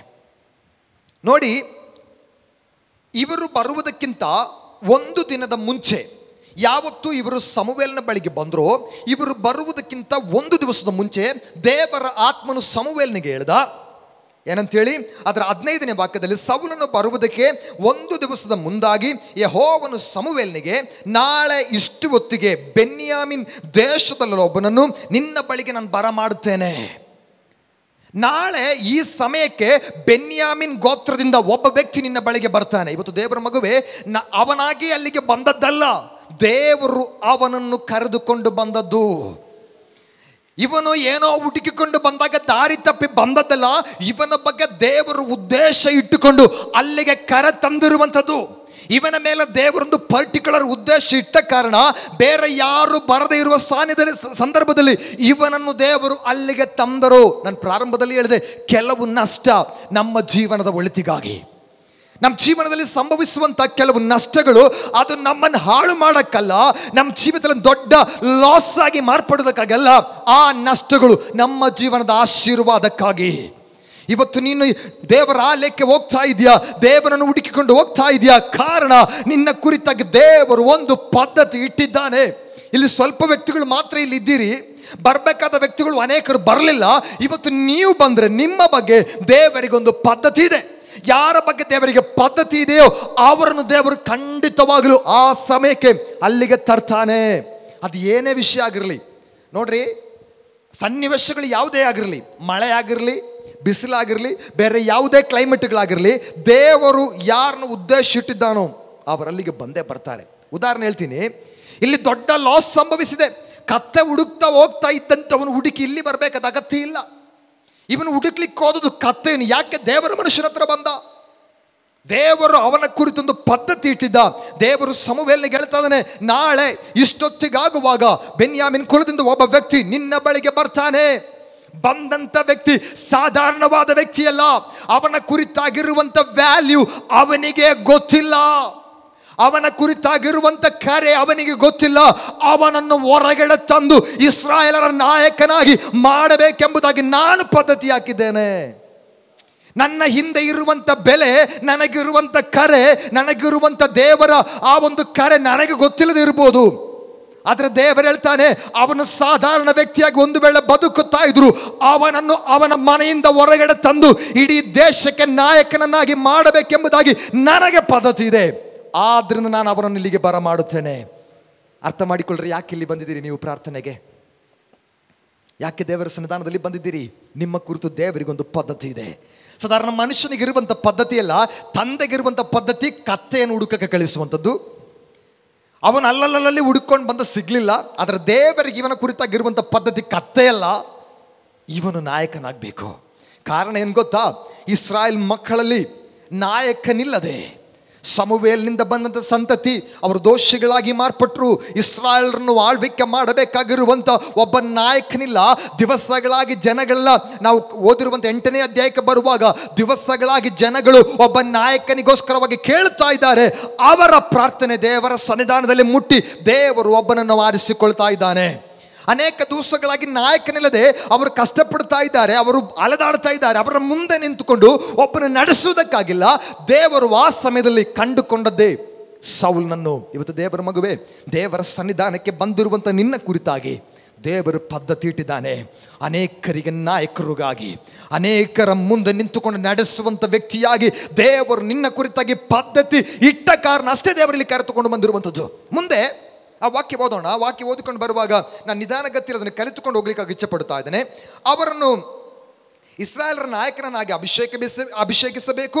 ಅವನು ನನ್ನ ಜನರನ್ನು ಫಿಲಿಸ್ಟರ ಕೈಯಿಂದ ಬಿಡಿಸಿ ಕಾಪಾಡುವನು. ಈ ಫಿಲಿಸ್ಟರ ನಿಮಿತ್ತವಾಗಿ ದಿವಸಗಳಾಗಿ ನಿಂದೆಗಳನ್ನು ಅನುಭವಿಸ್ತಾ ಇದೆ. ಈ ಫಿಲಿಸ್ಟರಿಂದ ಅನುಭವಿಸಲ್ಪಡುವಂಥ ಕಷ್ಟ ಬಹಳ ದಿವಸಗಳಾಯಿತು. ಇವರ ಕೈಯಿಂದ ಒಂದು ಬಿಡುಗಡೆ ಇಲ್ಲ. ಇಸ್ರಾಯೇಲ್ ಮಕ್ಕಳಿಗೆ ಫಿಲಿಸ್ಟರ ಕೈಯಿಂದ ಹೊರಗಡೆ ಬರಕ್ಕಾಗ್ತಾ ಇಲ್ಲ. ಇದರ ನಿಮಿತ್ತವಾಗಿ ಇವರ ಮಧ್ಯದಿಂದ ಹೊರಗಡೆ ತರುವುದಕ್ಕಾಗಿ ಆರಿಸಿಕೊಂಡದ್ದೇ ಸೌಲನನ್ನು. ಇವತ್ತು ಕೇಳುವಂಥ ದೇವರ ಮಗುವೆ, ನಿನ್ನ ವಿರುದ್ಧವಾಗಿ ಹಿಂದೆಯಿಂದ ಹೋರಾಡುವಂಥ ಶಕ್ತಿ ದೇವರ ಮಕ್ಕಳನ್ನು ಒಂದು ಮುಂದೆ ಹೆಜ್ಜೆಗೆ ಬಿಡದ ಹಾಗೆ ಅವರನ್ನು ತಡೆಯುವಂಥ ಆ ಒಂದು ಬಂಧನಗಳಿಂದ ಹೊರಗಡೆ ತರುವುದಕ್ಕಾಗಿ ದೇವರು ನನ್ನನ್ನು ನಿನ್ನನ್ನು ಆರಿಸಿಕೊಂಡಿದ್ದಾನೆ. ಅದಕ್ಕೋಸ್ಕರವಷ್ಟೇ ದೇವರು ನಿನ್ನನ್ನು ನನ್ನನ್ನು ಪ್ರಾರ್ಥನೆಗೋಸ್ಕರವಾಗಿ ತಂದಿದ್ದಾನೆ. ಮುಂದೆ ಅಲ್ಲಿ ಕಾಣ್ತಾ ಇದ್ದೇವೆ, ಫಿಲಿಸ್ಟರ ಕೈಯಿಂದ ಬಿಡಿಸಿ ಕಾಪಾಡುವನು. ಅವರ ಕೂಗು ನನಗೆ ಮುಟ್ಟಿದೆ, ಅವರನ್ನು ಕಟಾಕ್ಷಿಸಿದ್ದೇನೆ ಎಂದು ತಿಳಿಸಿದನು. ಆಮೇಲೆ ದೇವರ ಹತ್ರ ಸಮುವೇಲ ಕೇಳ್ದ, ದೇವನೇ ನೀನು ಇನ್ನೇ ಹೇಳಿದ್ಯಲ್ಲ ಒಬ್ಬ ವ್ಯಕ್ತಿ ಬರ್ತಾನಂತೇಳಿ, ಆ ವ್ಯಕ್ತಿ ಈ ವ್ಯಕ್ತಿನೇನಾ? ದೇವರು ಹೇಳಿದ, ಹೌದು, ಸಂಶಯ ಬೇಡ. ನಿನ್ನೆ ಯಾರ ಬಗ್ಗೆ ನಾನು ಪ್ರವಾದನೆಯಾಗಿ ಹೇಳಿದ್ನು, ಯಾರ ಬಗ್ಗೆ ನಾನು ಆಲೋಚನೆಯಾಗಿ ಹೇಳಿದ್ನು, ಆ ವ್ಯಕ್ತಿಯೇ ನಿನ್ನ ಮುಂದೆ ಇರುವಂಥದ್ದು, ಆ ವ್ಯಕ್ತಿಯೇ ನಿನ್ನ ಮುಂದೆ ಬಂದಿರುವಂಥದ್ದು. ಪ್ರಿಯ ದೇವರ ಮಕ್ಕಳೇ, ನಷ್ಟ ಲಾಭಕ್ಕಾಗಿ, ನಮ್ಮ ಜೀವನದಲ್ಲಿ ಬರುವಂಥ ಎಲ್ಲ ನಷ್ಟಗಳು ಅದು ನಮ್ಮ ಒಳಿತಿಗಾಗಿ. ಮುಂದೆ ನೋಡ್ರಿ, ಈ ಸಮುವೇಲ್ ಹತ್ರ ಬಂದಂತಹ ಸಮುವೇಲ್ನಿಗೆ ದೇವರು ಕೊಟ್ಟಂಥ ಆಲೋಚನೆಯೇ ನಾವು ಓದಿರುವಂಥ ವಾಕ್ಯ. ಸಮುವೇಲ್ ಹತ್ರ ಬಂದಂಥ ಸೌಲನಿಗೆ, ಸೌಲನನ್ನು ಕಂಡುಕೊಂಡು ಸಮುವೇಲ ಹೇಳುವಂಥ ಪದನೇ ನಾವು ಓದಿರುವಂಥ ಆ ಮುಖ್ಯವಾಗಿರುವಂಥ 3 ಪದಗಳು. ಒಂದು, ಅವನು ಹೇಳುವಂಥ ಪ್ರಾರಂಭದ ಪದ, ಯಾರಾದರೂ ಓದಿ ಶಬ್ದ ವ್ಯತ್ಯ ಅದನ್ನು, 19ನೇ ವಾಕ್ಯ. ಸಮುವೇಲನು, ನಾನೇ ದರ್ಶಿಯು, ನೀನು ನನ್ನ ಜೊತೆಯಲ್ಲಿ ಗುಡ್ಡಕ್ಕೆ ಬಾ. ನೀನು ನನ್ನ ಜೊತೆ ಗುಡ್ಡಕ್ಕೆ ಬಾ. ಪ್ರಾರಂಭದ ಪದ, ನೀನು ನನ್ನ ಜೊತೆ ಗುಡ್ಡಕ್ಕೆ ಬಾ. ಪ್ರತಿ ದಿವಸ ಈ ದರ್ಶಿ ಗುಡ್ಡಕ್ಕೆ ಹೋಗ್ತಾನೆ. ಪ್ರತಿ ದಿವಸ ನಾವು ಅದು ಪ್ರಾರಂಭದಲ್ಲಿ ಓದಿದೆವು. ಆ ನೀರನ್ನು ಸೇದುವಂಥ ಸ್ತ್ರೀ, ಆ ಹೆಂಗಸು ಹೇಳಿದಂಥ ಪದ, ಅವನೇನು ಮಾಡ್ತಾನೆ, ಗುಡ್ಡಕ್ಕೆ ಹೋಗೋದಕ್ಕಿಂತ ಮುಂಚೆ ನೀನು ಹೋಗಿ ಅವನನ್ನು ಕಾಣಬೇಕು. ಪ್ರತಿ ದಿವಸ ಈ ಸಮುವೇಲ ಗುಡ್ಡಕ್ಕೆ ಹೋಗ್ತಾ ಇದ್ದ. ಈಗ ಈ ಸೌಲನನ್ನು ಕಂಡುಕೊಂಡು ಈ ಸಮುವೇಲ ಹೇಳುವಂಥ ಪದ, ಬಾ, ನನ್ನ ಜೊತೆ ನೀನು ಗುಡ್ಡಕ್ಕೆ ಬಾ. ಗುಡ್ಡಕ್ಕೆ ಬಾ ಎನ್ನುವಂಥ ಪದದಲ್ಲಿ ಬಹಳ ಅರ್ಥ ಅಡಕಾಗಿದೆ. ಈ ಗುಡ್ಡದಲ್ಲಿ ಏನಿದೆ, ಗುಡ್ಡಕ್ಕೆ ಯಾಕೆ ಹೋಗ್ತಾರೆ ಓದಿಕೊಳ್ಳೋಣ. ವಿಮೋಚನ ಕಾಂಡ 17ನೇ ಅಧ್ಯಾಯ ಅದರ 9ನೇ ವಾಕ್ಯದಿಂದ. ವಿಮೋಚನ ಕಾಂಡ 17ನೇ ಅಧ್ಯಾಯ ಅದರ 9ನೇ ವಾಕ್ಯದಿಂದ. ಇಸ್ರೇಲರ ಮೇಲೆ ಯುದ್ಧ ಮಾಡೋದಕ್ಕೆ ಬರಲು ಮೋಶೆಯು ಯೆಹೋಶುವನಿಗೆ, ನೀನು ಭಟರನ್ನು ಆದುಕೊಂಡು ನಾಳೆ ನಮ್ಮ ಮುಂದೆ ಹೊರಟು ಅಮಾಲೇಕ್ಯರೊಡನೆ ಯುದ್ಧ ಮಾಡಬೇಕು. ನಾನು ದೇವದಂಡವನ್ನು ಕೈಯಲ್ಲಿ ಹಿಡುಕೊಂಡು ಗುಡ್ಡದ ತುದಿಯಲ್ಲಿ ನಿಂತುಕೊಳ್ಳುವೆನು ಎಂದು ಹೇಳಿದನು. ಇಲ್ಲಿ ನೋಡ್ರಿ, ದೇವರ ಮಕ್ಕಳಿಗೆ ವಿರುದ್ಧವಾಗಿ ಒಂದು ದೊಡ್ಡ ದೇಶ, ಅಮಾಲೇಕ್ಯ ಸೈನಿಕರೇ ವಿರುದ್ಧವಾಗಿ ಎದ್ದಿದ್ದಾರೆ. ದೇವರು ಕರೆಯಲ್ಪಟ್ಟಂತಹ, ದೇವರಿಂದ ಕರೆಯಲ್ಪಟ್ಟಂತಹ, ದೇವರು ವಾಗ್ದಾನ ಮಾಡಿದ ದೇಶಕ್ಕೆ ಹೋಗುತ್ತಾ ಇದ್ದಂತಹ ಈ ದೇವರ ಮಕ್ಕಳ ಪ್ರಯಾಣಕ್ಕೆ ಅಥವಾ ದೇವರ ಮಕ್ಕಳಿಗೆ ವಿರುದ್ಧವಾಗಿ ಅಮಾಲೇಕ್ಯ ಶಕ್ತಿಗಳು ಅವರನ್ನು ತಡೆಯದೆ ಅವರ ವಿರುದ್ಧವಾಗಿ ಯುದ್ಧಕ್ಕೆ ಬಂದು ನಿಂತ್ಕೊಂಡಿದ್ದಾರೆ. ವಾಗ್ದಾನ ದೇಶಕ್ಕೆ ಮುಂದಕ್ಕೆ ಹೋಗಬೇಕು, ಅಲ್ಲಿಗೆ ಹೋಗ್ಲಿಕ್ಕೆ ಬಿಡದೆ ಈ ಅಮಾಲೇಕ್ಯ ಶಕ್ತಿ ಇವರ ವಿರುದ್ಧವಾಗಿ ಯುದ್ಧಕ್ಕೆ ಬಂದು ನಿಂತ್ಕೊಂಡಿದ್ದಾರೆ. ಯುದ್ಧಕ್ಕೆ ಬಂದು ನಿಂತುಕೊಂಡ ಸಮಯದಲ್ಲಿ ಅಲ್ಲಿ ಮೋಶೆ ಹೇಳುವಂಥ ಪದ, ನಾನು ಗುಡ್ಡಕ್ಕೆ ಹೋಗುತ್ತೇನೆ. ಗುಡ್ಡದ ಮೇಲೆ ಏನಿದೆ, ಗುಡ್ಡ ಹಳೆ ಒಡಂಬಡಿಕೆ ಕಾಲದಲ್ಲಿ ನಾವು ಓದಿಕೊಂಡು ಬರುವಾಗ ಎಲ್ಲ ಬೆಟ್ಟಗಳ ಮೇಲೆ, ಗುಡ್ಡಗಳ ಮೇಲೆ ಅದು ದೇವರು ಇಳಿಯುವಂಥ ಸ್ಥಳ. ಹಳೆ ಒಡಂಬಡಿಕೆ ಪ್ರಕಾರ ದೇವರು ನೇರವಾಗಿ ಇಳಿಯುತ್ತಾ ಇದ್ದಂಥ ಸ್ಥಳವೇ ಗುಡ್ಡ ಅಥವಾ ಬೆಟ್ಟ. ಇಲ್ಲಿ ನೋಡ್ರಿ, ನೇರ ಮೋಶೆ ಬಂದ್ಬಿಟ್ಟು ಅಲ್ಲಿ ಹೇಳುವಂಥ ಪದ, ಅಮಾಲೇಕರು ನಮಗೆ ವಿರುದ್ಧವಾಗಿ ಯುದ್ಧಕ್ಕೆ ಬಂದಿದ್ದಾರೆ, ಅವರನ್ನು ಜಯಿಸುವಷ್ಟು ಶಕ್ತಿ ನಮ್ಮಲ್ಲಿಲ್ಲ, ಅವರೊಂದಿಗೆ ಹೋರಾಡುವಷ್ಟು ಬಲ ನಮ್ಮೊಂದಿಗಿಲ್ಲ, ಅವರು ಬಹಳ ಮಂದಿ ಇದ್ದಾರೆ, ಅವರನ್ನೆಲ್ಲ ಹೋರಾಡಿ ಜಯಿಸಲಿಕ್ಕೆ ನಮ್ಮಿಂದ ಸಾಧ್ಯವಾಗುವುದಿಲ್ಲ, ಆದ್ದರಿಂದ ನಾನು ಗುಡ್ಡದ ಮೇಲೆ ಹತ್ತುತ್ತೇನೆ. ಇಲ್ಲಿ ಕೆಳಗಡೆ ಯೆಹೋಶುವ ಏನು ಮಾಡಬೇಕು, ಯುದ್ಧ ಮಾಡಬೇಕು. ಮೋಶೆ ಹೇಳಿದಂಥ ಪದ, ನಾನು ಗುಡ್ಡದ ಮೇಲೆ ಹತ್ತುತ್ತೇನೆ. ಹಾಗೆ ಮೋಶೆ ಆ ಗುಡ್ಡದ ಮೇಲೆ ಹತ್ತಿ ಹೋದ. ಗುಡ್ಡದ ಮೇಲೆ ಹತ್ತಿ ಹೋದಂಥ ಮೋಶೆ ತನ್ನ ಎರಡೂ ಕೈಗಳನ್ನು, ಯಾರ್ಯಾರು ಹೋದ್ರು ಗುಡ್ಡಕ್ಕೆ, ಯಾರ್ಯಾರು ಆ ಗುಡ್ಡದ ಮೇಲೆ ಹತ್ತಿದ್ರು, ಅಲ್ಲಿ ಅದರ 10ನೇ ವಾಕ್ಯ 17ನೇ ವಾಕ್ಯದಲ್ಲಿ ಕಾಣ್ತಾ ಇದ್ದಾವೆ. ಯೆಹೋಶುವ ಅಮಾಲೇಕರ ಜೊತೆ ಯುದ್ಧ ಮಾಡಿದ, ಅವನ ಜೊತೆ ಇಬ್ಬರನ್ನು ಕರೆದುಕೊಂಡು ಆತನು ಗುಡ್ಡಕ್ಕೆ ಹೋಗ್ತಾ ಇದ್ದಾನೆ. ಅಲ್ಲಿ ಗುಡ್ಡಕ್ಕೆ ಓದಿ ಮೋಶೆ ಮಾಡಿದಂಥ ಕಾರ್ಯ, ತನ್ನ 2 ಕೈಗಳನ್ನು ಮೇಲಕ್ಕೆ ಎತ್ತಿ, 2 ಕೈಗಳನ್ನು ತನ್ನ ಮೇಲಕ್ಕೆ ಎತ್ತಿ ಹಿಡಿದ. ಅದರ 10ನೇ ವಾಕ್ಯ ನೋಡ್ರಿ, ಮೋಶೆಯ ಅಪ್ಪಣೆ ಮೇರೆಗೆ ಯೆಹೋಶುವನು ಅಮಾಲೇಕರ ಸಂಗಡ ಯುದ್ಧ ಮಾಡುವುದಕ್ಕಾಗಿ ಹೊರಟನು. ಮೋಶೆ, ಆರೋನರು, ಹೂರನು ಈ 3 ಜನ ಗುಡ್ಡದ ತುದಿಗೆ ಏರಿ ಹೋದರು. ಇವರು ಗುಡ್ಡದ ಮೇಲೆ ಹತ್ತಿಕೊಂಡು ಮೋಶೆ ಮಾಡಿದಂಥ ಕೆಲಸ, 2 ಕೈಗಳನ್ನು ಮೇಲಕ್ಕೆ ಎತ್ತಿ ಹಿಡಿದ. ತಾನು ಕೈಗಳು ಮೇಲಕ್ಕೆ ಎತ್ತಿ ಹಿಡಿಯುವಾಗ ಅಮಾಲೇಕ್ಯ ಶಕ್ತಿಗಳು ಸೋಲುವುದಕ್ಕಾಗಿ ಪ್ರಾರಂಭಿಸಿತು. ಅವರು ಗುಡ್ಡದ ಮೇಲೆ ಹತ್ತಿಕೊಂಡು ತನ್ನ 2 ಕೈಗಳನ್ನು ಮೇಲೆ ಕೆಡದಾಗ ಅವರಿಗೆ ಗೊತ್ತಿಲ್ಲದೆ ಒಂದು ಶಕ್ತಿ ಅವರ ಮೇಲೆ ಇಳಿಯಲ್ಪಡುತ್ತಾ ಇದೆ. ಪಾಳ್ಯದಲ್ಲಿ ನಡೆಯುವಂಥ ಯುದ್ಧದಲ್ಲಿ ಅವರಿಗೆ ಗೊತ್ತಿಲ್ಲದೆ ವಿರುದ್ಧ ಶಕ್ತಿಗಳು ಸೋಲ್ತಾ ಇದೆ. ಮತ್ತು ದೇವರ ಮಗುವೆ, ಅರ್ಥ ಮಾಡಿಕೊ, ಗುಡ್ಡದ ಮೇಲೆ ಹತ್ತಲ್ಪಟ್ಟಂತ ವ್ಯಕ್ತಿಗೆ ವಿರುದ್ಧವಾಗಿ ಹೋರಾಟ ಮಾಡುವಂತ ಆ ಶಕ್ತಿಗೆ ನಿಂತುಕೊಳ್ಳಕ್ಕಾಗಲ್ಲ. ಗುಡ್ಡದ ಮೇಲೆ ಹತ್ತಿ ಹೋಗುವಂತ ವ್ಯಕ್ತಿಯೇ, ಗುಡ್ಡದ ಕೆಳಗೆ ನಿನಗೊಂದು ಹೋರಾಟ ಇದೆ, ಗುಡ್ಡದ ಕೆಳಭಾಗದಲ್ಲಿ ನಿನಗೆ ವಿರುದ್ಧವಾದ ಒಂದು ಯುದ್ಧ ಇದೆ. ಆ ಯುದ್ಧದಲ್ಲಿ ಜಯಿಸಲ್ಪಡಬೇಕಾ, ಗುಡ್ಡದ ಮೇಲೆ ಹತ್ತಿ ನಿನ್ನ 2 ಕೈಗಳು ಮೇಲಕ್ಕೆ ಎತ್ತಿ ಹಿಡಿಯಲ್ಪಡಲಿ. ಕೆಳಗಡೆ ಬಹಳ ಯುದ್ಧ ನಡೀತಾ ಇದೆ. ಅಲ್ಲಿ ಬರೆಯಲ್ಪಟ್ಟಂತ ಒಂದು ವಿಷಯ, ಮೋಶೆಯ ಕೈ ಕೆಳಗಡೆ ಬರುವಾಗ ಅಮಾಲೇಕರು ಬರಗೊಳ್ತಾರೆ, ಇಸ್ರಾಯೇಲ್ ಮಕ್ಕಳು ಸೋತು ಹೋಗ್ತಾರೆ. ಮೋಶೆಯ ಕೈ ಮೇಲಕ್ಕೆ ಹೋದಷ್ಟು ಅವರ ಪಾಳ್ಯದಲ್ಲಿ ಜಯ ಸಂಭವಿಸ್ತಾ ಇದೆ. ಈ ದಿವಸಗಳಲ್ಲಿ ದೇವರ ಮಕ್ಕಳೇ, ಅರ್ಥ ಮಾಡಿಕೊಳ್ಳಿ, ಗುಡ್ಡ ಎಂಬುದಾಗಿ ಹೇಳುವಾಗ, ಗುಡ್ಡಕ್ಕೆ ಹತ್ತಿ ಬಾ ಎಂಬುದಾಗಿ ಹೇಳುವಾಗ ಪ್ರಾರ್ಥನೆಗೆ ಬಾ ಎನ್ನುವಂಥ ಪದದಲ್ಲಿ ಅಡಕವಾಗಿದೆ. ನಿಮ್ಮ ಕೈಗಳು ಮೇಲಕ್ಕೆ ಎತ್ತಿ ಹಿಡಿಯುವಷ್ಟು ಸಾರಿ ಈ ಶತ್ರುವಿಗೆ ಈ ದೇಶದ ಮೇಲೆ ಆಳ್ವಿಕೆ ಮಾಡೋಕ್ಕಾಗಲ್ಲ. ಕೈಗಳು ಎಷ್ಟರ ಮಟ್ಟಿಗೆ ಮೇಲಕ್ಕೆ ಎತ್ತಲ್ಪಡುತ್ತೋ, ನಮ್ಮ ಪ್ರಾರ್ಥನೆಯ ಶಬ್ದಗಳು ಎಷ್ಟರ ಮಟ್ಟಿಗೆ ಮೇಲಕ್ಕೆ ಎದ್ದೇಳಲ್ಪಡುತ್ತೋ, ವೈರಿಯಾದವನು ಎಷ್ಟು ಶಕ್ತನಾಗಿದ್ರು, ಅವನು ಎಷ್ಟು ಪ್ರಬಲವಾಗಿದ್ರು, ನಿನ್ನ ಮೇಲೆ ಜಯಿಸಕ್ಕೆ ದೇವನು ಬಿಡುವುದಿಲ್ಲ. ನಿನ್ನ ಕೈಗಳು ಮೇಲೆ ಎತ್ತಲ್ಪಡಲಿ. ಇವಾಗ ತುಂಬ ಹೊತ್ತು ಎತ್ತಿ ಹಿಡಿದಂಥ ಮೋಶೆ ಕೈಗಳಿಗೆ ಬಲ ಇಲ್ಲದಾಯಿತು. ಅವನ ಕೈ ಕೆಳಗಡೆ ಆದಾಗ ಕೆಳಗಡೆ ಸೋಲ್ತಾ ಇದೆ. ಇವಾಗ ಮೋಶೆ ಆರೋನ್ರು ಏನು ಮಾಡಿದ್ರು, ಇಬ್ಬರು ಬಂದ್ಬಿಟ್ಟು ಸಪೋರ್ಟ್ ಆಗಿ ಸೈಡಿಗೆ ಅವರಿಗೆ, ಮೋಶೆಗೆ ಸಹಾಯಕರಾಗಿ ನಿಂತರು. ಮತ್ತು ಆರೋನ ಇಬ್ಬರು ಬಂದು ಸಹಾಯ ಮಾಡ್ತಾ ಇದ್ದಾರೆ. ಇವರ ಕೆಲಸ ಪ್ರಾರ್ಥನೆ ಮಾಡುವಂಥದ್ದು, ಹೋರಾಡುವ ಕೆಲಸ ಯೆಹೋಶುವನಿಗೆ. ಇವತ್ತು ಒಬ್ಬೊಬ್ಬರಿಗೆ ಒಂದೊಂದು ಜವಾಬ್ದಾರಿ ಕೊಟ್ಟಿದ್ದಾರೆ. ನಿಮ್ಮಲ್ಲಿರುವಂಥ ವ್ಯಕ್ತಿಗಳಿಗಾಗಿ ನಾನು ಸ್ತೋತ್ರ ಮಾಡ್ತಾ ಇದ್ದೇನೆ. ಪ್ರಾರ್ಥನೆ ಮಾಡಲಿಕ್ಕೆ ಕೊಟ್ಟಂಥ ಜವಾಬ್ದಾರಿ ಇರುವಂಥವನು ಪ್ರಾರ್ಥನೆ ಮಾಡು. ನಿನ್ನ ಪ್ರಾರ್ಥನೆಯೇ ಇದಕ್ಕಿರುವಂಥ ಜಯ. ಒಂದು ವೇಳೆ ನೀನು ಅನಿಸ್ತೀಯಾ, ನಾನು ಪ್ರಾರ್ಥನೆ ಅಷ್ಟೇ ಮಾಡ್ತಾ ಇದ್ದೀನಿ, ನನ್ನ ಮೂಲಕ ಏನು ಮಾಡೋಕ್ಕಾಗುತ್ತೆ?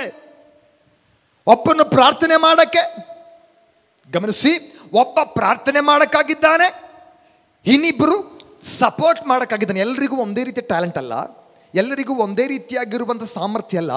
ಒಬ್ಬನು ಪ್ರಾರ್ಥನೆ ಮಾಡಲಿಕ್ಕಾಗಿ ನಿಂತರೆ ಇನ್ನಿಬ್ಬರು ಸಹಾಯ ಮಾಡೋಕ್ಕೆ. ನೋಡ್ರಿ, ಇವತ್ತು ಇಲ್ಲಿ ನಡೀತಾ ಇರುವಂಥ ಈ ದೊಡ್ಡ ಪ್ರಾರ್ಥನೆಗಾಗಿ ದೇವರಿಗೆ ಸ್ತೋತ್ರ ಮಾಡ್ತಾನೆ. ಒಬ್ಬೊಬ್ಬರಿಗೆ ಒಂದೊಂದು ಜವಾಬ್ದಾರಿ ದೇವರು ಕೊಟ್ಟಿದ್ದಾರೆ. ನಿಮ್ಮ ಜವಾಬ್ದಾರಿ ಮಾಡಿ ಶತ್ರು ಪಾಳ್ಯದಲ್ಲಿ ಜಯ ಕೊಡುವಂಥದ್ದು ಯೆಹೋವನು. ನಿಮಗಿರುವಂಥ ಜವಾಬ್ದಾರಿ ಚಿಕ್ಕದಾಗಿರ್ಬೋದು. ಅಯ್ಯೋ, ನಾನು ಯುದ್ಧ ಮಾಡಲಿಕ್ಕಿಲ್ಲ, ನನಗೆ ಬಂದ್ಬಿಟ್ಟು ಈ ಮೋಶೆ ಕೈಗಳನ್ನು ಮಾತ್ರ ಎತ್ತಿ ಇಡಲಿಕ್ಕಿರುವಂಥ ಕೆಲಸ ಅಲ್ಲ ಅಂತ ಹೇಳ್ಕೊಂಡು ನಿನ್ನ ಕೆಲಸ ನೀನು ಆಲಸ್ಯ ಮಾಡಬೇಡ. ನಿಮ್ಮಲ್ಲಿರುವಂಥ ಪ್ರತಿಯೊಬ್ಬರು ಯುದ್ಧ ಮಾಡ್ತಾ ಇದ್ದಾರೆ. ಅದು ಆತ್ಮಿಕವಾಗಿರ್ಬೋದು, ಹೊರಗಡೆ ಆಗಿರ್ಬೋದು. ನಿಮಗೆ ಕೊಟ್ಟಿರುವಂಥ ಜವಾಬ್ದಾರಿ ಯುದ್ಧ ಮಾಡುವಂಥದ್ದು. ಇಲ್ಲಿ ನೋಡ್ರಿ, ಮೋಶೆಯ ಕೈಗಳು ಮೇಲಕ್ಕೆ ಎತ್ತ ಹಿಡಿತಾ ಇದೆ, ಇಬ್ಬರು ಬಂದು ಸಹಾಯ ಮಾಡ್ತಾ ಇದ್ದಾರೆ. ಇವರು ಸಹಾಯ ಮಾಡುವಷ್ಟು ಸಾರಿ ಆ ಪಾಳ್ಯದಲ್ಲಿರುವಂಥ ಶತ್ರುಗಳೆಲ್ಲ ಹತರಾಗ್ತಾನೇ ಇದ್ದಾರೆ, ಬೀಳ್ತಾನೇ ಇದ್ದಾರೆ. ಶಕ್ತವಾಗಿ ಬಂದಂಥವರು, ಪ್ರಬಲವಾಗಿ ಬಂದಂಥವರು, ದೊಡ್ಡ ಗುಂಪಾಗಿ ಬಂದಂಥವರು ಯಾರು ನಿಲ್ತಾ ಇಲ್ಲ. ಗುಡ್ಡದ ಮೇಲೆ ಹತ್ತಲ್ಪಟ್ಟಂತವನ ಮುಂದೆ ಯಾವ ಶಕ್ತಿಗೂ ಜಯಿಸಕ್ಕಾಗಲ್ಲ. ಇವತ್ತು ಗುಡ್ಡದ ಮೇಲೆ ಹತ್ತಿಕೊಂಡು ಪ್ರಾರ್ಥನೆ ಮಾಡಲಿಕ್ಕೆ ಸಿದ್ಧನಾಗ್ಲಿಕ್ಕೆ ನೀನಿದ್ದರೆ, ನಿನ್ನ ಮುಂದೆ ರೂಪಿಸಿರುವಂಥ ಆಯುಧಗಳು, ನಿನಗೆ ವಿರುದ್ಧವಾಗಿ ಬರುವಂಥ ಆಯುಧಗಳು, ಅದು ಎಷ್ಟು ಶಕ್ತವಾಗಿದ್ರು ಅದು ನಿನ್ನ ಮುಂದೆ ನಿಲ್ಲಲ್ಲ. ಅದು ಪತನವಾಗಿ ಕೆಳಗೆ ಬೀಳಲೇಬೇಕು. ನಮ್ಮ ಪ್ರಾರ್ಥನೆ, ಯುದ್ಧ ಮಾಡೋದು ಯಾರು ಕೆಳಗಡೆ? ಯೆಹೋಶುವನಿಗೆ ಗೊತ್ತಿಲ್ಲ, ಒಂದು ಪವರ್ ಬರ್ತಾ ಇದೆ, ಒಂದು ಶಕ್ತಿ ಬರ್ತಾ ಇದೆ. ಯೆಹೋಶುವನಿಗೆ ಗೊತ್ತಿಲ್ಲ ಏನಾಗ್ತಾ ಇದೆ ಎಂಬುದಾಗಿ. ಆತನು ಯುದ್ಧ ಮಾಡ್ತಾ ಇದ್ದಾನೆ, ಯುದ್ಧ ಮಾಡುವಾಗ ಶಕ್ತಿ ಬರ್ತಾ ಇದೆ, ಹೊಡಿತಾ ಇದ್ದಾನೆ. ಹೇಗೆ ಯೆಹೋಶುವ ಹೇಗೆ ಸಂಭವಿಸಿತು ನನಗೆ ಗೊತ್ತಿಲ್ಲ. ನಾನು ಯುದ್ಧ ಮಾಡ್ತಿದ್ದೆ, ಸಾಧಾರಣವಾಗಿ ಯಾವಾಗಲೂ ಮಾಡೋ ಥರ ಮಾಡ್ತಾ ಇದ್ದೀನಿ. ನನಗೆ ಗೊತ್ತಿಲ್ಲದೆ ನನ್ನ ಹಿಂದೆ ಒಂದು ಶಕ್ತಿ ಇಳಿತಾ ಇದೆ. ಶತ್ರುವನ್ನು ಜಯಿಸುವುದಕ್ಕೆ ಬೇಕಾದ ಬಲ ನನ್ನ ಮೇಲೆ ಇಳಿತಾ ಇದೆ. ಕಾರಣ ಏನು? ಗುಡ್ಡದ ಮೇಲೆ ಪ್ರಾರ್ಥನೆ ಮಾಡುವಂಥ ಒಂದು ಗುಂಪಿದೆ. ಇವತ್ತು ದೇವರ ಮಕ್ಕಳೇ, ಈ ನಮ್ಮ ಜೀವನ ಕೂಡ ಅಷ್ಟೇ. ಇಲ್ಲಿ ನಾವು ಇದನ್ನು ಮುಂದುವರಿಸ್ಕೊಂಡು ಹೋಗ್ತಾ ಇದ್ದೀವಿ. ನಿಮ್ಮ ದೇವರ ಸೇವಕರುಗಳು ಹೋಗುವಂಥ ಸ್ಥಳಗಳೆಲ್ಲ ಜಯ ಬರಬೇಕು, ಈ ದೇಶದ ಮೇಲಿರುವಂಥ ಹೋರಾಟಗಳ ಮೇಲೆಲ್ಲ ಜಯ ಸಾಧಿಸ್ಬೇಕಂತ ಹೇಳಿದ್ರೆ ಅವರು ಯುದ್ಧ ಮಾಡ್ತಾ ಇದ್ದಾರೆ. ಅವರು ಯುದ್ಧ ಮಾಡ್ತಾ ಇದ್ದಾರೆ. ಅವರಿಗೆ ಶಕ್ತಿ ತುಂಬಬೇಕಾದ್ರೆ ಏನು ಮಾಡಬೇಕು ಗೊತ್ತಾ? ನಮಗೆ ಕೊಟ್ಟಂಥ ಜವಾಬ್ದಾರಿ ನಾವು ಮಾಡಲೇಬೇಕು. ನಮ್ಮ ಕೈಗಳು ಕೆಳಗಡೆ ಬಾರಕೂಡದು, ನಮ್ಮ ಕೈಗಳು ಕೆಳಗಡೆ ಆಗಲೇಬಾರದು. ಒಂದು, ಗುಡ್ಡದ ಮೇಲೆ ಹತ್ತಿದವನ ಮುಂದೆ ಯಾವ ಶಕ್ತಿಯೂ ನಿಲ್ಲುವುದಿಲ್ಲ. ಇವತ್ತು ಹೇಳಿ, ನಾನು ಗುಡ್ಡದ ಮೇಲೆ ಹತ್ತಿದ್ರೆ ನನ್ನ ಮುಂದೆ ಯಾವ ಶಕ್ತಿ ಕೂಡ ನಿಲ್ಲಲ್ಲ. ಸಭೆಗೆ ಆಲೋಚನೆಯಾಗಿ ತೆಗೆದುಕೊಳ್ಳಿ. ನಾವು ಪ್ರಾರ್ಥನೆಯಿಂದ ಐಕ್ಯವಾಗಿ ನಿಂತ್ಕೊಂಡ್ರೆ, ಅವರು ಮಾಡಿದ ಪ್ರಕಾರ ಕೈಗಳನ್ನು ಮೇಲಕ್ಕೆ ಎತ್ತಿ ಸಹಾಯಕರಾಗಿ ನಾವುಗಳು ನಿಂತ್ಕೊಂಡ್ರೆ, ನಮಗೆ ಕೊಟ್ಟಂತ ಜವಾಬ್ದಾರಿಗಳನ್ನು ನಾವು ನಿಷ್ಠೆಯಿಂದ ಮಾಡಿದ್ರೆ, ಈ ದೇಶದ ಮೇಲೆ ಯುದ್ಧಕ್ಕೆ ಬರುವಂತ ಶಕ್ತಿ ಎಷ್ಟು ದೊಡ್ಡದಾಗಿದ್ರು ಅವರ ಆಯುಧಗಳು ಎಷ್ಟು ದೊಡ್ಡದಾಗಿದ್ರು ಅದು ಯಾವುದು ನನ್ನ ಮುಂದೆ ಫಲಿಸಲ್ಲ. ಕಾರಣ ಅಂತ ಒಂದು ಶಕ್ತಿ ಮೇಲಿನಿಂದ ನನಗೆ ಸಿಗಲ್ಪಡುತ್ತೆ. ನನ್ನ ಕೈಗಳು ಎತ್ತಲ್ಪಡುವಾಗ ನನಗೆ ಗೊತ್ತಿಲ್ಲದೆ ಮೇಲಿನಿಂದ ಒಂದು ಶಕ್ತಿ ನನ್ನ ಮೇಲೆ ಇಳಿಯಲ್ಪಡುತ್ತೆ. ಅದು ಪಾಳೆದ ಮೇಲೆ ಜಯವಾಗಿ ಮಾರ್ಪಡುತ್ತೆ.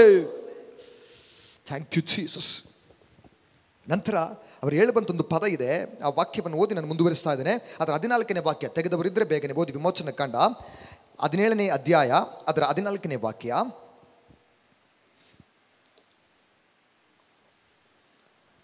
ಅಮಾಲೇಕ್ಯರನ್ನು ಪೂರ್ತಿಯಾಗಿ ಸಂಹಾರ ಮಾಡಿ ಅವರು ಪೂರ್ತಿಯಾಗಿ ನಾಶವಾಗಿ ಹೋದ್ರು ದೇವರ ಮಕ್ಕಳ ಆ ಯುದ್ಧದ ಮುಂದೆ. 14ನೇ ವಾಕ್ಯದಲ್ಲಿ ಯೆಹೋವನು ಮೋಶೆಗೆ ಹೇಳುವಂತ ಪದ, ಭೂಮಿಯ ಮೇಲೆ ಅಮಾಲೇಕ್ಯರ ಹೆಸರೇ ಇಲ್ಲದಾಗೆ ಮಾಡುವೆನು. ಸಾಕು. ಪ್ರಾರ್ಥನೆ ಮಾಡುವಂತವನಿಗೆ ದೇವರು ಕೊಡುವಂತ ಆಲೋಚನೆ, ಪ್ರಾರ್ಥನೆಯಾಗಿ ನಿಲ್ಲುವಂತವನಿಗೆ ದೇವರು ಕೊಡುವಂತ ಆಲೋಚನೆ, ವಾಗ್ದಾನ ದೇಶಕ್ಕೆ ತಲುಪಿಸದ ಹಾಗೆ, ದೇವರು ಕೊಟ್ಟಂತ ವಾಗ್ದಾನಕ್ಕೆ ಮುಂದುವರಿಯದ ಹಾಗೆ, ಅದರ ಮೇಲೆ ಹೋರಾಡುವಂತ ದುಷ್ಟ ಶಕ್ತಿಗಳು ಪ್ರಬಲವಾಗಿ ನಿಂತುಕೊಳ್ಳುವಾಗ ದೇವರ ವಾಕ್ಯ ಆಲೋಚನೆಗೆ ಹೇಳ್ತಾ ಇದೆ, ಪ್ರಾರ್ಥನೆ ಮಾಡುವಂತವನಿದ್ರೆ, ಗುಡ್ಡವನ್ನು ಹತ್ತುವಂತವನಿದ್ರೆ, ಅಮಾಲೇಕ್ಯ ಎನ್ನುವಂತ ಶಕ್ತಿ ಈ ದೇಶದ ಮೇಲೆ ಉಳಿಯದಾಗ ತೆಗೆದು ಹಾಕ್ತೇನೆ. ಈ ದೇಶದಲ್ಲಿ ಅದರ ಹೆಸರೇ ಉಳಿಯಲ್ಲ. ನಿನ್ನನ್ನು ವಿರುದ್ಧವಾಗಿ ನಿಲ್ಲುವಂತ ಶಕ್ತಿ, ನಿನಗೆ ವಿರುದ್ಧವಾಗಿ ಹೋರಾಡುವಂತದರ ಮಂಡಲದಲ್ಲಿ ದೇವರ ವಾಕ್ಯ ಹೇಳ್ತಾ ಇದೆ, ನೀನು ಪ್ರಾರ್ಥನೆ ಮಾಡ್ಲಿಕ್ಕಾಗಿ ಬೆಟ್ಟದ ಮೇಲೆ ಹತ್ತಿ ಕೈಗಳನ್ನು ಎತ್ತಲಿಕ್ಕೆ ನೀನು ಸಿದ್ಧನಾದ್ರೆ ನಿನಗೆ ವಿರುದ್ಧವಾಗಿ ನಿಲ್ಲುವಂತ ಶಕ್ತಿಗಳ ಹೆಸರೇ ಉಳಿಯದಾಗ ತೆಗೆದಾಕುತ್ತಾನೆ. ನನ್ನ ಪ್ರೈಸ್ ಗಾಡ್. ಸಮುವೇಲ ಸೌಲನಿಗೆ ಹೇಳಿದಂತ ಪ್ರಾರಂಭದ ಪದ, ಬಾ ನಾವು ಗುಡ್ಡಕ್ಕೆ ಹೋಗೋಣ. ಸಾಧಾರಣವಾಗಿ ತೆಗೆದುಕೊಳ್ಬೇಡ್ರಿ, ದೊಡ್ಡ ರಹಸ್ಯವೇ ಅದರೊಳಗೆ ಒಳಗೊಂಡಿದೆ. ಗುಡ್ಡದ ಮೇಲೆ ಹತ್ತುವಂತವನಿಗೆ ಬಿಡುಗಡೆ ಇದೆ. ಅದೇ ಅಧ್ಯಾಯ ಮುಂದುವರಿಸಿಕೊಂಡು 34ನೇ ಅಧ್ಯಾಯದ ಕಡೆಗೆ ಬರೋಣ. ವಿಮೋಚನ ಕಾಂಡ 34ನೇ ಅಧ್ಯಾಯ ಕಡೆಗೆ ಅದರ 28ನೇ ವಾಕ್ಯ. ವಿಮೋಚನ ಕಾಂಡ 34ನೇ ಅಧ್ಯಾಯ 33ನೇ ಅಧ್ಯಾಯ 11ನೇ ವಾಕ್ಯ ಪ್ರಾರಂಭದಲ್ಲಿ. 33 ಅದರ 11.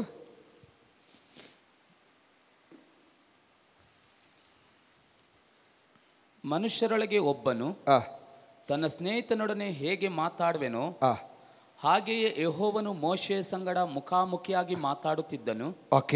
ತರುವಾಯ ಮೋಶೆ ಅದರ 32ನೇ ಅಧ್ಯಾಯ 30ನೇ ವಾಕ್ಯ. 32ನೇ ಅಧ್ಯಾಯ 30ನೇ ವಾಕ್ಯ. ಮರುದಿನದಲ್ಲಿ ಮೋಶೆ ಜನರಿಗೆ, ನೀವು ಮಹಾ ಪಾಪ ಮಾಡಿದ್ದೀರಿ, ಆದರೂ ನಾನು ಬೆಟ್ಟವನ್ನು ಹತ್ತಿ ಯೆಹೋವನ ಸನ್ನಿಧಿಗೆ ಹೋಗುವೆನು. ಬೆಟ್ಟದ ಮೇಲೆ ಯಾರಿದ್ದಾರೆ? ಯೆಹೋವ. ನಾನು ಬೆಟ್ಟಕ್ಕೆ ಹತ್ತಿ ಹೋಗುವಂಥದ್ದು ಏನಕ್ಕೆ ಗೊತ್ತಾ? ಯೆಹೋವನ ಸನ್ನಿಧಾನಕ್ಕೆ. ಬೆಟ್ಟಕ್ಕೆ ಹತ್ತಿ ಯೆಹೋವನ ಸನ್ನಿಧಾನಕ್ಕೆ ಹೋಗುತ್ತೇನೆ. ಒಂದು ವೇಳೆ ನೀವು ಮಾಡಿದ ಪಾಪ ಕೃತ್ಯಕ್ಕೆ ಕ್ಷಮಾಪಣೆಯು ನನ್ನ ಮೂಲಕ. ಈಗ 33ನೇ ಅಧ್ಯಾಯ 11ನೇ ವಾಕ್ಯ. ಈಗ 33ನೇ ಅಧ್ಯಾಯ 11ನೇ ವಾಕ್ಯ. ಯಾಕೆ ಬೆಟ್ಟದ ಮೇಲೆ ಹತ್ತುತ್ತದೆ ಎಂಬುದಕ್ಕೆ. ಮನುಷ್ಯರೊಳಗೆ ಒಬ್ಬನು. ನೋಡ್ರಿ, ಮೋಶೆ ಹೇಳ್ದ, ನಾನು ಬೆಟ್ಟವನ್ನು ಹತ್ತಿಕೊಂಡು ಹೋಗ್ತಾ ಇದ್ದೀನಿ, ನಾನು ಬೆಟ್ಟ ಹತ್ತಿಕೊಂಡು ಮೇಲಕ್ಕೆ ಹೋಗ್ತಾ ಇದ್ದೀನಿ. ಅದರ ಹಿಂದೆ ಇರುವಂತ ಕಾರಣ ನಾವಿವಾಗ ಓದಿರುವಂತ ವಾಕ್ಯ, ಒಬ್ಬ ಮನುಷ್ಯ ತನ್ನ ಸ್ನೇಹಿತರೊಂದಿಗೆ, ಸಾಧಾರಣ ನಿಮ್ಮ ಫ್ರೆಂಡ್ಸ್ಗಳ ಹತ್ರ ನೀವು ಯಾವ ರೀತಿ ಮಾತಾಡ್ತಿರೋ, ಯಾವ ರೀತಿ ಸಂಭಾಷಣೆ ಮಾಡ್ಕೊಳ್ತಿರೋ, ಅದೇ ಥರ ಒಬ್ಬ ಮನುಷ್ಯ ತನ್ನ ಸ್ನೇಹಿತನ ಹತ್ರಿಗೆ ಯಾವ ರೀತಿ, ಹೇಗಿದೆ ವಾಕ್ಯ? ಸ್ನೇಹಿತರೊಡನೆ ಹೇಗೆ ಮಾತಾಡುತ್ತಾನೋ ಹಾಗೆಯೇ ಯೆಹೋವನು ಮೋಶೆಯ ಸಂಗಡ ಮುಖಾಮುಖಿಯಾಗಿ ಮಾತಾಡುತ್ತಿದ್ದನು. ನೋಡ್ರಿ, ಎಲ್ಲಿ? ಈ ಬೆಟ್ಟದ ಮೇಲೆ. ಯಾಕೆ ಬೆಟ್ಟಕ್ಕೆ ಹತ್ತಿ ಹೋಗುದು ಗೊತ್ತಾ? ಹೊರಗಡೆ ಎಲ್ಲ ಸಮಸ್ಯೆಗಳಾಗಿ ಮಾರ್ಪಟ್ಟಾಗ, ನಂಬಿದಂಥ ವ್ಯಕ್ತಿಗಳ ಕಾರ್ಯಗಳೆಲ್ಲ ಅವರ ವಿರುದ್ಧವಾಗಿ ಮಾರ್ಪಟ್ಟು ಹೋಗುವಾಗ ಮೋಶೆ ನೇರವಾಗಿ ಬೆಟ್ಟಕ್ಕೆ ಹತ್ತಿ ಹೋಗ್ತಾನೆ. ಕೈ ಬಿಡಲ್ಪಡುವಂಥ ಸಂದರ್ಭಗಳು ಜೀವನದಲ್ಲಿ ಬರುತ್ತೆ, ನಿರೀಕ್ಷಿಸೋದಕ್ಕಿಂತಲೂ ವಿರುದ್ಧವಾದಂಥ ಕಾರ್ಯಗಳು ಬರುತ್ತೆ. ಅಂಥ ಸಮಯದಲ್ಲಿ ಮೋಶೆ ಹೋಗುವಂಥ ಸ್ಥಳ ಬೆಟ್ಟ. ಯಾಕೆ? ಅದರ ಹಿಂದೆ ಇರುವಂಥ ಕತೆ, ಅದರ ಹಿಂದೆ ಇರುವಂಥ ರಹಸ್ಯ. ಒಬ್ಬ ಮನುಷ್ಯ ತನ್ನ ಸ್ನೇಹಿತನ ಸಂಗಡ ಹೇಗೆ ನೇರವಾಗಿ ಮಾತಾಡ್ತಾನೋ ಅದೇ ರೀತಿ ಯೆಹೋವ ಮುಖಾಮುಖಿಯಾಗಿ ಅಲ್ಲಿ ಮಾತಾಡ್ತಾ ಇರ್ತಾನೆ. ನೋಡ್ರಿ, ಎಷ್ಟೊಂದು ಒಳ್ಳೆ, ಅದ್ರ ಥರ ಒಂದು ಚಾನ್ಸ್ ಇಲ್ಲ. ನಾವು ಯಾರಾದರೂ ದೇವರ ಹತ್ರ ಮುಖಾಮುಖಿಯಾಗಿ ಮಾತಾಡಿದೀವ? ಹಳೆ ಕಾಲದಲ್ಲಿ ಬೆಟ್ಟಕ್ಕೆ ಅವರು ಹತ್ತಿ ಹೋಗ್ಲಿಕ್ಕೆ ಕಾರಣ ಇತ್ತು. ಅವರು ಏನು ಸಮಸ್ಯೆ ಬಂದರು, ಸಾಧಾರಣ ನೀವು ಆದಿಕಾಂಡದಿಂದ ಓದಿಕೊಂಡು ಬರುವಾಗ ಎಲ್ಲಿ ಪ್ರಾರ್ಥನೆಗೆ ಹೋದ್ರು ಎಲ್ಲ ಬೆಟ್ಟದ ಮೇಲೆ ಹತ್ಕೊಂಡು ಪ್ರಾರ್ಥನೆ ಮಾಡ್ತಾ ಇದ್ದಾರೆ. ಕಾರಣ ಇಲ್ಲಿ ಬರೆಯಲ್ಪಟ್ಟಿದೆ, ಒಬ್ಬ ಸ್ನೇಹಿತ, ನಿಮ್ಮ ಸ್ನೇಹಿತನಿಗೆ ಏನಾದರೂ ಒಂದು ಸಮಸ್ಯೆ ಬಂದಾಗ, ಏನಾದರೂ ಒಂದು ತೊಂದರೆ ಆದಾಗ ನೀವು ಹತ್ತಿರ ಕರೆದು ಬಿಟ್ಟು, ನೀವೆಲ್ಲ ಇಲ್ಲಿ ಕೌನ್ಸಿಲಿಂಗ್ ಮಾಡುವಂಥವರೆಲ್ಲ ಇದ್ದೀರಿ ಇಲ್ಲಿ ಇಲ್ಲ, ಕೌನ್ಸಿಲಿಂಗ್ ಮಾಡುವಂಥವ್ರು ಯಾರಾದರೂ ನಿರಾಶರಾಗಿ ಬಂದರೆ, ಏನಾದರೂ ನೋವಿನಿಂದ ಬಂದರೆ, ತಮ್ಮ ಜೀವನದಲ್ಲಿ ನಿರಾಶೆ ಜಿಗುಪ್ಸೆಯಿಂದ ಬಂದರೆ ನೀವೇನು ಮಾಡ್ತೀರಾ, ಹತ್ತಿರದಲ್ಲಿ ಕೂರಿಸಿ ಅವರ ಹತ್ರ ಚೆನ್ನಾಗಿ ಮಾತಾಡಿ ಅವರ ವಿಷಯಗಳೆಲ್ಲ ಕೇಳಿ ಅದಕ್ಕಿರುವಂಥ ಕೌನ್ಸಿಲಿಂಗ್ ನೀವು ಕೊಡ್ತೀರಾ. ಅವನಿಗೆ ಸಿಗ್ತಾ ಇದ್ದ ಕೌನ್ಸಿಲಿಂಗ್ ಬೆಟ್ಟದ ಮೇಲೆ. ಸಮಸ್ಯೆಗಳು ಬಂದಾಗ ಮೋಶೆ ಓಡಿ ಬೆಟ್ಟದ ಮೇಲೆ ಹತ್ತುತ್ತಾನೆ. ಒಬ್ಬ ಸ್ನೇಹಿತನ ಸಂಗಡ, ತನ್ನ ಸ್ನೇಹಿತ ಮಾತನಾಡೋ ಪ್ರಕಾರ ದೇವರು ಮೋಶೆ ಸಂಗಡ ಮುಖಾಮುಖಿಯಾಗಿ ಮಾತಾಡ್ತಾ ಇದ್ದ. ಪ್ರಿಯ ದೇವರ ಮಕ್ಕಳೇ, ನಮಗೆ ಮುಖಾಮುಖಿಯಾಗಿ ಮಾತಾಡಕ್ಕೆ ಒಬ್ಬನಿದ್ದಾನೆ. ಬೆಟ್ಟದ ಮೇಲೆ ಯಾಕೆ ಹತ್ತಿ ಹೋಗುವಂಥದ್ದು? ದೇವರ ಹತ್ರ ನೇರವಾಗಿ ಕಾಂಟ್ಯಾಕ್ಟ್ ಇಟ್ಕೊಳ್ಳೋಕ್ಕೆ, ದೇವರ ಹತ್ರ ನೇರವಾಗಿ ಮುಖಾಮುಖಿಯಾಗಿ ಮಾತಾಡೋಕ್ಕೆ. ಮನುಷ್ಯನು ಕೊಡುವಂಥ ಆಲೋಚನೆ ಅನೇಕ ಬಾರಿ ವಿಫಲವಾಗಿ ಹೋಗ್ತಾ ಇದೆ. ಮನುಷ್ಯನು ಕೊಡುವಂಥ ಪ್ಲಾನ್ಗಳು, ಮನುಷ್ಯರು ಕೊಡುವಂಥ ಆಲೋಚನೆ ಪ್ರಕಾರ ತುಂಬ ಟ್ರೈ ಮಾಡಿ ನೋಡಿದೆ, ಅಲ್ಲೆಲ್ಲ ವಿಫಲವಾಗಿ ಹೋಗ್ತಾ ಇತ್ತು. ಇಷ್ಟೊಂದು ಗುಂಪು ಜನಗಳನ್ನು ಮುಂದಕ್ಕೆ ನಡೆಸಲಿಕ್ಕೆ ಮನುಷ್ಯನ ಆಲೋಚನೆ ಸಾಲದು. ಅದಕ್ಕೆ ಇವನೇನು ಮಾಡ್ತಾನೆ, ನೇರವಾಗಿ ಬೆಟ್ಟಕ್ಕೆ ಹೋಗ್ತಾನೆ. ಅಲ್ಲಿಂದ ದೇವರ ಆಲೋಚನೆ ಏನೋ ಅದನ್ನು ಸ್ವೀಕರಿಸ್ಕೊಂಡು ಬಂದು ಅದನ್ನು ಕಾರ್ಯರೂಪಕ್ಕೆ ತರ್ತಾನೆ. ಇವತ್ತು ದೇವರ ವಾಕ್ಯದ ಆಲೋಚನೆ ಹೇಳ್ತಾ ಇದ್ದೀನಿ, ಮುಂದಕ್ಕೆ ನಡಿಲಿಕ್ಕೆ ಮನುಷ್ಯನ ಆಲೋಚನೆ ಸಾಲದು. ಮನುಷ್ಯನು ಕೊಡುವಂಥ ಆಲೋಚನೆ ಪ್ರಕಾರ ಮುಂದಕ್ಕೆ ಹೋದ್ರೆ ಬಿದ್ದು ಬಿಡ್ತೀವಿ, ನಾವು ಸೋತೋಗ್ತೀವಿ. ಸಮಸ್ಯೆಗಳ ಮುಂದೆ ಮನುಷ್ಯನ ಆಲೋಚನೆಗಳ ಕಿವಿ ಕೊಟ್ರೆ ನಾವು ಬಿದ್ದೋಗ್ಬಿಡ್ತೀವಿ. ಮನುಷ್ಯನ ಆಲೋಚನೆಗಳು ನಿಲ್ಲಿಸಿ ಓಡು ಬೆಟ್ಟದ ಮೇಲೆ. ನಿನ್ನೊಂದಿಗೆ ಮಾತನಾಡಲಿಕ್ಕಾಗಿ ಆಸಕ್ತಿಯಿಂದ ನಿಂತಿರುವಂತ ಒಬ್ಬ ಯೆಹೋವ ಬೆಟ್ಟದ ಮೇಲೆ ಇದ್ದಾನೆ, ನಿನಗೆ ಆಲೋಚನೆ ಹೇಳಿಕೊಡಕ್ಕೆ. ಒಂದು ತಂದೆ ಮಗನಿಗೆ ಕರೆದು ಬಿಟ್ಟು, ಆ ಪದ ನನಗೆ ಬಹಳ ಇಷ್ಟವಾಗಿರುವಂಥ ಪದ. ಒಂದು ತಂದೆ ಮಗನಿಗೆ ಕರೆದು ಬಿಟ್ಟು ಆಲೋಚನೆ ಹೇಳ್ಕೊಡ್ತಾನೆ, ಗೊತ್ತಾ ಮಗನೇ, ಇದಿದ್ದು ತಪ್ಪು, ಇಂಥ ಕಾರ್ಯಗಳಿಗೆ ಹೋಗಬೇಡ, ಇಂಥ ಕೆಲಸ ಮಾಡಬೇಡ. ಒಂದು ತಂದೆ ಹತ್ತಿರದಲ್ಲಿ ನಿಂತ್ಕೊಂಡು ಆ ಮಗುವಿನ ಕಿವಿಯಲ್ಲಿ ಆಲೋಚನೆ ಹೇಳಿಕೊಡೋ ಪ್ರಕಾರ ಈ ಯೆಹೋವ ತನ್ನ ಭಕ್ತರ ಕಿವಿಗಳಲ್ಲಿ ಆಲೋಚನೆ ಹೇಳಿಕೊಡ್ತಾನೆ. ಯೆಹೋವನ ಆಲೋಚನೆಗೆ ಅನುಸಾರವಾಗಿ ನಡೆದರೆ ನಿನ್ನ ಹಾದಿಗಳಲ್ಲಿ ಸೋತು ಹೋಗಲ್ಲ. ನಿನ್ನ ಜೀವನದ ಮುಂದೆ ಬರುವಂಥ ಸಮಸ್ಯೆಗಳ ಮಧ್ಯೆ ಬಿದ್ದು ಹೋಗಲ್ಲ. ಯೆಹೋವನ ಆಲೋಚನೆಯನ್ನು ಕೇಳೋ. ಮುಂದೆ ಅಲ್ಲಿ ಕಾಣ್ತಾ ಇದ್ದೇವೆ, ಹೀಗೆ ಯೆಹೋವನು ತನ್ನ ಸಂಗಡವಾಗಿ ಮಾತಾಡಿದ. ಅದರ 33ನೇ ಅಧ್ಯಾಯ 29ನೇ ಅಧ್ಯಾಯ 34ನೇ ಅಧ್ಯಾಯ 29ನೇ ವಾಕ್ಯದಲ್ಲಿ 28ನೇ ವಾಕ್ಯಕ್ಕೆಲ್ಲ ಬರುವಾಗ ಅಲ್ಲಿ ಕಾಣ್ತಾ ಇದೆ, ಹೀಗೆ ಮೋಶೆ ಮೇಲಕ್ಕೆ ಹೋದಾಗ ದೇವರು ಅವನಿಗೆ ಆಜ್ಞೆಗಳನ್ನು ಕೊಡ್ತಾ ಇದ್ದಾನೆ, ಕಟ್ಟಳೆಗಳನ್ನು. 34ನೇ ಅಧ್ಯಾಯ ಅದರ 27ನೇ ವಾಕ್ಯದಿಂದ ಓದುವಾಗ ಯೆಹೋವನು ಮೋಶೆಗೆ, ನೀನು ಈ ವಾಕ್ಯಗಳನ್ನು ಬರೆ, ಈ ವಾಕ್ಯಗಳ ಮೇರೆಗೆ ನಿನ್ನ ಸಂಗಡಲು ಇಸ್ರೇಲರ ಸಂಗಡಲು ನಿಬಂಧನೆ ಮಾಡಿದ್ದೇನೆ ಎಂದು ಹೇಳಿದನು. 28ನೇ ವಾಕ್ಯ 29ನೇ ನಾವೆಲ್ಲ ಓದಬೇಕಾಗಿಲ್ಲ. 28, 29ನೇ ವಾಕ್ಯಗಳಲ್ಲಿ 34ನೇ ಅಧ್ಯಾಯ 28, 29ನೇ ವಾಕ್ಯದೆಲ್ಲ ಓದುವಾಗ ಮೋಶೆ ಮುಂದಿರುವಂತ ಪ್ರಯಾಣದಲ್ಲಿ, ನೀನು ಮುಂದೆ ನಡೆಯಬೇಕಾದ ಜೀವನದಲ್ಲಿ ನೀನು ಯಾವುದನ್ನು ಪಾಲಿಸಬೇಕು, ಯಾವ ರೀತಿಯಾಗಿರಬೇಕೆಂಬುದಾಗಿರುವಂಥ ಆಲೋಚನೆ ಮೋಶೆಗೆ ದೇವರು ಕೊಡ್ತಾ ಇದ್ದಾರೆ. ಎಲ್ಲಿ? ಬೆಟ್ಟದ ಮೇಲೆ. ಅರ್ಥ ಮಾಡಿಕೊಳ್ಳಿ, ಮೋಶೆ ನಿನ್ನ ಪ್ರಯಾಣ ಬಹಳ ದೂರ ಇದೆ, ತುಂಬ ದೂರ ಎದುರಿಸಬೇಕಾಗಿದೆ. ಜೀವನದ ಉದ್ದಕ್ಕೂ ನಿನಗೆ ಬಹಳ ಸಮಸ್ಯೆ ಬರುತ್ತೆ. ಕೆಲವರಿಗೆ ನೀನು ಕೌನ್ಸಿಲಿಂಗ್ ಕೊಡಬೇಕಾಗಿ ಬರುತ್ತೆ, ಕೆಲವರಿಗೆ ಆಲೋಚನೆ ಕೊಡಬೇಕಾಗಿ ಬರುತ್ತೆ, ಕೆಲವುದಕ್ಕೆ ನ್ಯಾಯ ತೀರಿಸಬೇಕಾಗಿ ಬರುತ್ತೆ. ಇವೆಲ್ಲದಕ್ಕೆ ಬೇಕಾಗಿರುವಂಥ ಆ ದಶಾಜ್ಞೆಗಳನ್ನು, ಅದರ ಕಟ್ಟಳೆಗಳನ್ನು ನಿನಗೆ ಕೊಡುವಂಥ ಸ್ಥಳವೇ ಬೆಟ್ಟದ ಮೇಲೆ. ನೀನು ಯಾವುದು ಮಾಡಬೇಕು, ಯಾವುದು ತಪ್ಪು, ಯಾವ ರೀತಿಯಾಗಿ ಬದುಕಬೇಕೆನ್ನುವಂಥ ಆಲೋಚನೆ ಸಿಗಲ್ಪಡುವಂಥ ಸ್ಥಳವೇ ಆ ಬೆಟ್ಟದ ಮೇಲೆ. ಮೋಶೆಗೆ ಬರೆದು ಕೊಟ್ಟರು, ದೇವರೆಲ್ಲ ಬರೆದು ಕೊಟ್ಟರು. ಈ ಮಕ್ಕಳಿಗೆ ಬರೆದು ಕೊಡುವ ಹಾಗೆ ಕಲ್ಲಿನ ಮೇಲೆ ಬರೆದು ಎಲ್ಲ ಬರೆ, ನೀನು ಬರೆ, ನಾನು ಹೇಳ್ತೀನಿ, ಒಂದೊಂದಾಗಿ ಬರೆ ಎಲ್ಲ ಆಲೋಚನೆಗಳನ್ನು ಹೇಳಿದ್ರು. ಪ್ರಿಯ ದೇವರ ಮಗಳ, ಎಷ್ಟು ಒಳ್ಳೆ ದೇವರು ನೋಡ್ರಿ. ಬೆಟ್ಟದ ಮೇಲೆ ಹತ್ತಲಿಕ್ಕೆ ನಾವು ಸಿದ್ಧರಾಗಿದ್ದರೆ ಆ ದೇವರು ರೆಡಿ ನಮಗಾಗಿ ಕಾರ್ಯ ಮಾಡೋಕ್ಕೆ. ನಾವು ಅನೇಕ ಆವೃತ್ತಿ ಅದಕ್ಕಾಗಿ ಮುಂದುವರೆದು ಬರ್ತಾ ಇಲ್ಲ, ನಾವು ಹತ್ತಿ ಹೋಗ್ತಾ ಇಲ್ಲ. ಅದೇ ನಮ್ಮಲ್ಲಿರುವಂಥ ದೊಡ್ಡ ಸಮಸ್ಯೆ. ಮೋಶೆಗೆ ಹೇಳಿದ್ರು ಎಲ್ಲವನ್ನು ಬರೆ. ಮುಂದಿನ ವಾಕ್ಯ, ಹೀಗೆ ಬರೆದು ಮೋಶೆಯ ಮೇಲೆ ಯೆಹೋವನ ಪ್ರಸನ್ನತೆ ಮೂಡಿತಂತೆ. ಏನು? ಯೆಹೋವನ ತೇಜಸ್ಸು ಆ ಮೋಶೆ ಮೇಲೆ ಇಳಿಯಿತು. ಏನಾಯ್ತು ಮುಂದೆ? ಅವನು ಯೆಹೋವನ ಸಂಗಡ ಸಂಭಾಷಿಸಿದ್ದರಿಂದ ಅವನ ಮುಖವು ಪ್ರಕಾಶಮಾನವಾಗಿತ್ತು. 30ನೇ ವಾಕ್ಯ.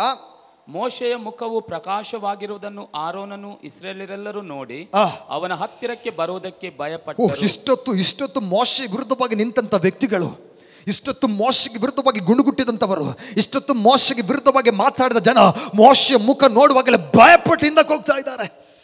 ಇಷ್ಟರವರೆಗೆ ಇಲ್ಲದೆ ಇರುವಂತ ಒಂದು ತೇಜಸ್ಸು ಮೋಶೆಯ ಮುಖದಲ್ಲಿ ಕಾಣ್ತಾ ಇದೆ. ಇದು ಹೇಗೆ ಸಂಭವಿಸಿತು? ಬೆಟ್ಟದ ಮೇಲೆ ಸಿಕ್ಕಿದ್ದು. ಇಷ್ಟು ದಿವಸ ಜನಗಳೆಲ್ಲ ವಿರುದ್ಧವಾಗಿ ಮಾತಾಡ್ತಾ ಇದ್ರು, ಇಷ್ಟೊತ್ತು ಜನಗಳೆಲ್ಲ ವಿರೋಧವಾಗಿ ಮಾತಾಡ್ತಾ ಇದ್ರು. ಆದ್ರೆ ಬೆಟ್ಟದ ಮೇಲೆ ಹತ್ತಿ ಇಳಿದ ತಕ್ಷಣ ಜನಗಳೆಲ್ಲ ನೋಡಿ ಭಯಪಡ್ತಾ ಇದ್ದಾರೆ. ರೂಪಕ್ಕೆ ಬದಲಾವಣೆ ಆಯಿತು. ನಿನ್ನ ವಿರುದ್ಧವಾಗಿ ಯಾರ್ಯಾರು ತಿರುಗಿ ಮಾತಾಡ್ತಾ ಇದ್ದಾರೋ ಅವರ ಮುಂದೆ ನಿನ್ನ ರೂಪಕ್ಕೆ ಬದಲಾವಣೆ ತಂದು ಈ ವ್ಯಕ್ತಿಯ ಎಂಬ ಪ್ರಶ್ನೆ ಬರುವ ರೀತಿಯಲ್ಲಿ ನಿನ್ನನ್ನು ಆತನು ಬದಲಾಯಿಸ್ತಾನೆ ಈ ಬೆಟ್ಟದ ಮೇಲೆ. ಅರ್ಥ ಆಗ್ತಾ ಇದೆಯಾ? ಕಳೆದ ದಿವಸ ನಮ್ಮ ಜೊತೆ ಬಂದು ನಿಂತ್ಕೊಂಡಂಥವರು, ನಮ್ಮ ಹತ್ರ ಬಂದು ಮಾತಾಡಿದವರು, ನಮಗೆ ವಿರುದ್ಧವಾಗಿ ಬಂದು ಮಾತಾಡಿದ ವ್ಯಕ್ತಿಗಳು, ಅವರು ಬಂದು ನಮ್ಮ ಮುಖ ನೋಡುವಾಗ ಇಷ್ಟರವರೆಗೆ ಇಲ್ಲದೆ ಇರುವಂಥದ್ದು ವ್ಯತ್ಯಾಸ ನೋಡ್ರಿ. ಕಳೆದ ಸಾರಿ ಎಲ್ಲ ಮೋಶೆಗೆ ವಿರುದ್ಧವಾಗಿ ಗುಣಗುಟ್ಟಿದ್ರು. ಆ ವಾಕ್ಯಗಳು ನೀವು ಕಲ್ತ್ಕೊಂಡು ನೋಡ್ರಿ. ಮೋಶೆಗೆ ವಿರುದ್ಧವಾಗಿ ನಿಂತರು, ಮೋಶೆಗೆ ವಿರುದ್ಧವಾಗಿ ಎಲ್ಲ ಮಾತಾಡಿದ್ರು. ಅನೇಕ ವ್ಯಕ್ತಿಗಳಿಗೂ ಮೋಶೆಗೆ ವಿರುದ್ಧವಾಗಿ ನಿಂತ ವ್ಯಕ್ತಿಗಳು ಈಗ ಮೋಶೆ ಹತ್ತಿರ ಬರಕ್ಕೆ ಭಯಪಡ್ತಾ ಇದ್ದಾರೆ. ಕಾರಣ ಏನ್ ಗೊತ್ತಾ?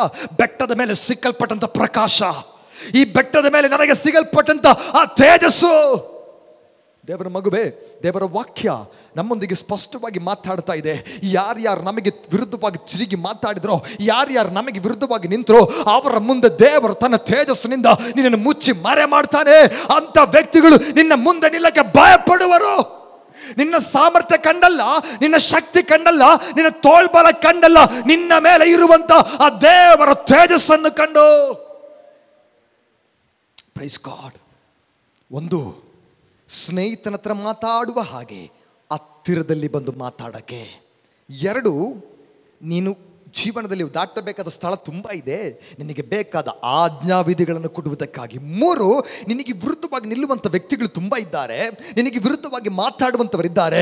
ಅವರ ಮುಂದೆ ನಿನ್ನ ಮಾನಿಸಿ, ಅವರ ಮುಂದೆ ಒಂದು ಪ್ರಕಾಶ ನಿನ್ನ ಮೇಲೆ ಕೊಟ್ಟು ಅವರಿಗಿಂತ ವ್ಯತ್ಯಸ್ತ ಮನುಷ್ಯ ನೀನೆಂಬುದಾಗಿ ತೋರಿಸ್ಕೊಳಕ್ಕೆ. ನೀನು ಸಾಧಾರಣ ವ್ಯಕ್ತಿ ಅಲ್ಲ, ದೇವರ ಸಂಗಡ ಮುಖಾಮುಖಿಯಾಗಿ ಮಾತಾಡುವಂಥವನು.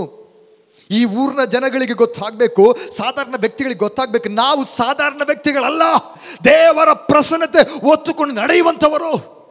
Praise God. ಬೆಟ್ಟದ ಮೇಲೆ ಹತ್ತಿ ಅವರು ಹೋದ್ರು. ಸಮುವೇಲ ಸೌಲನಿಗೆ ಹೇಳಿದಂಥ ಪದ, ಬನ್ನಿ ನಾವು ಗುಡ್ಡಕ್ಕೆ ಹೋಗೋಣ. ಒಂದೇ ಒಂದು ವಿಷಯವನ್ನು ಹೇಳಿಕೊಂಡು ನನ್ನ ಭಾಗವನ್ನು ಮುಗಿಸ್ತೀನಿ.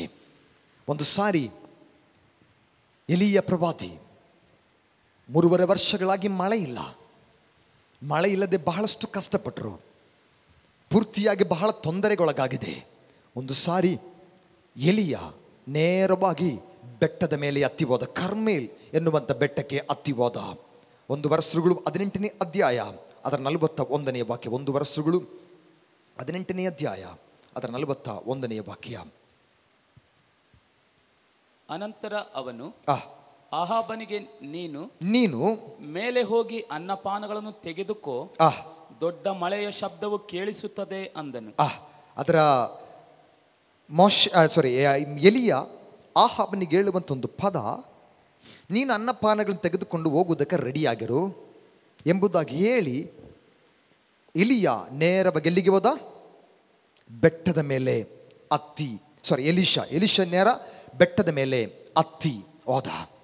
ಬೆಟ್ಟದ ಮೇಲೆ ಹತ್ತಲ್ಪಟ್ಟಂಥ ಎಲೀಷ ಅವನೇನು ಮಾಡಿದ ಗೊತ್ತಾ? 2 ಕಾಲುಗಳ ನಡುವಿನಲ್ಲಿ ತನ್ನ ತಲೆಗಳನ್ನಿಟ್ಟುಕೊಂಡು ಪ್ರಾರ್ಥನೆ ಮಾಡೋದಕ್ಕಾಗಿ ಪ್ರಾರಂಭಿಸಿದ. 3.5 ವರ್ಷಗಳಾಯಿತು, ಮಳೆ ಇಲ್ಲ. 3.5 ವರ್ಷಗಳಾಯಿತು, ಒಂದು ಮೋಡ ಕೂಡ ಆಕಾಶದಲ್ಲಿ ಕಾಣಲಿಕ್ಕಾಗಿಲ್ಲ. 3.5 ವರ್ಷಗಳಿಂದ ಬಹಳಷ್ಟು ಬರಡಾಗಿರುವಂಥ ಅವಸ್ಥೆ. ಈ ಅವಸ್ಥೆಗಳಿಗೆ ಒಂದು ಬಿಡುಗಡೆ ಸಿಗುವುದಕ್ಕೋಸ್ಕರವಾಗಿ ಎಲೀಷ ತನ್ನ ಸೇವಕನೊಂದಿಗೆ ನೇರವಾಗಿ ಬೆಟ್ಟದ ಮೇಲೆ ಹತ್ತಿ ಹೋದ. ಆತನ ಮೊಣಕಾಲುಗಳ ಮಧ್ಯಗಳಲ್ಲಿ ಕಾಲುಗಳನ್ನಿಟ್ಟುಕೊಂಡು ಪ್ರಾರ್ಥನೆ ಮಾಡುವುದಕ್ಕಾಗಿ ಪ್ರಾರಂಭಿಸಿದ. ಪ್ರಾರಂಭಿಸಿ ತನ್ನ ಸೇವಕನಿಗೆ ಹೋಗಿ ಕೆಳಗಡೆ ಹೋಗಿ ನೋಡಿಕೊಂಡು ಬರುವುದಕ್ಕಾಗಿ ಹೇಳ್ತಾರೆ. ದೇವರ ಮನುಷ್ಯನು ಇಸ್ರಾಯೇಲರ ಅಲ್ಲಿ ಕಾಣ್ತಾ ಇದೆ. ಅವನು ಬಂದು ನೋಡಿಕೊಂಡು ಬರ್ತಾ ಇದ್ದಾನೆ. ಅನೇಕ ಆವೃತ್ತಿ ಬಂದು ನೋಡಿ ಕೂಡ ಆ ಮಳೆಗಿರುವಂಥ ಯಾವುದೇ ಗುರುತುಗಳನ್ನು ಕಾಣ್ತಾ ಇಲ್ಲ. ಸೇವಕನಿಗೆ ಹೇಳಿದಂಥ ಪದ, ನೀನು ಏನು ಮಾಡಿ ಹೋಗಿ ಕೆಳಗಡೆ ಹೋಗಿ ಏನಾದರೂ ವ್ಯತ್ಯಾಸ ಕಾಣುತ್ತಾ ಇದೆ ಎಂಬುದಾಗಿ ನೋಡಿಕೊಂಡು ಬನ್ನಿ ಎಂಬುದಾಗಿ. ಎಲಿಯ ತನ್ನ ಸೇವಕನನ್ನು ಕೆಳಗಡೆ ಕಳಿಸಿ ನೋಡ್ತಾ ಇದ್ದಾರೆ.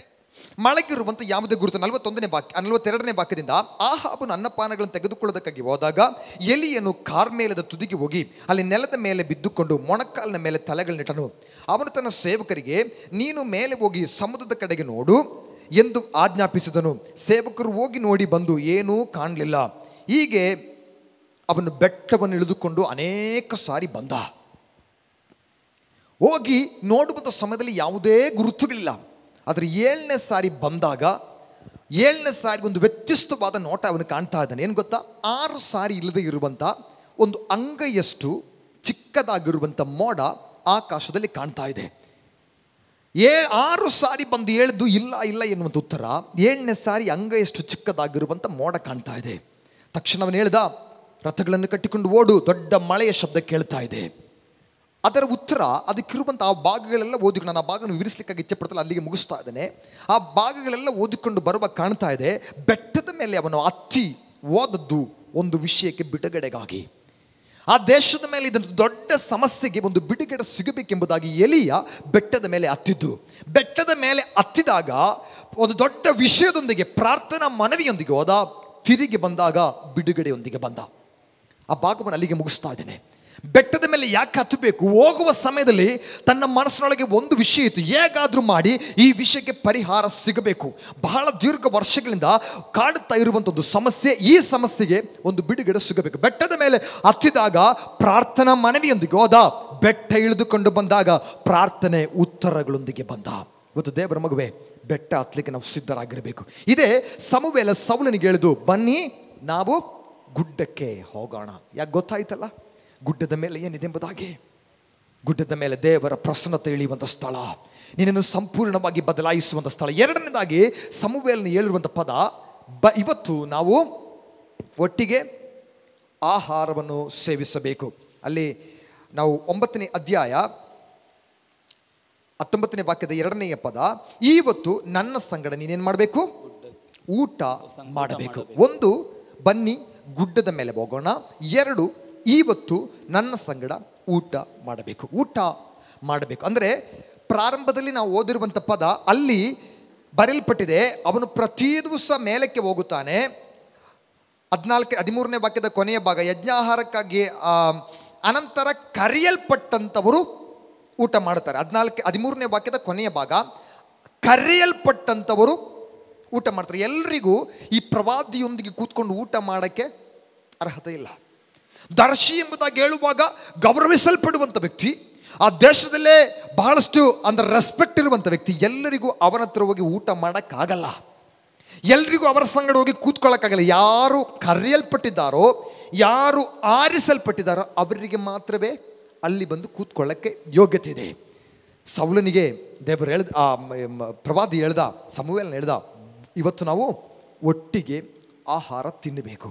ಇದು ಕೇಳಿದ ತಕ್ಷಣ ಸೌಲನ್ ಹೇಳ್ತಾನೆ, ದೇವರೇ ಇದಕ್ಕಿರುವಂಥ ಯೋಗ್ಯತೆ ನನಗೇನಿದೆ? ಇಷ್ಟಕ್ಕಿರುವಂಥ ಯೋಗ್ಯತೆ ನನ್ನಲ್ಲಿ ಎಲ್ಲಿದೆ? ಅವನಿಗೆ ಕೇಳುವಂಥ ಪದ ಅದರ 21ನೇ ವಾಕ್ಯ. ಅದಕ್ಕೆ ಸೌಲನು, ನಾನು ಇಸ್ರಾಯೇಲ್ ಕುಲದಲ್ಲಿ ಅಲ್ಪವಾಗಿರುವವನು, ಬೆನ್ಯಾಮಿನ್ ಕುಲದವನಲ್ಲವೋ? ಬೆನ್ಯಾಮಿನ್ರ ಎಲ್ಲ ಕುಟುಂಬಗಳಲ್ಲಿ ನಂದು ಕನಿಷ್ಠದ್ದು. ನನಗಿಂತ ದೊಡ್ಡ ಮಾತುಗಳನ್ನು ಯಾಕೆ ಹೇಳ್ತಾ ಇದೆಯಾ?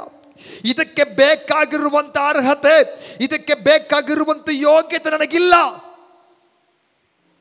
ಅರ್ಥ ಆಗ್ತಾ ಇದೆಯಾ? ಈ ಸ್ಥಾನ ಸಿಗ್ಲಿಕ್ಕೆ, ಈ ಪೋಸ್ಟ್ ನನಗೆ ಸಿಗ್ಲಿಕ್ಕಿರುವಂಥ ಯಾವ ಯೋಗ್ಯತೆ ಕೂಡ ನನಗಿಲ್ಲ. ಇವತ್ತು ದೇವರ ಮಗುವೆ, ದೇವರ ಸನ್ನಿಧಾನದಲ್ಲಿ ಹುಡುಕಿ ಬಂದಿದೆಯಲ್ಲ, ಕಾರಣೆಯಾದ ನಷ್ಟವಾದದರ ಮುಂದೆ, ನಾನು ಪ್ರಾರಂಭದಲ್ಲಿ ಹೇಳಿದೆ, ನಷ್ಟವಾದದನ್ನು ದೀಪ ಹಚ್ಕೊಂಡು ಹುಡುಕಬೇಕು. ದೀಪ ಹಚ್ಕೊಂಡು ಹುಡುಕಬೇಕು. ನಾವು ಅವನ ಸ್ವಂತ ಇಷ್ಟ ಪ್ರಕಾರ ಎಲ್ಲ ಪ್ರಾಂತ್ಯಗಳಿಗಾಗಿ ಹುಡುಕಿದ ಸಿಗ್ಲಿಲ್ಲ ಉತ್ತರ. ದೇವರ ಸನ್ನಿಧಾನಕ್ಕೆ ಬಂದ. ಇವಾಗ ದೇವರು ಕೊಡುವಂಥ ಆಶೀರ್ವಾದ ಮುಂದೆ ಅವನು ಹೇಳ್ತಾನೆ, ದೇವರೇ ಇಷ್ಟೆಲ್ಲ ಆಶೀರ್ವಾದ ಪಡೆಯಕ್ಕೆ ನನಗೇನು ಯೋಗ್ಯತೆ? ಇದಕ್ಕಿರುವಂಥ ಯೋಗ್ಯತೆ ನನಗಿಲ್ಲ.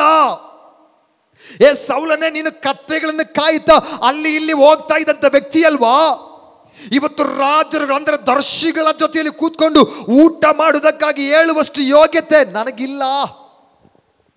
ಇವತ್ತು ನಮ್ಮಲ್ಲಿರುವಂಥ ಅನೇಕರು ಈ ಸ್ಥಾನಕ್ಕೆ ಬರಲಿಕ್ಕೆ ಅರ್ಹತೆನೇ ಇಲ್ಲ. ಇಲ್ಲಿ ಬಂದು ಕೂತ್ಕೊಳ್ಳುವಷ್ಟು ಯೋಗ್ಯತೆನೇ ಇಲ್ಲ. ದೇವರು ನಮ್ಮನ್ನು ಯೋಗ್ಯರನ್ನಾಗಿ ಮಾಡಿದ್ದಾನೆ. ಅದರ ನಂತರದ ಪದಗಳು ಎಲ್ಲ ಓದ್ಕೊಂಡು ಹೋಗ್ತಾ ಇಲ್ಲ. ಅದರ 23ನೇ ವಾಕ್ಯ, ನಿನಗೆ ಪ್ರತ್ಯೇಕವಾಗಿ ಇಡಿಸಿದಂಥ ಮಾಂಸ ಭಾಗವನ್ನು ತಂದಿಡಲು ಅನ್ನಲು ಅವರು ಒಂದು ತೊಡೆಯ ಮಾಂಸವನ್ನು ಅದರ ಸಂಗಡ ಇದ್ದದನ್ನು ತಂದು ಸೌಲನ ಮುಂದಿಟ್ಟರು. ಅವನಿಗೆ, ಈಗೋ ಇದು ನಿನಗೋಸ್ಕರವಾಗಿ ಪ್ರತ್ಯೇಕಿಸಿದ್ದು, ಇದನ್ನು ತಿನ್ನು. ಜನರನ್ನು ಭೋಜನಕ್ಕೆ ಕರೆದಾಗಿನಿಂದ ಇದು ನಿನಗೋಸ್ಕರವಾಗಿ ಇಡಲ್ಪಟ್ಟದ್ದು. ನಿನಗೋಸ್ಕರವಾಗಿ ಪ್ರತ್ಯೇಕವಾಗಿ ಮಾಡಿಸಿರುವಂಥದ್ದು. ಅನೇಕ ಜನ ಇದ್ದಾಗ ಅವರಿಗೆ ಯಾರಿಗೂ ಕೊಡದೆ ನಿನಗಾಗಿ ಮಾಡಲ್ಪಟ್ಟದ್ದು. ಈ ದೇವರ ಸನ್ನಿಧಾನಕ್ಕೆ ಬರಲಿಕ್ಕಾಗಿ ನಿನಗೆ ಮನಸ್ಸು ಬಂತಲ್ಲ, ಈ ದೇವರ ಪಾದಗಳಿಗೆ ಬರಲಿಕ್ಕೆ ನಿನಗೆ ಮನಸ್ಸು ಬಂತಲ್ಲ, ಅದಕ್ಕೋಸ್ಕರ ಅವರಿಗೆ ಯಾರಿಗೂ ಕೊಡದೇ ಇರದೇ ಇರುವಂತ ಕೆಲವು ಪ್ರತ್ಯೇಕವಾದ ಅಂಶವನ್ನು ನಿನಗೋಸ್ಕರವಾಗಿ ಮಾತ್ರ ಎತ್ತಿಟ್ಟಿದ್ದೇನೆ. ಎಷ್ಟೊಂದು ಒಳ್ಳೆ ಕಾಲಿಂಗ್ ನೋಡ್ರಿ. ಅನೇಕರ ಜೊತೆಲಿದ್ದಾರೆ, ಅವರಿಗೆ ಯಾರಿಗೂ ಇಲ್ಲದೆ ಇರುವಂತಹ ಪ್ರತ್ಯೇಕವಾದದನ್ನು ಎತ್ತಿ ಇವನಿಗಿಟ್ಟದ ಕಾರಣ ಏನು ಗೊತ್ತಾ? ಇವನ ಹಿಂದೆ ಒಂದು ಕರೆ ಇದೆ. ಇವನ ಬಗ್ಗೆ ದೇವರು ಹೇಳಿದಂಥ ಒಂದು ಕರೆ ಇದೆ. ಪ್ರಿಯ ದೇವರ ಮಗುವೇ, ಒಂದು ಸ್ಥಾನಕ್ಕೆ ದೇವರು ನಮ್ಮನ್ನು ಏರಿಸ್ಕೊಂಡು ಬರುವಾಗ, ಅರ್ಹತೆ ಇಲ್ಲದೆ ಇರುವಂಥ ಒಂದೊಂದು ಭಾಗವನ್ನು ಕೊಡುವಾಗ ಹೃದಯ ಒಳಗಿಂದೊಳಗೆ ಅಳಬೇಕು ನಾವು. ದೇವರೇ, ಇದಕ್ಕೆ ಎಷ್ಟು ಯೋಗ್ಯತೆ, ನಾವು ಇದಕ್ಕಿರುವಂಥ ಯೋಗ್ಯತೆ ನನಗಿದೆಯಾ? ಸವಲ್ ಹೇಳುವಂಥ ಪದ, ದೇವನೇ, ಯಜಮಾನನೇ, ಇಷ್ಟೊಂದು ದೊಡ್ಡ ಮಾತು ಹೇಳಕ್ಕೆ ನನಗೆ ಏನು ಯೋಗ್ಯತೆ ಇದೆ? ಅರ್ಹತೆ ಇಲ್ಲದ ಸ್ಥಾನದಲ್ಲಿ ಅವನನ್ನು ಕೂತ್ಕೊಳಿಸಿದ. ಒಂದು, ಬೆಟ್ಟಕ್ಕೆ ಕರೆದುಕೊಂಡೋದ. ಎರಡು, ಅರ್ಹತೆ ಇಲ್ಲದೆ ಇರುವುದನ್ನು ಅವನ ಕೈಗಳಿಗೆ ಕೊಟ್ಟ. ಮೂರನೆಯ ಪದ, ನಾಳೆ ಇವತ್ತು ನಿನ್ನ ಚಿಂತೆಯನ್ನೆಲ್ಲ ಪರಿಹರಿಸಿ ನಿನ್ನನ್ನು ಕಳಿಸಿಬಿಡ್ತೇನೆ.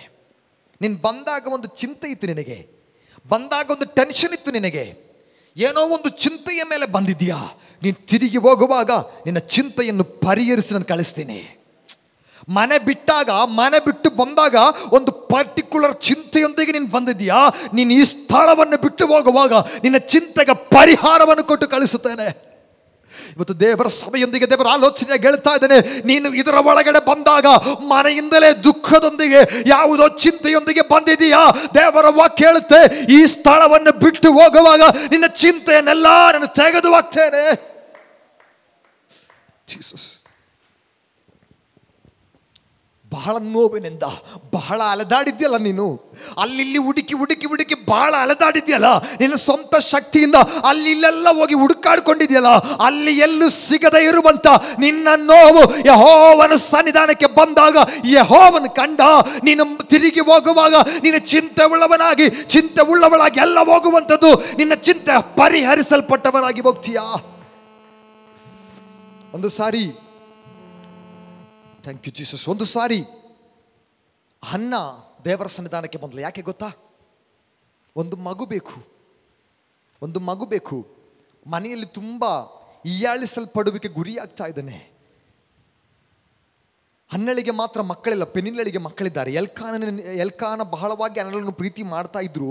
ಹನ್ನಳಿಗೆ ಮಕ್ಕಳಿಲ್ಲದ ಕಾರಣ ಬಹಳಷ್ಟು ನೋಯಿಸ್ತಾ ಇದ್ರು, ಬಹಳಷ್ಟು ಕೆಣಕ್ತಾ ಇದ್ರು. ಅವಳ ಮನಸ್ಸಿನೊಳಗೆ ಬಹಳ ನೋವು, ಯಾರ ಹತ್ರನೂ ಹೇಳಿಕೊಳ್ಳಕ್ಕಾಗ್ತಾ ಇಲ್ಲ. ತನ್ನ ಹೃದಯದ ನೋವು ಯಾರ ಹತ್ರನೂ ಹೇಳಿಕೊಳ್ಳಕ್ಕಾಗ್ತಾ. ಅವಳು ನೇರವಾಗಿ ಎಲ್ಲಿಗೆ ಬಂದ್ಲು? ದೇವಾಲಯದ ಒಳಗಡೆ ಬಂದ್ಬಿಟ್ಟು ಕೂತ್ಕೊಂಡು ಪ್ರಾರ್ಥನೆ ಮಾಡುತ್ತಾ ಇದ್ದಾಳೆ. ನೋಡಿದಂತೆ ಏಲಿ ಪುರೋಹಿತನಿಗೆ ಕೂಡ ಗೊತ್ತಾಗಲಿಲ್ಲ ಇವಳು ಪ್ರಾರ್ಥನೆ ಮಾಡ್ತಾ ಇದ್ದಾಳೆ ಎಂಬುದಾಗಿ. ಅವರು ಕೂಡ ಹೀಯಾಳಿಸಿದ್ರು. ಹನ್ನಳು ಹೇಳ್ತಾ ಇದ್ದಾಳೆ, ನಾನು ಕುಡಿದುಕೊಂಡು ಬಂದು ಮಾತಾಡುವಂಥ ಶಬ್ದವಲ್ಲ, ನನ್ನ ಹೃದಯದ ನೋವಿನೊಂದಿಗೆ ನಾನು ಬಂದಿದ್ದೀನಿ. ಆಲಯದ ಒಳಗಡೆ ನನ್ನ ಕಾಲೇಜ್ ಇಟ್ಕೊಂಡು ಬಂದಾಗ ಹೃದಯದೊಳಗೆ ಬಹಳಷ್ಟು ನೋವು ನನಗಿದೆ. ಒಂದು ಮನುಷ್ಯನ ಮುಂದೆ ಹೋಗಿ ನನ್ನ ನೋವನ್ನು ಬಿಚ್ಚಿಕೊಳ್ಳಕ್ಕಾಗಲ್ಲ, ಒಂದು ಮನುಷ್ಯರ ಹತ್ರ ಹೋಗಿ ನನ್ನ ಪ್ರಯಾಸವನ್ನೆಲ್ಲ ಹೇಳಿಕೊಳ್ಳಕ್ಕಾಗಲ್ಲ. ಅದಕ್ಕೆ ದೇವರ ಆಲಯದೊಳಗೆ ಬಂದ್ಬಿಟ್ಟು ಇಷ್ಟೊಂದು ದೇವರ ಆಲಯದಲ್ಲಿ ನನ್ನ ವೇದನೆಗಳನ್ನೆಲ್ಲ ದೇವರ ಮುಂದೆ ಹೇಳ್ತಾ ಇದೆ.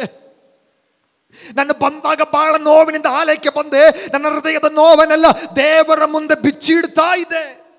ದೇವರ ಮುಂದೆ ನನ್ನ ನೋವನ್ನೆಲ್ಲ ಹೇಳಿಕೊಳ್ತಾ ಇದೆ. ಬಂದಾಗ ದುಃಖವುಳ್ಳವಳಾಗಿ ಬಂದ್ಲು. ವಾಕ್ಯ ಹೇಳುತ್ತೆ, ಅವಳು ತಿರುಗಿ ಹೋದಾಗ ಅವಳ ಮುಖದಲ್ಲಿ, ಅವಳ ಮೋರೆಯಲ್ಲಿ ದುಃಖ ಇರಲಿಲ್ಲ.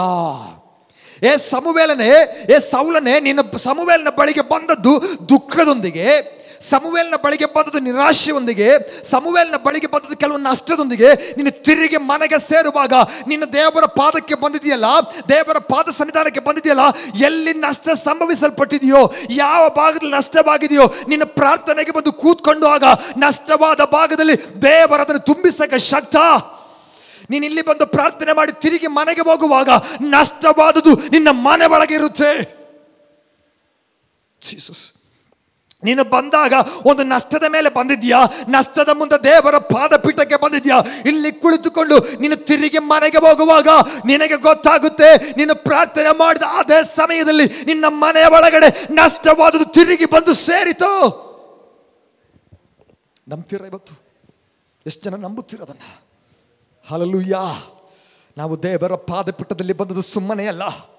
ಎಷ್ಟು ದೂರದಲ್ಲಿರಲಿ ನಷ್ಟ, ಎಷ್ಟು ದೂರದ ಕಡೆಗಳಲ್ಲಿ ನಷ್ಟ ಇರಲಿ ಪರವಾಗಿಲ್ಲ, ಇಲ್ಲಿ ಕೂತ್ಕೊಂಡು ಪ್ರಾರ್ಥನೆ ಮಾಡುವಾಗ, ಇಲ್ಲಿ ದೇವರ ಪಾದಪೀಠಕ್ಕೆ ಬಂದಾಗ ಬಹಳ ಕಿಲೋಮೀಟರ್ಗಳು ದೂರದಲ್ಲಿರುವಂತ ಆ ಮನೆ ಒಳಗಿಂದ ತಪ್ಪಿಸಿಕೊಂಡ ಕತ್ತೆಗಳು ಅದು ತನ್ನಷ್ಟಕ್ಕೆ ತಿರುಗಿ ಬಂದವು.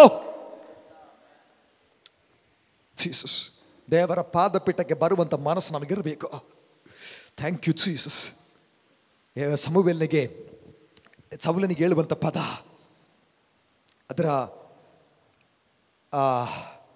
3ನೇ ವಾಕ್ಯ 2ನೇ ವಾಕ್ಯದಲ್ಲಿ, 10ನೇ 2ನೇ ವಾಕ್ಯದಲ್ಲಿ, ಇವತ್ತು ನೀನು ನನ್ನನ್ನು ಬಿಟ್ಟು ಹೋದ ನಂತರ ಬೆನ್ಯಾಮೀನ್ ಮೇರೆಯೊಳಗೆ ರಾಹೇಲಳ ಸಮಾಧಿಯ ಬಳಿಲಿರುವಂಥ ಬೆಲ್ಚಹಿನಲ್ಲಿ 2 ಮನುಷ್ಯರನ್ನು ಕಾಣುವಿ. ಅವರು ನೀನು ಹುಡುಕುವಂಥ ಕತ್ತೆಗಳು ಸಿಕ್ಕಿದವು. ನಿನ್ನ ತಂದೆಯು ಕತ್ತೆಗಳ ಚಿಂತೆಯನ್ನು ಬಿಟ್ಟು ನಿನ್ನ ಬಗ್ಗೆ ಚಿಂತೆ ಮಾಡ್ತಾ ಇದ್ದಾರೆ. ಅಂದರೆ ನೀನು ಹುಡುಕುತ್ತಾ ಇದ್ದಂತಹ ಕತ್ತೆ ಅದಲ್ಲಿ ಸಿಕ್ಕಿತ್ತು ಎನ್ನುವಂಥ ಉತ್ತರ, ಆ ಶಬ್ದ ನೀನು ಪ್ರಾರ್ಥನೆ ಬಿಟ್ಟು ಹೊರಗಡೆ ಹೋಗುವಾಗ ನಿನ್ನ ಕಿವಿಗಳಿಗೆ ಕೇಳುತ್ತೆ. ನೀನು ಪ್ರಾರ್ಥನೆಗೆ ಬಂದದ್ದು, ನೀನು ಸಮುವೇಲನ ಪಾದಕ್ಕೆ ಬಂದದ್ದು ಚಿಂತೆಯೊಂದಿಗೆ. ನೀನು ಈ ಸ್ಥಳವನ್ನು ಬಿಟ್ಟು ಹೊರಗಡೆ ಹೋದ ತಕ್ಷಣ ಒಬ್ಬ ವ್ಯಕ್ತಿ, 2 ವ್ಯಕ್ತಿಗಳು ಬಂದು ನಿನ್ನ ಕಿವಿಗೆ ಹೇಳ್ತಾರೆ, ನೀನು ಚಿಂತೆ ಮಾಡ್ತಾ ಇದ್ದಂಥ ಕತ್ತೆ ನಿನ್ನ ಮನೆಗೆ ಸೇರಿದೆ.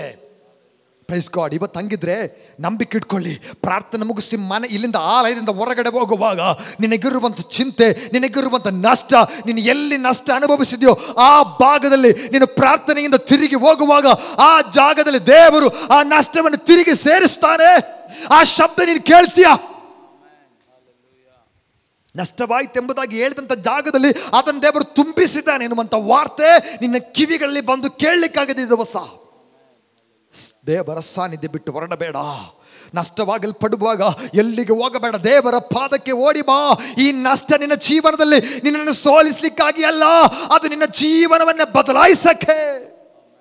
1, ಬಾ ಗುಡ್ಡಕ್ಕೆ ಹೋಗೋಣ. 2, ಇವತ್ತು ನಿನ್ನ ಸಂಗಡ ಕೂತ್ಕೊಂಡು ಊಟ ಮಾಡಬೇಕು. 3, ನಿನ್ನ ಚಿಂತೆಯನ್ನೆಲ್ಲ ಪರಿಹರಿಸಿ ನಾಳೆ ನಿನ್ನನ್ನು ಕಳಿಸುತ್ತೇನೆ. 10ನೇ ಅಧ್ಯಾಯ 1ನೇ ವಾಕ್ಯದಲ್ಲಿ ಬರುವಾಗ ಈ ಎಕ್ಸ್ಟ್ರಾ ಒಂದು ಬೋನಸ್ ಪಾಯಿಂಟ್ ಕೂಡ ಕೊಟ್ರೆ ಏನು ಗೊತ್ತಾ? ಸಪರೇಟ್ ಆಗಿ ಕರ್ಕೊಂಡೋಗಿ ಸಮುವೇಲ ಎಣ್ಣೆ ಕುಪ್ಪಿಯಿಂದ ತೈಲವನ್ನು ತೆಗೆದುಕೊಂಡು ಅವನ ತಲೆಯ ಮೇಲೆ ತೈಲವನ್ನು ಒಯ್ದು ಅವನನ್ನು ಮುದ್ದಿಟ್ಟುಕೊಂಡು ಅವನಿಗೆ ಯೆಹೋವನು ತನ್ನ ಸ್ವಾಸ್ಥ್ಯದ ಮೇಲೆ ಪ್ರಭುವಾಗಿರುವುದಕ್ಕೋಸ್ಕರವಾಗಿ ನಿಜವಾಗಿ ನಿನ್ನನ್ನು ಅಭಿಷೇಕ ಮಾಡುತ್ತಾ ಇದ್ದೇನೆ. ಈ ಹೊತ್ತು ನೀನು ಸಾಕು ಇಲ್ಲಿ ಕಾಣ್ತಾ ಇದ್ದಾವೆ. ನೀನು ಬಂದದ್ದು ಕತ್ತೆಗಳನ್ನು ಹುಡುಕಿಕೊಳ್ಳುವಂಥ ವ್ಯಕ್ತಿಯಾಗಿ, ಒಬ್ಬ ಕೆಲಸಗಾರನಾಗಿ ನೀನು ಮನೆಯಿಂದ ಹೊರಟು ಬಂದೆ, ಒಬ್ಬ ಸಾಧಾರಣ ವ್ಯಕ್ತಿಯಾಗಿ ನೀನು ಮನೆಯಿಂದ ಹೊರಟು ಬಂದೆ. ಆದರೆ ಇಷ್ಟರವರೆಗೆ ಇಲ್ಲದೆ ಇರುವಂಥ ಒಂದು ಅಭಿಷೇಕದ ತೈಲ ನಿನ್ನ ತಲೆಯ ಮೇಲೆ ಹೋಗ್ತಾ ಇದೆ. ತಿರುಗಿ ನಿನ್ನ ಮನೆಗೆ ಹೋಗುವಾಗ ಒಂದು ಸಾಧಾರಣ ವ್ಯಕ್ತಿಯಾಗಿ ಅಲ್ಲ, ಅಧಿಪತಿಯಾಗಿ ಹೋಗ್ತೀಯಾ, ಒಬ್ಬ ನಾಯಕನಾಗಿ ಹೋಗ್ತೀಯಾ. ಅಭಿಷೇಕದ ತೈಲ ನಿನ್ನ ತಲೆಯ ಮೇಲೆ ಬೀಳ್ತಾ ಇದೆ. ಮನೆಯಿಂದ ಹೊರಗಡೆ ಬಂದಾಗ ಕುರಿಗಳನ್ನು ಹುಡುಕಿ ಅಲೆದಾಡಿಕೊಂಡು ಬಂದಿದ್ಯಾ. ತಿರುಗಿ ಹೋಗುವಾಗ ಸಾಧಾರಣ ವ್ಯಕ್ತಿ ಅಲ್ಲ, ಇಸ್ರಾಯೇಲಿನ ಅಭಿಷೇಕನಾಗಿ, ಇಸ್ರಾಯೇಲಿನ ನಾಯಕನಾಗಿ ದೇವರ ಬಳಿಗೆ ಬಂದದ್ದು ವ್ಯರ್ಥ ಅಲ್ಲ ಮಕ್ಕಳೇ. ಯಾರು ದೇವರ ಸನ್ನಿಧಾನಕ್ಕೆ ಬರ್ತಾರೋ ಅದು ವೇಸ್ಟ್ ಅಲ್ಲ. ಹೇಳಿದ್ನಲ್ಲ, ನಷ್ಟಕ್ಕಾಗಿ ಅಲ್ಲ, ಕೆಲವು ನಷ್ಟ ಒಳಿತಿಗಾಗಿ. Praise God. ಹೇಳಿ, ಕೆಲವು ನಷ್ಟ ಒಳಿತಿಗಾಗಿ. ಕೆಲವು ದಿವಸಗಳ ಹಿಂದೆ ಜೀವನಗಳಲ್ಲಿ ನೀವು ಕೆಲವು ನಷ್ಟ ಅನುಭವಿಸ್ತೀರಾ, ಮನೆಯಲ್ಲಿ ಕೆಲವು ನಷ್ಟ ಅನುಭವಿಸ್ತೀರಾ, ಕುಟುಂಬದಲ್ಲಿ ನೀವು ನಷ್ಟ ಅನುಭವಿಸ್ತೀರಾ. ಇವತ್ತು ದೇವರ ವಾಕ್ಯ ಹೇಳ್ತಾ ಇದೆ, ಆ ನಷ್ಟ ನಿನ್ನ ಒಳಿತಿಗಾಗಿ ದೇವರು ಮಾರ್ಪಡಿಸ್ತಾನೆ. ಏನಾಯ್ತು ಗೊತ್ತಾ? ಈ ಅಭಿಷೇಕವನ್ನ ತಲೆ ಮೇಲೆ ಬಿದ್ದಾಗ ಸಂಭವಿಸಿದಂಥ ವಿಷಯ ಅದರ 5ನೇ ವಾಕ್ಯದಿಂದ ಓದಿ. 5ನೇ ವಾಕ್ಯದ ಕೊನೆಯ ಭಾಗದಲ್ಲಿ ಕಾಣ್ತಾ ಇದೆ, ಅಲ್ಲಿ ಜನಗಳು ಗುಡ್ಡದಿಂದ ಇಳಿದು ಬರುತ್ತಿರುವ ಪ್ರವಾದಿ ಸಮೂಹವನ್ನು ನೀನು ಕಾಣ್ತೀಯಾ, ಅವರು ಪರವಶರಾಗಿ ಪ್ರವಾದಿಸುತ್ತಿರುವರು. ಆಗ ಯೆಹೋವನ ಆತ್ಮ ನಿನ್ನ ಮೇಲೂ ಬರುತ್ತೆ. ನೀನು ಪ್ರವಾದಿಸ್ಲಿಕ್ಕೆ ಸ್ಟಾರ್ಟ್ ಮಾಡ್ತೀಯಾ. ಕಳೆದ ದಿವಸ ಇದ್ದ ಅಭಿಷೇಕವಲ್ಲ, ಕಳೆದ ದಿವಸ ಇದ್ದ ವ್ಯಕ್ತಿಯಲ್ಲ, ಈ ತೈಲ ನಿನ್ನ ಮೇಲೆ ತಲೆಯ ಮೇಲೆ ಬಿದ್ದಾಗ ಆ ಸಾಧಾರಣವಾದ ಕಾರ್ಯ ಮಾಡ್ತೀಯಾ. ಪ್ರವಾದಿಸುವಂತ ಪ್ರವಾದಿಗಳ ಮಧ್ಯದಲ್ಲಿ ಎದ್ದು ನಿಂತುಕೊಂಡು ನೀನು ಪ್ರವಾದನೆ ಮಾಡ್ತೀಯಾ. ಈ ಅಭಿಷೇಕದ ಬೆಲೆ, ಅಭಿಷೇಕದ ಶಕ್ತಿ. ಇಷ್ಟು ದಿವಸ ನಾನು ಸಾಧಾರಣ ವ್ಯಕ್ತಿಯಾಗಿದ್ದೆ, ಈ ತೈಲ ಯಾವಾಗ ತಲೆಯ ಮೇಲೆ ಬಿತ್ತೋ ಅವತ್ತು ನಾನು ಪ್ರವಾದಿಸುವ ಪ್ರವಾದಿಯಾಗಿ ಮಾರ್ಪಟ್ಟೆ. ಮತ್ತು ದೇವರ ಮಗುವೆ, ಸಾಧಾರಣ ವ್ಯಕ್ತಿ ಅಲ್ಲ ನೀನು. ಈ ಅಭಿಷೇಕ ನಿನ್ನ ತಲೆಯ ಮೇಲೆ ಬಿದ್ದಿದೆಯೋ, ನೀನು ಸಾಧಾರಣ ವ್ಯಕ್ತಿಯಲ್ಲ. ನಮ್ಮನ್ನು ನೋಡುವಾಗ ಒಂದು ಸಾಧಾರಣ ವ್ಯಕ್ತಿಗಳಾಗಿ ಕಾಣಿಸಬಹುದು, ಆದರೆ ಒಂದು ಅಸಾಧಾರಣವಾದ ಶಕ್ತಿ ನಮ್ಮ ಒಳಗಡೆ ಇದೆ. ನಮ್ಮ ತಲೆಯ ಮೇಲೆ ಬಿದ್ದಂತ ಅಭಿಷೇಕ ಅದು ಬೆಲೆಯುತವಾದ ಅಭಿಷೇಕ. ಅದು ಬೆಲೆ ಕಟ್ಟಕ್ಕಾಗಲ್ಲ, ಯಾರಿಂದ ನಿಯಂತ್ರಿಸಲಿಕ್ಕಾಗದೇ ಇರುವಂತ ಒಂದು ಅಭಿಷೇಕ ಅದರ ಒಳಗಡೆ ಇದೆ. ಮುಗುದಿಲ್ಲ, ನನ್ನ ಭಾಗವನ್ನು ಕೊನೆಗೊಳಿಸ್ತಾ ಇದ್ದೇನೆ. ಅದರ ಒಂದೇ ಒಂದು ವಾಕ್ಯ ಬೋಧನೆ, 9ನೇ ವಾಕ್ಯ. ಸೌಲನು ಸಮುವೇಲನನ್ನು ಬಿಟ್ಟು, ಸೌಲ ಸಮುವೇಲನನ್ನು ಬಿಟ್ಟು ಹೊರಟ ಕೂಡಲೇ ದೇವರು ಅವನಿಗೆ ನೂತನ ಹೃದಯವನ್ನು ಕೊಟ್ಟ.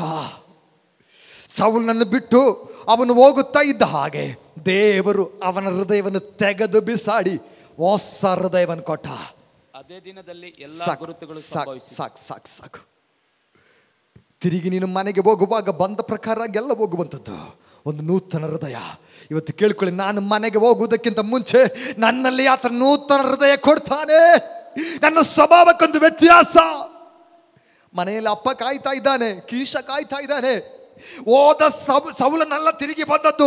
ಇವನ ಸ್ವಭಾವದಲ್ಲಿ ವ್ಯತ್ಯಾಸ, ಇವನ ಮಾತಿನಲ್ಲಿ ವ್ಯತ್ಯಾಸ, ಇವನ ಹೃದಯಕ್ಕೆ ವ್ಯತ್ಯಾಸ, ಇವನು ಮಾತಾಡುವಾಗ ಪ್ರವಾದನೆ ಬರ್ತಾ ಇದೆ.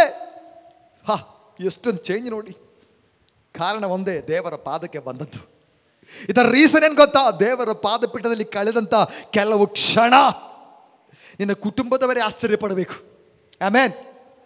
ನಿನ್ನ ಮೇಲಿರುವಂಥ ಅಭಿಷೇಕ, ನಿನ್ನ ಹೃದಯ, ನಿನ್ನನ್ನು ದೇವರು ಉಪಯೋಗಿಸುವಂಥ ಭಾಗ ಕಂಡು ನಿಮ್ಮ ಕುಟುಂಬದವರೇ ಆಶ್ಚರ್ಯ ಪಡಬೇಕು. ದೇವರಂಗೆ ಮಾಡ್ತಾರೆ. Praise God. ನಂತರದ ಅಧ್ಯಾಯಕ್ಕೆ ಬರುವಾಗ, ಅದೇ ಅಧ್ಯಾಯದ ನಂತರದ ಭಾಗಕ್ಕೆ ಬರುವಾಗ ಅಲ್ಲಿ ಕಾಣ್ತಾ ಇದ್ದಾವೆ 24ನೇ ವಾಕ್ಯ, 23ನೇ ವಾಕ್ಯದಿಂದ, ಅವನನ್ನು ಹಿಡಿದುಕೊಂಡು ಬಂದು ಜನರ ಮಧ್ಯದಲ್ಲಿ ನಿಲ್ಲಿಸಿದನು. ಎಲ್ಲ ಜನರ ಗುಂಪಿನಲ್ಲಿ ಅವನ ಹೆಗಲು ತಲೆಯು ಕಾಣುವಷ್ಟು ಉನ್ನತ ಪುರುಷನಾಗಿದ್ದನು. ಆಗ ಸಮುವೇಲನು ಎಲ್ಲ ಜನರಿಗೆ, ನೋಡಿದಿರಾ, ಯೆಹೋವನು ವಾದಿಸಲ್ಪಟ್ಟವನಿವನೇ, ಸರ್ವ ಜನರಲ್ಲಿ ಇವನಿಗೆ ಸಮಾನನು ಇಲ್ಲವೇ ಇಲ್ಲ. ಇವನು ಇನ್ನು ಮುಂದೆ ಇಸ್ರಾಯೇಲ್ನ ರಾಜನಾಗಿ ನಮ್ಮನ್ನು ಆಳ್ವಿಕೆ ಮಾಡುವಂಥವನು. ಅವತ್ತಲ್ಲಿ ಚೀಟ್ ಹಾಕಿದ್ರು, ಇನ್ನು ಮೇಲೆ ನಮ್ಮನ್ನು ಆ ಭಾಗಗಳು ನಿಮ್ಮ ಮನೆಯಲ್ಲಿ ಹೋಗಿ ಓದಿ, ಇನ್ನು ಮೇಲೆ ನಮ್ಮನ್ನು ಆಳ್ವಿಕೆ ಮಾಡುವಂಥ ಅರಸನು ಯಾರೆಂಬುದಾಗಿ ಹೆಸರು ಬರೆದು ಚೀಟು ಹಾಕಿದ್ರು. ಚೀಟು ಬಿದ್ದದ್ದು ಇವನಿಗೆ. ಅಭಿಷೇಕ ಸಿಕ್ಕಲ್ಪಟ್ಟಾಗಲೇ ಹೇಳಿ ಆಯಿತು ನೀನು ಅರಸ ಅಂತ ಹೇಳಿ. ಇನ್ನು ಚೀಟ್ ಹಾಕಿದ್ರು ಚೇಂಜ್ ಆಗಲ್ಲ. ಅಭಿಷೇಕ ತಲೆಯ ಮೇಲೆ ಬಿದ್ದಾಗ ಸಮುವೇಲ ಪ್ರವಾದನೆ ಮಾಡಿ ಹೇಳಿದ್ದು, ಈ ದೇಶಕ್ಕೆ ನಾಯಕನಾಗಿ ಅರಸನಾಗಿ ಬರಬೇಕಾದವ ನೀನೇ. ಇನ್ನು ಚೀಟ್ ಹಾಕಿದ್ರೆ ಬದಲಾವಣೆ ಬರಲ್ಲ, ಚಾನ್ಸೇ ಇಲ್ಲ. ದೇವರು ಆರಿಸಿದ್ದು ಮನುಷ್ಯನ ಚೀಟಿನ ಮುಂದೆ ಬದಲಾಗಲ್ಲ. ಅಲ್ಲಿ ಅವರನ್ನೆತ್ತಿ ನಿಲ್ಲಿಸಿ ಇಸ್ರಾಯೇಲರ ಅರಸನಾಗಿ ನೇಮಿಸಿದ. ಕೆಲವು ನಷ್ಟ ನಮ್ಮ ಜೀವನದ ಒಳಿತಿಗಾಗಿ. ನಂಬ್ಕೊಳ್ಳಿ, ಏನೇ ನಷ್ಟವಾದರೂ ಅದು ನಮ್ಮ ನಷ್ಟಕ್ಕಾಗಿ ಎಲ್ಲ ಬರುವಂಥದ್ದು ಒಳಿತಿಗಾಗಿ. ಹಾಗಿದ್ರೆ ಸೌಲನ ಜೀವನದಲ್ಲಿ ಸಂಭವಿಸಿದ್ದು, ಅದರಿಂದ ಕಲಿತುಕೊಳ್ಳಬೇಕಾದ ಧಾರಾಳ ವಿಷಯಗಳು ನಮಗಿದೆ. ನಷ್ಟವಾದಾಗ, ಪ್ರಾರಂಭದಲ್ಲಿ ಹೇಳಿದೆ, ನಷ್ಟವಾದಾಗ ನೇರವಾಗಿ ದೇವರ ಪಾದಪೀಠಕ್ಕೆ ಬರೋಣ. ಮನುಷ್ಯರ ಹತ್ರ ಹೋಗೋದನ್ನು ಬಿಟ್ಟು ಬಿಡಿ, ಜನಗಳ ಮುಂದೆ ಹೋಗಿ ಹೇಳುವುದನ್ನು ಬಿಟ್ಟು ಬಿಡಿ. ನೇರ ದೇವರ ಸನ್ನಿಧಾನಕ್ಕೆ ಬಾ. ದೇವರ ನಷ್ಟಕ್ಕೆ ಪರಿಹಾರ ಕೊಡುವುದರ ಜೊತೆ ಬೇರೆ ಕೆಲವು ಬೋನಸ್ ಆಶೀರ್ವಾದವನ್ನು ಕೂಡ ಕೊಡ್ತಾನೆ. ನಷ್ಟಕ್ಕೆ ಪರಿಹಾರ ಮಾತ್ರ ಅಲ್ಲ, ದೇವರ ಜನಗಳ ಮುಂದೆ ಹೋದರೆ ಒಂದು ವೇಳೆ ನಷ್ಟಗಳಿಗೆ ಸ್ವಲ್ಪ ಪರಿಹಾರ ಸಿಗ್ಬೋದು, ಆದರೆ ದೇವರ ಬಳಿಗೆ ಬಂದರೆ ನಷ್ಟಕ್ಕೆ ಪರಿಹಾರವೂ ಸಿಗುತ್ತೆ, ಬೋನಸ್ ಇನ್ನು ಕೆಲವು ಆಶೀರ್ವಾದಗಳು ಸಿಗುತ್ತೆ. ಎಲ್ಲ ಕಣ್ಣುಗಳು ಮುಚ್ಚಲ್ಪಡಲಿ. ಎಲ್ಲರೂ ಕೂತಂಥ ಜಾಗದಿಂದ 1 ನಿಮಿಷ ಎದ್ದು ನಿಂತುಕೊಳ್ಳೋಣ, ನಾವು ಪ್ರಾರ್ಥನೆ ಮಾಡೋಣ. ಎಲ್ಲ ಕಣ್ಣುಗಳು ಮುಚ್ಚಲ್ಪಡಲಿ, ಎಲ್ಲ ಕಣ್ಣುಗಳು ದೇವರ ಸನ್ನಿಧಾನದಲ್ಲಿ ಮುಚ್ಚಲ್ಪಡಲಿ. ಸಮುವೇಲನು ಸೌಲನಿಗೆ ಹೇಳಿದಂಥ ಪದ ಬಾ ನಾವು ಗುಡ್ಡಕ್ಕೆ ಹೋಗೋಣ. ಇವತ್ತು ದೇವರ ಮಗುವೆ, ಗುಡ್ಡ ದೇವರ ಅಭಿಷೇಕ ಇಳಿಯಲ್ಪಡುವಂಥ ಸ್ಥಳ. ಅಮಾಲೇಕ್ಯರು ಯುದ್ಧಕ್ಕೋಸ್ಕರವಾಗಿ ಇಳಿದು ಬಂದರು. ಅಮಾಲೇಕ್ಯರು ಯುದ್ಧಕ್ಕಾಗಿ ಬಂದರು. ಬಹಳಷ್ಟು ದೊಡ್ಡ ಯುದ್ಧ ನಡೀತಾ ಇದೆ. ದೇವರ ಮಕ್ಕಳ ವಾಗ್ದಾನಕ್ಕೆ ವಿರುದ್ಧವಾಗಿ ಶತ್ರುವಾದವನ ತಲೆ ಎತ್ತಿ ನಿಂತುಕೊಂಡು ಅವರನ್ನು ಬಿಡುವುದಿಲ್ಲ ಎಂಬುದಾಗಿ ಅವರನ್ನು ಸಂಹಾರ ಮಾಡುವುದಕ್ಕಾಗಿ ಬಂದು ನಿಂತುಕೊಂಡಿದ್ದಾರೆ. ಮೋಶೆ ನೇರವಾಗಿ ಗುಡ್ಡಕ್ಕೆ ಹತ್ತಿ ಹೋದ. ಸವಾಲುಗಳ ಮುಂದೆ ಇದೆಯಾ? ಜಯಿಸಬೇಕಾದ್ರೆ ಗುಡ್ಡಕ್ಕೆ ಬಾ. ನಿನ್ನ ಜೀವನದ ಮುಂದೆ ನಿಂತಿರುವ ಸವಾಲುಗಳ ನಡುವಿನಲ್ಲಿ ಜಯಿಸಬೇಕಾ? ದೇವರ ಗುಡ್ಡಕ್ಕೆ ಹತ್ತಿ ಬಾ. ಗುಡ್ಡದ ಮೇಲೆ ಎತ್ತಲ್ಪಟ್ಟಂತ ವ್ಯಕ್ತಿಗಳು ಆ ಮೋಶೆ ಕೈಗಳನ್ನು ಮೇಲಕ್ಕೆ ಎತ್ತಿ ಹಿಡ್ದ. ತನ್ನ ಸೇವಕರುಗಳಲ್ಲಿ ಇಬ್ಬರು ಅವನ ಕೈಗಳನ್ನು ಮೇಲಕ್ಕೆ ಎತ್ತಿ ಹಿಡಿದು ಸಹಾಯ ಮಾಡಿದ್ರು. ಇವರು ಕೈಗಳು ಮೇಲಕ್ಕೆ ಎತ್ತಿ ಹಿಡಿಯುವಷ್ಟು ಸಾರಿ ಯುದ್ಧ ಮಾಡುವಂತೆ ಯೆಹೋಶುವನಿಗೆ ಜಯ, ಯುದ್ಧ ಮಾಡುವಂತೆ ಯೆಹೋಶುವನಿಗೆ ಜಯ. ಯೆಹೋಶುವನೇ, ನಿನ್ನ ಕೈಯಲ್ಲಿ ಕತ್ತಿ ಇದೆ, ನೀನು ಯುದ್ಧ ಮಾಡ್ತಾ ಇದೆಯಾ, ಆದ್ರೆ ನಿನಗೆ ಈ ಶಕ್ತಿ ಎಲ್ಲಿಂದ ಬರ್ತಾ ಇದೆ ಗೊತ್ತಾ? ಬೆಟ್ಟದ ಮೇಲೆ ಹತ್ತಿಕೊಂಡು ಪ್ರಾರ್ಥನೆ ಮಾಡುವಂತ, ಗುಡ್ಡದ ಮೇಲೆ ಹತ್ತಿಕೊಂಡು ಕೈ ಎತ್ತುವಂತ 3 ವ್ಯಕ್ತಿಗಳು ಗುಡ್ಡದ ಮೇಲೆ ಇದ್ದಾರೆ. ಇವತ್ತು ಸೇವೆ ನೋಡಿಕೊಂಡು ದೇವರಾತ್ಮನ ಅದರ ಆಲೋಚನೆ ಹೇಳ್ತಾ ಇದ್ದಾನೆ. ಇದರ ಜಯದ ಹಿಂದಿನ ರಹಸ್ಯ, ಈ ದೇವರ ಸೇವೆಯ ಜಯದ ಹಿಂದಿನ ರಹಸ್ಯ, ಕೈಗಳನ್ನೆತ್ತಿಕೊಂಡು ಪ್ರಾರ್ಥನೆ ಮಾಡುವಂತ ಒಂದು ಗುಂಪು ಜನ ಇದರ ಹಿಂದೆ ಇದ್ದಾರೆ. ಗುಡ್ಡಗಳ ಮೇಲೆ ಎತ್ತಿಕೊಂಡು, ಯಾವ ಸಮಯದಲ್ಲೂ ಗುಡ್ಡಗಳ ಮೇಲೆ ಎತ್ತಿಕೊಂಡು ಪ್ರಾರ್ಥನೆ ಮಾಡುವಂತ ಒಂದು ಗುಂಪು ಜನ ಇದ್ದ ಕಾರಣ ಕೆಳಗಿನ ಭೂಮಿಯಲ್ಲಿ ನಡೆಯುವಂತ ಯುದ್ಧದಲ್ಲಿ ಯೆಹೋಶುವನೇ ನೀನು ಸೋತು ಹೋಗದೇ ಇರುವಂತದ್ದು. ಜೀಸಸ್, ಒಂದು ಹೊತ್ತು ಕೈ ಕೆಳಗಡೆ ಬಿದ್ದರೆ ಇಸ್ರಾಯೇಲರು ಪೂರ್ತಿಯಾಗಿ ನಾಶವಾಗ್ತಾರೆ. ಕೈ ಕೆಳಗಡೆ ಬಂತ ಇಸ್ರಾಯೇಲರು ಸೋತು ಹೋಗ್ತಾರೆ. ನಿನ್ನ ಕೈ ಬಲಹೀನವಾಗುವಾಗ, ನಿನ್ನ ಮೇಲೆ ಕೆತ್ತಿಡಿದ ಕೈ ಬಲಹೀನವಾಗುವಾಗ, ನೀನು ಸೇವಕರಾಗಿ ನಿಲ್ಲಿಸಿದಂಥ ವ್ಯಕ್ತಿಗಳಿದ್ದಾರಲ್ಲ, ಅವರು ಸಾಕು ನಿನಗೆ ಆಧಾರವಾಗಿ. ಇವತ್ತು ಇದರೊಳಗಿರುವಂಥ ದೇವರ ಮಕ್ಕಳೇ, ನಿಮಗೆ ದೇವರು ಕೊಟ್ಟಂಥ ಜವಾಬ್ದಾರಿ ಒಬ್ಬನಿಗೆ ಪ್ರಾರ್ಥನೆ ಮಾಡುವಂಥದ್ದು, ಒಬ್ಬರಿಗೆ ಯುದ್ಧ ಮಾಡುವಂಥದ್ದು, ಒಬ್ಬರಿಗೆ ಪ್ರಾರ್ಥನೆ ಮಾಡುವವರಿಗೆ ಸಹಾಯ ಮಾಡುವುದು. ದೇವರು ಕೊಟ್ಟಂಥ ಜವಾಬ್ದಾರಿಗಳು ಯಾವುದಾಗಿದ್ರು ನಿನ್ನ ಜವಾಬ್ದಾರಿ ಮಾಡು. ಅಮಾಲೇಕ್ಯರ ಮುಂದೆ ಜಯವನ್ನು ಕೊಡುವಂಥದ್ದು ಯೆಹೋವನು. ನಿನ್ನ ಕೆಲಸ ನೀನು ಮಾಡು. 2ನೇ ಪದದಲ್ಲಿ ಬರೆಯಲ್ಪಟ್ಟದ್ದು, ಇಷ್ಟು ದಿವಸ ಇಸ್ರಾಯೇಲರ ನಿಮಿತ್ತವಾಗಿ, ಇಸ್ರಾಯೇಲರಿಗೆ ವಿರುದ್ಧವಾಗಿ ನಿಂತಂತ ಅಮಾಲೇಕ ಶಕ್ತಿಯನ್ನು ಕಂಡುಕೊಂಡು ಯೆಹೋವನು ಹೇಳ್ತಾನೆ, ಇಷ್ಟು ದಿವಸ ಇಸ್ರಾಯೇಲರ ವಿರುದ್ಧವಾಗಿ ನಿಂತಂತ ಅಮಾಲೇಕರೇ, ನಿನ್ನ ಹೆಸರು ಭೂಮಿಯಲ್ಲಿ ಇಲ್ಲದ ಹಾಗೆ ನಾನು ಅದನ್ನು ಅಳಿಸಿ ಬಿಡ್ತೇನೆ. ಪ್ರಾರ್ಥನೆ ಮಾಡುವಂತವನ ಮುಂದೆ ಯಾವ ಶಕ್ತಿಗೂ ನಿಂತುಕೊಳ್ಳಕ್ಕಾಗಲ್ಲ. ಪ್ರಾರ್ಥನೆ ಮಾಡುವಂತವನ ಮುಂದೆ ಯಾವ ಶಕ್ತಿಗೂ ನಿಂತುಕೊಳ್ಳಕ್ಕಾಗಲ್ಲ. ಜೀಸಸ್, ಸಮಸ್ಯೆಗಳ ಮುಂದೆ ಮೋಶೆ ನೇರವಾಗಿ ಬೆಟ್ಟಕ್ಕೆ ಯಾದು ಹೋದ. ಬೆಟ್ಟಕ್ಕೆ ಹೋದಂತ ಮೋಶೆ ಹತ್ರ, ಮೋಶೆಯೇ, ಸಮಸ್ಯೆ ಬಂದಾಗ ಯಾಕಪ್ಪ ನೀನು ಬೆಟ್ಟಕ್ಕೆ ಹೋಗುತ್ತಿ ಎಂಬುದಾಗಿ ಕೇಳಿದ್ರೆ, ಮೋಶೆಗೆ ಕೊಡ್ಲಿಕ್ಕಾಗಿರುವಂತ ಉತ್ತರ, ಒಬ್ಬ ಸ್ನೇಹಿತ ತನ್ನ ಸ್ನೇಹಿತನ ಸಂಗಡ ಮಾತಾಡುವ ರೀತಿಯಲ್ಲಿ ಈ ಬೆಟ್ಟದ ಮೇಲೆ ಹತ್ತಿ ಹೋಗುವಾಗ ಯೆಹೋವನು ನನ್ನ ಸಂಗಡ ಮಾತಾಡ್ತಾನೆ. ಜನಗಳು ನನಗೆ ವಿರುದ್ಧವಾಗೆಲ್ಲ ಮಾತಾಡ್ತಾರೆ, ಜನಗಳ ವಿರುದ್ಧವಾಗೆಲ್ಲ ತಿರುಗ್ತಾರೆ, ಯಾರ ಜೊತೆಯಲ್ಲಿರುವುದಿಲ್ಲ, ಎಲ್ಲರೂ ತಳ್ಳಿ ಬಿಡ್ತಾರೆ. ಅಂತ ಸಮಯದಲ್ಲೇ ಈ ಬೆಟ್ಟದ ಮೇಲೆ ಒಬ್ಬ ಸ್ನೇಹಿತನೊಂದಿಗೆ ಇನ್ನೊಬ್ಬ ಸ್ನೇಹಿತ ಮಾತಾಡುವ ಹಾಗೆ ನನ್ನ ದೇವರು ನನ್ನೊಂದಿಗೆ ಮಾತಾಡ್ತಾರೆ. ಜೀಸಸ್, ಕೇಳುವಂತ ದೇವರ ಮಗುವೆ, ಈ ದಿವಸ ದೇವರ ಶಬ್ದ ಕೇಳಲ್ಪಡುವಂತ ದಿವಸವಾಗಲಿ. ನಿನ್ನ ಪ್ರಾರ್ಥನಾ ಕೋಣೆಯ ಒಳಗಡೆ, ನಿನ್ನ ಪ್ರಾರ್ಥನೆಯ ಸಮಯದೊಳಗಡೆ ದೇವರು ನೇರವಾಗಿ ಇಳಿದುಕೊಂಡು ಬಂದು ಒಬ್ಬ ಸ್ನೇಹಿತ ಮಾತಾಡುವ ತೀರ ಆತನು ಬಂದು ಮಾತಾಡುವ ದಿವಸಗಳು ಈ ದಿವಸ ಆಗಿರಲಿ. ನಿನ್ನ ಪ್ರಾರ್ಥನಾ ಕೋಣೆ ಪ್ರಾರ್ಥನಾ ಬೆಟ್ಟವಾಗಿ ಮಾರ್ಪಡಲೇ. ಬೆಟ್ಟದ ಮೇಲೆ ಹತ್ತಲ್ಪಟ್ಟಂತ ಮೋಶೆ, ದೇವರು ಹೇಳಿದ, ಮೋಶೆಯೇ, ನಾನು ಕೊಡುವಂತ ಆಜ್ಞೆಗಳು ನಿನ್ನ ಕಲ್ಲಿನ ಮೇಲೆ ಬರೆ. ಮುಂದಿನ ದಿವಸಗಳಲ್ಲಿ ನೀನು ಅನೇಕರೊಂದಿಗೆ ಮುಂದಕ್ಕೆ ಹೋಗುವಾಗ ಅನೇಕ ಕಾರ್ಯಗಳು ನೀನು ತಿಳಿಯಬೇಕಾಗಿದೆ. ಯಾವುದು ಸರಿ, ಯಾವುದು ತಪ್ಪು, ಹೇಗೆ ಜೀವಿಸಬೇಕೆನ್ನುವಂತ ಮುಖ್ಯವಾಗಿರುವಂಥ 10 ಕಟ್ಟಳೆ ನಾನು ಕೊಡ್ತೇನೆ. ಅದನ್ನು ಬರೇ. ನಡೆಯಬೇಕಾದ ಮಾರ್ಗ, ನಡೆಯಬೇಕಾದ ಉಪದೇಶ ಸಿಗಲ್ಪಡುವಂಥದ್ದು ಬೆಟ್ಟದ ಮೇಲಿಂದ.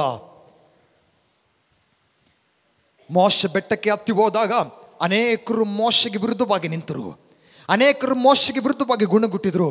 ಆದರೆ ದೇವರ ಸನ್ನಿಧಾನಗಳಿಂದ ಪ್ರಕಾಶ ಹೊಂದಿಕೊಂಡು ಮುಖ ಭಾವ ಬದಲಾಗಿ ಬಂದಂತ ಮೋಶೆ ಎದುರು ನಿಲ್ಲಕ್ಕೆ ಜನ ಭಯಪಡ್ತಾ ಇದ್ದಾರೆ. ಓ, ಇವನು ಸಾಧಾರಣ ವ್ಯಕ್ತಿಯಲ್ಲ. ಬೆಟ್ಟದ ಮೇಲಿಂದ ಕೆಳಗಡೆ ಬಂದಾಗ ಇವನಲ್ಲಿ ಏನೋ ಒಂದು ಶಕ್ತಿ ಇಳಿದು ಬಂದಿದೆ. ಇಷ್ಟು ದಿವಸ ಇದ್ದ ಪ್ರಕಾರ ಇರುವಂತ ವ್ಯಕ್ತಿ ಇವನಲ್ಲ, ಇವನಲ್ಲಿ ಏನೋ ಒಂದು ಚೇಂಜ್. ಮತ್ತು ಪ್ರಾರ್ಥನೆ ಮಾಡಿ ನೀನು ಹೊರಗಡೆ ಬರುವಾಗ, ಪ್ರಾರ್ಥನಾ ಕೋಣೆಯಿಂದ ನೀನು ಬಾಗಿಲು ತೆರೆದು ಹೊರಗಡೆ ಬರುವಾಗ ಆ ಪ್ರಸನ್ನತೆ ನಿನ್ನ ಜೀವಿತವನ್ನು ವ್ಯತ್ಯಾಸಪಡಿಸಲಿ. ಜನ ನೋಡಿ ವ್ಯತ್ಯಾಸ ತಿಳಿಯುವ ಹಾಗೆ ಆ ಸಾನ್ನಿಧ್ಯ ನಮ್ಮ ಮೇಲೆ ಇಳಿದು ಬರಲಿ. Praise God. ಎಲಿಯ ಬೆಟ್ಟದ ಮೇಲೆ ಹತ್ತಿರುವಂಥದ್ದು ಪ್ರಾರ್ಥನೆಗಳಿಗೆ ಉತ್ತರವಾಗಿ. ಬೆಟ್ಟದ ಮೇಲೆ ಹತ್ತಲ್ಪಟ್ಟಾಗ ಪ್ರಾರ್ಥನಾ ವಿಷಯದೊಂದಿಗೆ ಹೋದ, ತಿರುಗಿ ಬಂದಾಗ ಉತ್ತರಗಳೊಂದಿಗೆ ತಿರುಗಿ ಬಂದ. ಒಂದು, ಸಮುವೇಲ ಸೌಲನಿಗೆ ಹೇಳಿದು, ಬಾ ನಾವು ಗುಡ್ಡಕ್ಕೆ ಹೋಗೋಣ. 2, ನೀನು ನನ್ನ ಸಂಗಡ ಊಟ ಮಾಡುತ್ತೀಯಾ? ಅರ್ಹತೆ ಇಲ್ಲದೆ ಇರುವಂಥದ್ದು, ಯೋಗ್ಯತೆ ಇಲ್ಲದೆ ಇರುವಂಥದ್ದು. ಹಿಂದಿನ ಚರಿತ್ರೆಗಳೊಂದು ಸಾರಿ ತೆಗೆದುಕೊಂಡು ನೋಡಿದರೆ ಈ ಸ್ಥಾನದಲ್ಲಿ ನಿಂತುಕೊಳ್ಳುವಷ್ಟು ಯೋಗ್ಯತೆ ನನಗಿಲ್ಲ. ಸಮುವೇಲ ಹೇಳಿದ್ದು, ಕೆಲವನ್ನು ನಿನಗಾಗಿ ಪ್ರತ್ಯೇಕಿಸಿದ್ದೇನೆ. ನಿನಗಾಗಿ ಪ್ರತ್ಯೇಕಿಸಿ, ಯಾರಿಗೂ ಇಲ್ಲದೆ ಇರುವಂಥದ್ದು, ಇಷ್ಟು ದಿವಸ ನನ್ನ ಸಂಗಡ ಇದ್ದಂಥವರಿಗೆ ಇಲ್ಲದೆ ಇರುವಂಥದ್ದು, ಸಾಧಾರಣ ಜನಕ್ಕೆ ಇಲ್ಲದೆ ಇರುವಂಥದ್ದು ನಿನಗಾಗಿ ನಾನು ಪ್ರತ್ಯೇಕಿಸಿದ್ದೇನೆ. ಸೌಲ ಕೇಳುವಂಥ ಪದ, ಕರ್ತನೇ ಇಷ್ಟು ದೊಡ್ಡ ಮಾತು ಹೇಳುವುದಕ್ಕೆ ನಾನೆಂತ ಯೋಗಿ, ನಾನೆಷ್ಟರ ಮಟ್ಟಿಗೆ ಯೋಗಿಯಾ? ಇವತ್ತು ನಿನ್ನ ಯೋಗ್ಯತೆಯನ್ನು ಕಂಡುಕೊಂಡಲ್ಲ ದೇವರು ಮಾಡಿದ್ದು, ನಿನ್ನ ಅರ್ಹತೆಯನ್ನು ಕಂಡುಕೊಂಡಲ್ಲ, ದೇವರ ಮೇಲಿರುವಂಥ ನಿನ್ನ ಸಮರ್ಪಣೆಯನ್ನು ಕಂಡಷ್ಟೇ. 3ನೇದು, ನಾಳೆ ನೀನು ಮನೆಗೆ ಹೋಗುವಾಗ ನಿನ್ನ ವಿಷಯಕ್ಕೆ ಪರಿಹಾರವನ್ನು ಕೊಟ್ಟು ನಿನ್ನೆಲ್ಲ ಚಿಂತೆಯನ್ನು ಪರಿಹರಿಸಿ ನಿನ್ನನ್ನು ಕಳಿಸುತ್ತೇನೆ. ದೇವರ ಪಾದಪೀಠಕ್ಕೆ ನೀನು ಬಂದಿದೆಯಲ್ಲ, ತಿರುಗಿ ನೀನು ಮನೆಗೆ ಹೋಗುವಾಗ ಚಿಂತೆ ಇಲ್ಲ, ತಿರುಗಿ ಮನೆಗೆ ಹೋಗುವಾಗ ನಿನ್ನನ್ನು ಕಾಡಿದ ಸಮಸ್ಯೆ ಇಲ್ಲ.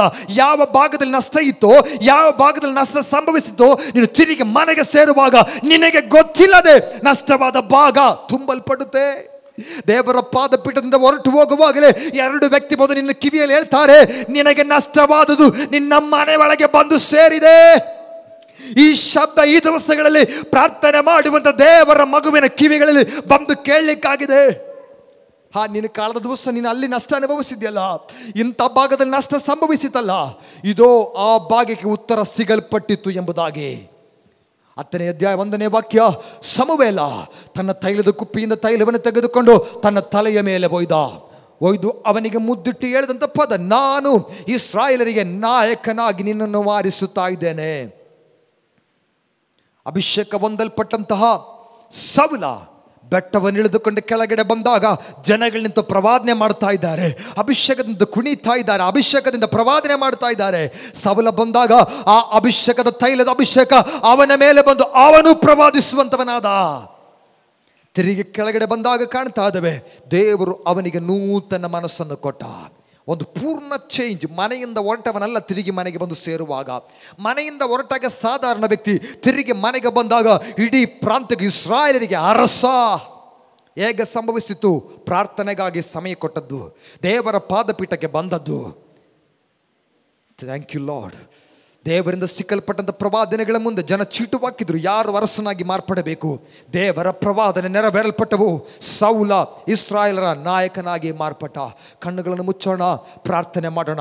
ಪರಿಶುದ್ಧ ದೇವನೇ, ಈ ಒಳ್ಳೆಯ ಸಮಯಕ್ಕಾಗಿ ನಿನಗೆ ಸ್ತೋತ್ರಗಳಪ್ಪ. ಕೇಳಿದ ವಾಕ್ಯಗಳ ಮುಂದೆ ಇದೋ ನಮ್ಮನ್ನು ಸಂಪೂರ್ಣವಾಗಿ ಸಮರ್ಪಿಸ್ತಾ ಇದ್ವಿ. ಹೌದಪ್ಪ, ನಾವು ಯೋಗ್ಯತೆ ಇಲ್ಲದಂಥವರು, ನಾವು ಯಾವುದೇ ಯೋಗ್ಯತೆ ಇಲ್ಲದೆ ಇರುವಂಥ ಸಾಧಾರಣ ವ್ಯಕ್ತಿಗಳು ಸ್ವಾಮಿ. ಆದರೆ ದೇವರೇ, ಕೆಲವು ನಷ್ಟಗಳು ನಮ್ಮ ಜೀವನದ ಒಳಿತನ್ನಾಗಿ ಮಾರ್ಪಡಿಸಿ ಇವತ್ತು ಈ ಸ್ಥಾನದಲ್ಲಿ ತಂದು ನಿಲ್ಲಿಸಿದ್ಯಾ. ದಾವೀದನು ಹೇಳಿದ ಪ್ರಕಾರ, ಕರ್ತನೇ ನಾನು ಎಷ್ಟರವನು, ನನ್ನ ಗ್ರಹ ಎಷ್ಟರದು, ಇದಕ್ಕೆ ಯಾವುದಕ್ಕೂ ಅರ್ಹತೆ ನನಗಿಲ್ಲ. ಆದರೂ ಸ್ವಾಮಿ, ನನ್ನನ್ನು ಯೋಗ್ಯನನ್ನಾಗಿ ಮಾರ್ಪಡಿಸಿ ಈ ಸ್ಥಾನಕ್ಕೆ ತಂದು ನಿಲ್ಲಿಸಿದ್ಯಾ. ನಿನ್ನ ಶ್ರೇಷ್ಠತೆಗಾಗಿ, ನಿನ್ನ ಕರುಣೆಗಾಗಿ ಸ್ತೋತ್ರಗಳಪ್ಪ. ದೇವರೇ ಕರ್ತನೆ, ಪ್ರತ್ಯೇಕವಾಗಿ ಇಲ್ಲಿ ಬಂದಿರುವಂಥ ಎಲ್ಲರಿಗಾಗಿ ನಾನು ಪ್ರಾರ್ಥನೆ ಮಾಡ್ತಾನೆ. ಈ ದಿವಸ ಇವರು ಪ್ರಾರ್ಥನೆಗಳಲ್ಲಿ ಕಳೆಯುವಂಥ ಈ ದಿವಸಗಳು, ಅವರು ದೇವರ ಸನ್ನಿಧಾನಗಳಲ್ಲಿ ಕಳೆಯುವಂಥ ಈ ದಿನಗಳು ಅವರ ಜೀವನದಲ್ಲಿ ಕರ್ತನೆ ಒಂದು ವ್ಯತ್ಯಾಸ ದಿವಸಗಳಾಗಿ ಮಾರ್ಪಡಿಸು. ಒಂದು ಹೊಸ ಚೈತನ್ಯ, ಹೊಸ ಅಭಿಷೇಕ ಈ ದಿನಗಳು ಅವರಿಗೆ ಉಂಟಾಗಲಿ. ಅವರು ತಿರುಗಿ ಹೋಗುವಾಗ ಬಂದ ಪ್ರಕಾರ ಹೋಗದೆ ಒಂದು ವ್ಯತ್ಯಾಸವನ್ನು ಕಂಡು ಹಿಂತಿರುಗಲಿ. ನಿನ್ನ ನಾಮದಲ್ಲಿ ಇವರನ್ನು ಆಶೀರ್ವಾದ ಮಾಡುತ್ತಾ ಇದ್ದಾನೆ. ಪ್ರಾರ್ಥನೆ ಕೇಳೋದಕ್ಕಾಗಿ ಸ್ತೋತ್ರ. ಯೇಸುವಿನ ನಾಮದಲ್ಲಿ ತಂದೆಯೇ, ದೇವರ ಈ ವಾಕ್ಯದ ಮೂಲಕ ನಮ್ಮನ್ನು ಆಶೀರ್ವಾದ ಮಾಡಲಿ.